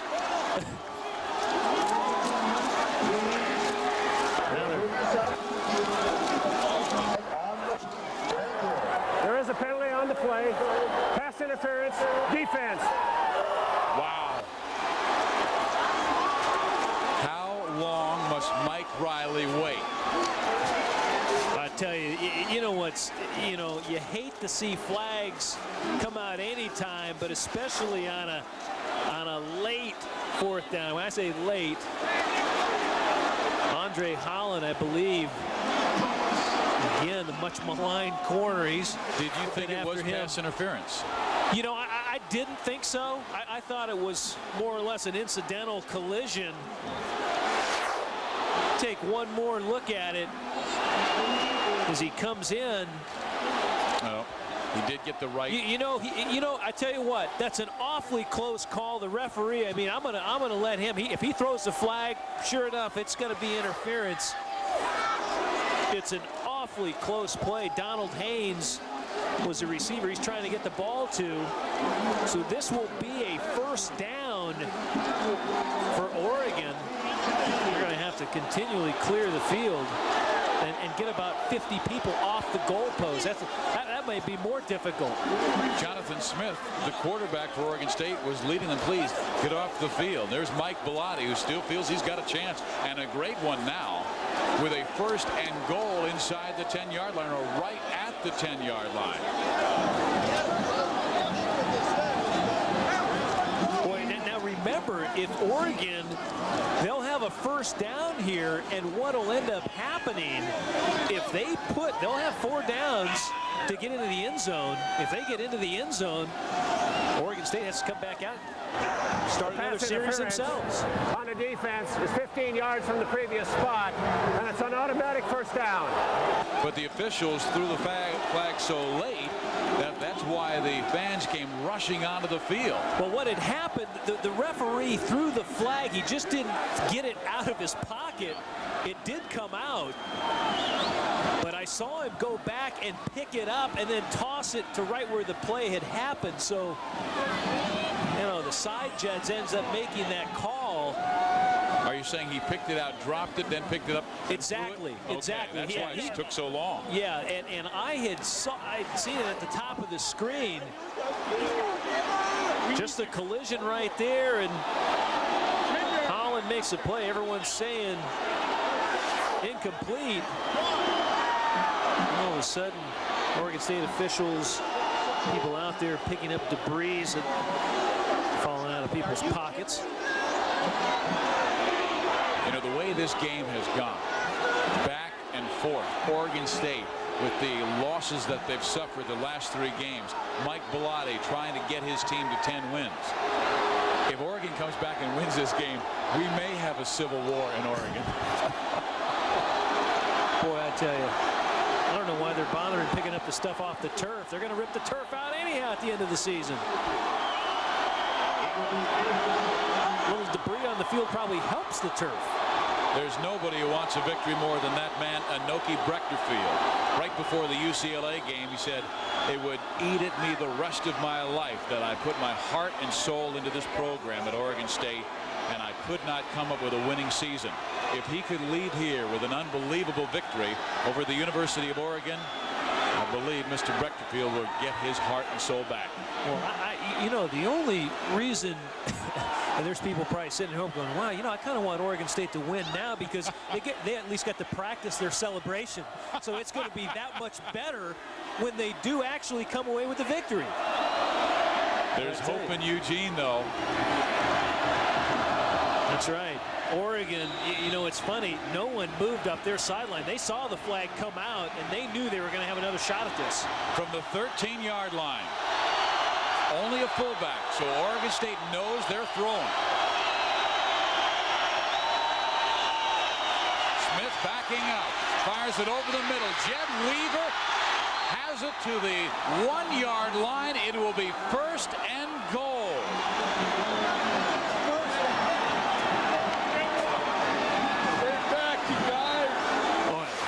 Riley, check the heart medication. Tell you, once again, Akili Smith able to fire the ball to his tight end, Jed Weaver. Terrence Carroll, who made 2 big plays in that initial series in OT. They still got to put a little heat on Akili Smith if they want to stop the Ducks. Jerry Brown, he is stopped. I do not believe he got in. No, he is stopped about a half yards shy of the end zone. But, you know, defense is such an emotional part of the game. We've already seen the celebration. How do you get back up? And I think maybe that's what Oregon State's defense is experiencing right now. They have played with such great emotion for 60-plus minutes in this game. Well, and you know what? That's part rivalry. That's just, I mean, it is a fierce battle right now. They're emptying everything they have. Brown, he is stopped 2 yards shy. Terrence Carroll.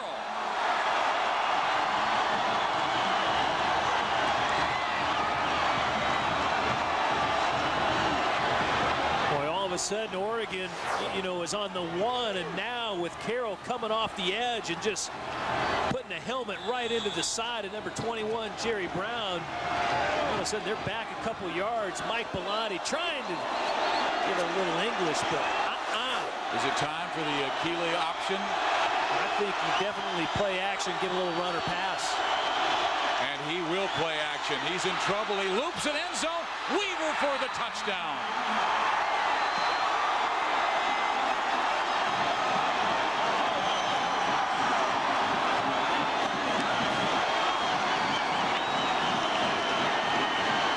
Riley has to wait a little longer.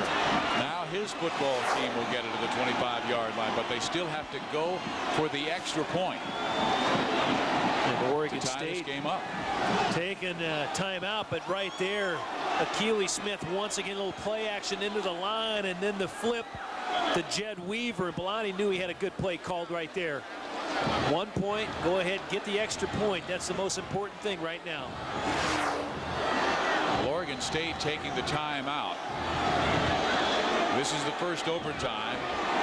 Villegas needs the extra point to tie the game to send it to another overtime. But Mike Riley does have one guy who has been so superior this year blocking kicks, and that is number 41, Jameel Braithwaite. He has blocked 6 kicks this year. Almost got his 7th on a punt earlier in this game. And Villegas has not missed point after touchdown all year long. But still, they're trying to ice him. I don't blame him. With all the fans now surrounding the field, it becomes a little more intimidating for an opposing team. Well, they're making Nathan wait and wait and wait. In what has been a brilliantly played football game here in Corvallis. 102nd game in this great rivalry. Beavers' last win was 15-12 at Eugene in 1993. They have not won at Corvallis since 1988, 10 years ago. They beat the Ducks 21-10.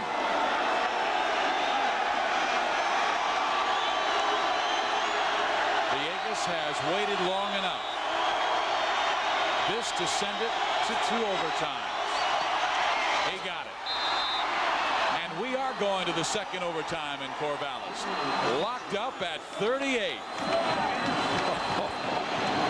I mean, I had already said Oregon State wins.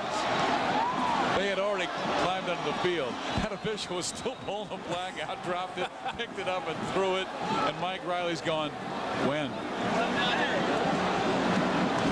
Once again, Fox Sports News will be following for many of you all the college football scores and highlights from across the country on this great rivalry week.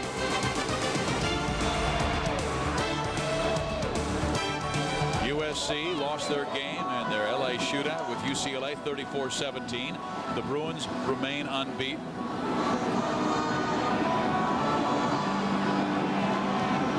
Riley, the kid who grew up, played his high school football at Corvallis High, where he was the all-state quarterback. His father was on the football team as an assistant coach, and his dad, at that time, Oregon State won all 3 games.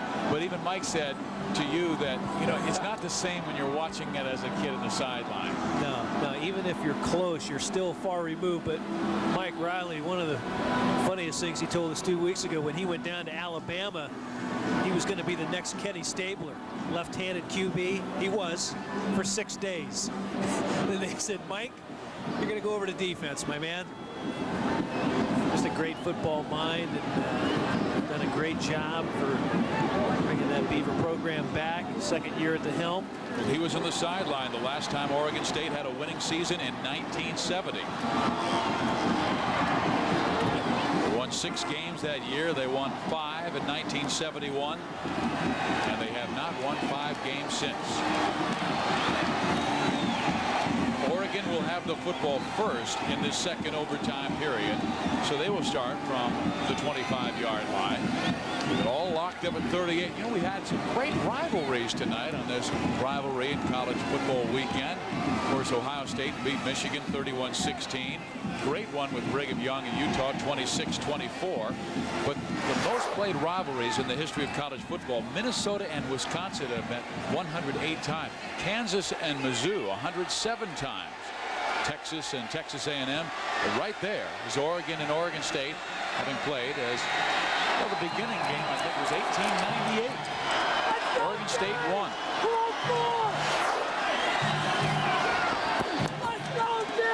Once again, remember, for each overtime they flip the coin, and if you win the toss you really elect to go. The theory is you elect to go on defense, see if you can't hold your opponent to 0.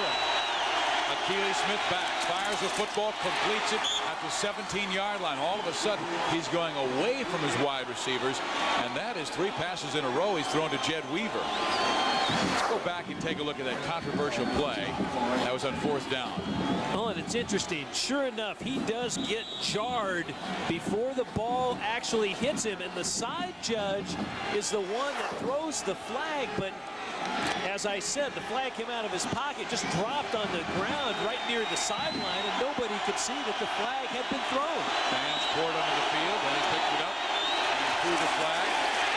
Akili Smith will be sacked. They bring him on the blitz. Micah Moore.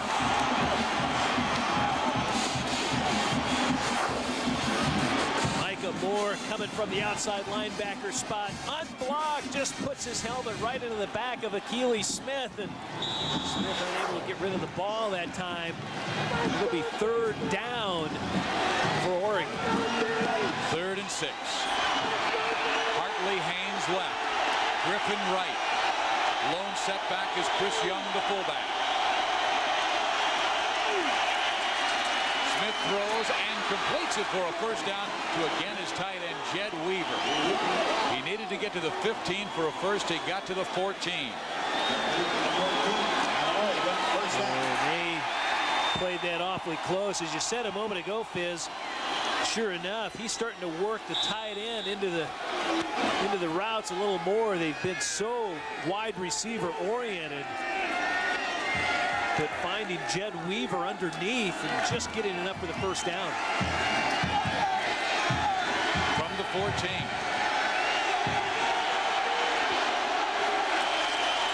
They run Brown. Nope. And a flag goes down. This could be holding. Sifa O'Reilly came from the left defensive side to make the hit on Jerry Brown. And Oregon has just been unable to run at all tonight. Yeah, their longest run of the night, 12 yards by Jerry Brown. Good enough, the penalty against Oregon will set them back. Sure, replay 1st down. Let's go down to Paul Sunderland. Well, as you mentioned, the start of each overtime we reflip, and Oregon State deferred. Oregon gets to choose the goal that they want to attack. And if you're wondering why they went this way, because really after that torrential rainstorm that has ended, the wind not a factor, but there are about 15,000 Oregon fans down at this end, a much more friendly area of the football stadium. Back to you guys. Thanks, Paul. That's a very good note. Now all of a sudden when you're calling the signals out, your wide receivers can hear you. There are the Oregon fans in that south end zone. Now from the 33-yard line, 32. They bring Moore in the blitz. Smith throws, completes the pass. Another flag goes down. Did they hit Akili late? Because the flag again was very late. It's another flag against Oregon. It'll drive them back even farther. Boy, you hate to see all the flags flying in overtime. And that's very, very late. I mean, The pass had been caught. Holding, offense, 10 yards, foul, still first down.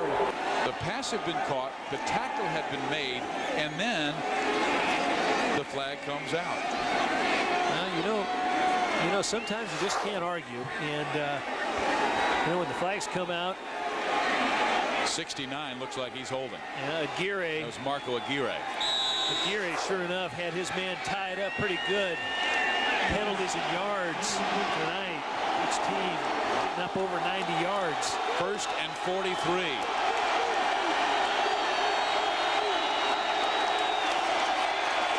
Smith looked for that tight end. Terrence Carroll came right through him. Another flag goes down.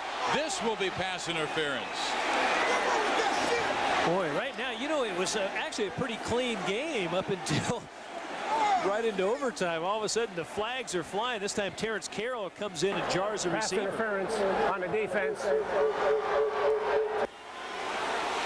officials have suddenly taken over. The ball be placed at the spot of the foul. Automatic first down. I was going to say a moment ago, if you have 1st and 43, I tell you, you know who I want as my quarterback? Akili Smith. He's converted so many 3rd and longs in this game. Now he has a first down. Boy, this intense rivalry. And this is a 1st and 10. This isn't a 1st and 43. Yeah, exactly. I mean, they'll move the chains all the way back, and they just have to get to the 32-yard line for a first down. A very big play. Good point. All of a sudden, defensive pass interference to get automatic first down. So if Carroll just simply makes the tackle on Jed Weaver, the tight end, they're faced with a 2nd and 37 because the play would have only been for 6 yards. That's Oregon State's 2nd costly defensive penalty here in OT. But Oregon State knows they're throwing because Oregon has had no running game. They throw it underneath. Weaver is there. Weaver breaks the tackle. Jed has the first down to the 26-yard line.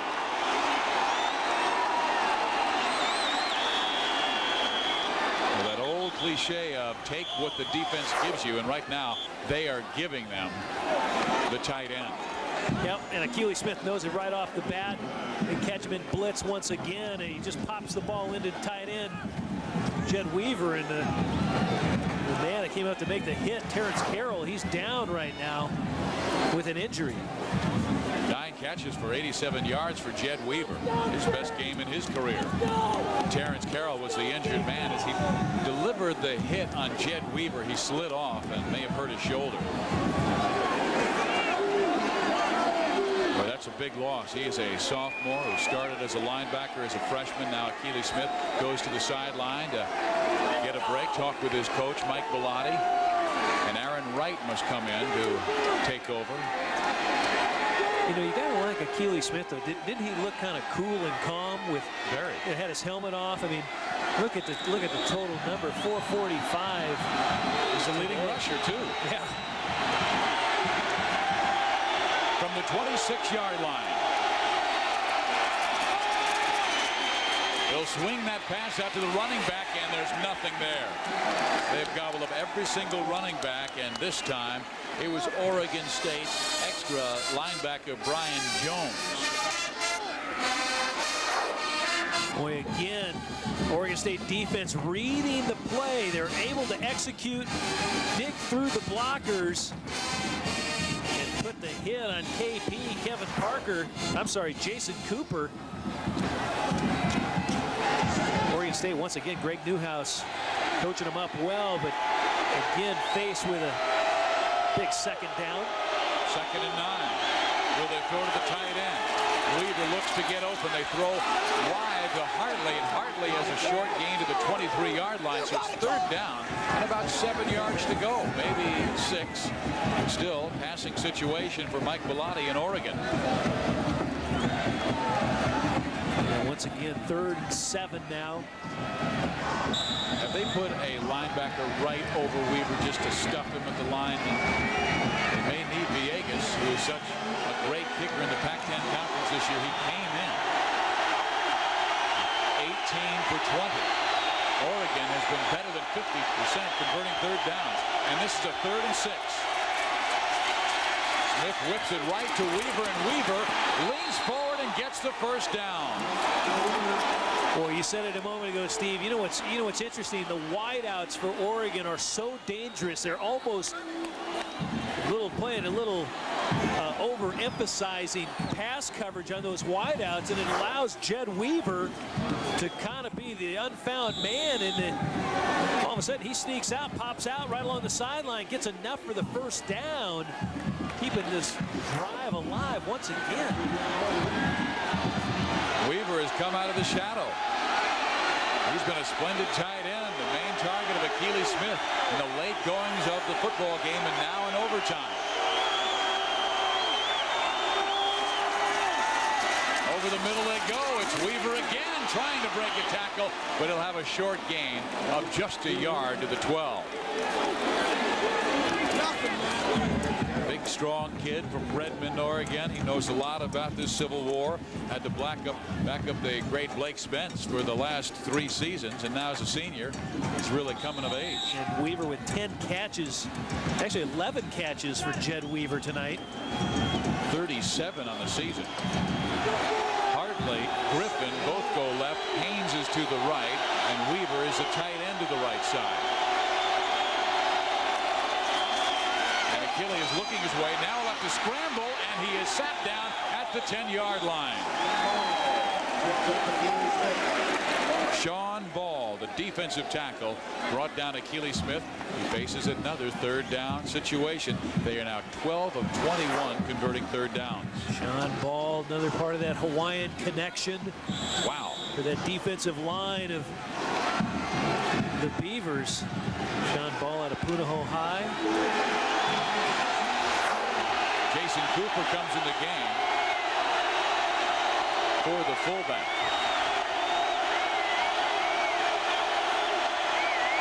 Third and 6. Clock's winding down, and now Oregon has to take a timeout. Akili Smith was reading the defense, looked at the clock wind down to 3 seconds, then saw it go down to 1, and went to his hands, calling the timeout. We're in the second overtime, tied at 38. What has been a remarkable football game. Let's go to Kevin Frazier for an update. Steve, it's been a remarkable day of college football. For a recap, make sure you tune into Fox Sports News. Most of you will be headed to the news after this game is decided. Also want to remind you that next weekend, Kellen and I headed to the desert. Arizona State and Arizona, talking about wild in-state rivalries. That's one, and that's coming up next Friday. So make sure you tune in, but let's get you back to Corvallis right now.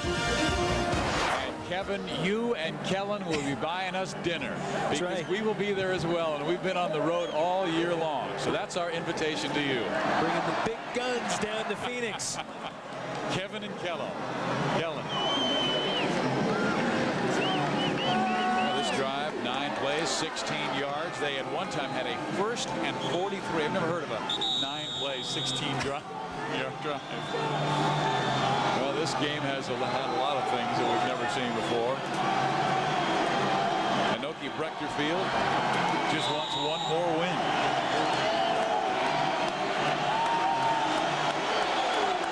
Third and 6. Hartley, Griffin left, Haynes to the right. Weaver, the tight end, joins him on that side.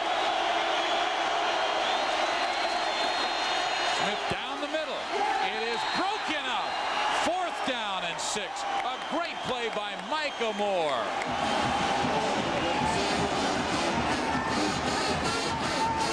When Micah Moore makes a great play over the middle. Oregon going to elect to kick the 3 points here, but Akili Smith does a great job holding the ball high, great fundamentals, fires the ball low, just a shade behind Tony Hartley. Micah Moore locked on to a wideout that time, making the play. Now Villegas. This from 26. It is good. And Oregon has the lead, but just by 3, 41-38. It's Oregon State's turn. If they score a touchdown, the game is over. Both teams with great kickers. Jose Cortez for Oregon State, and Villegas we just saw for the University of Oregon. Let's go back to our College Football Saturday studios and Kevin Frazier. Welcome back into our College Football Saturday studios. Rivalry Saturday, a lot of great games. We're going to start with the #1 team in the nation. Kellen Winslow in here with me. And Tennessee taking on the Kentucky Wildcats, and the #1 team in the nation doesn't miss a beat. 59-21 the final score. Meanwhile, Kansas State, they sneak by Kellen's Missouri Tigers 31-25. But right now, let's get you back to Corvallis. Kevin, for the first play of Oregon State's overtime drive, the second overtime here in Corvallis. Jonathan Smith in trouble. He throws it to Maurer, the tight end, and Maurer has about an 8-9 yard gain. They'll need 2 for a first down. Boy, they've been running Simonton so well, and to go pass on first down, thought it was a great call by Mike Riley. Boy, and you know what? Both quarterbacks have just made play after play, and Jonathan Smith that time, he's putting up some great numbers himself. He's just able to get the ball off. Was a great play that time, getting the ball to the tight end of the flat. Let's see if they run Simonton this time. Yes, they will, and Simonton has the first down. Simonton to the 5, touchdown! Oregon State does win!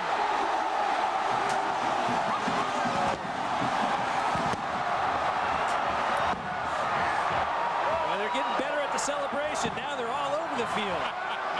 Second time around, Oregon State, Mike Riley, 5th win, the first time for Oregon State since 1971 to come away with 5 wins.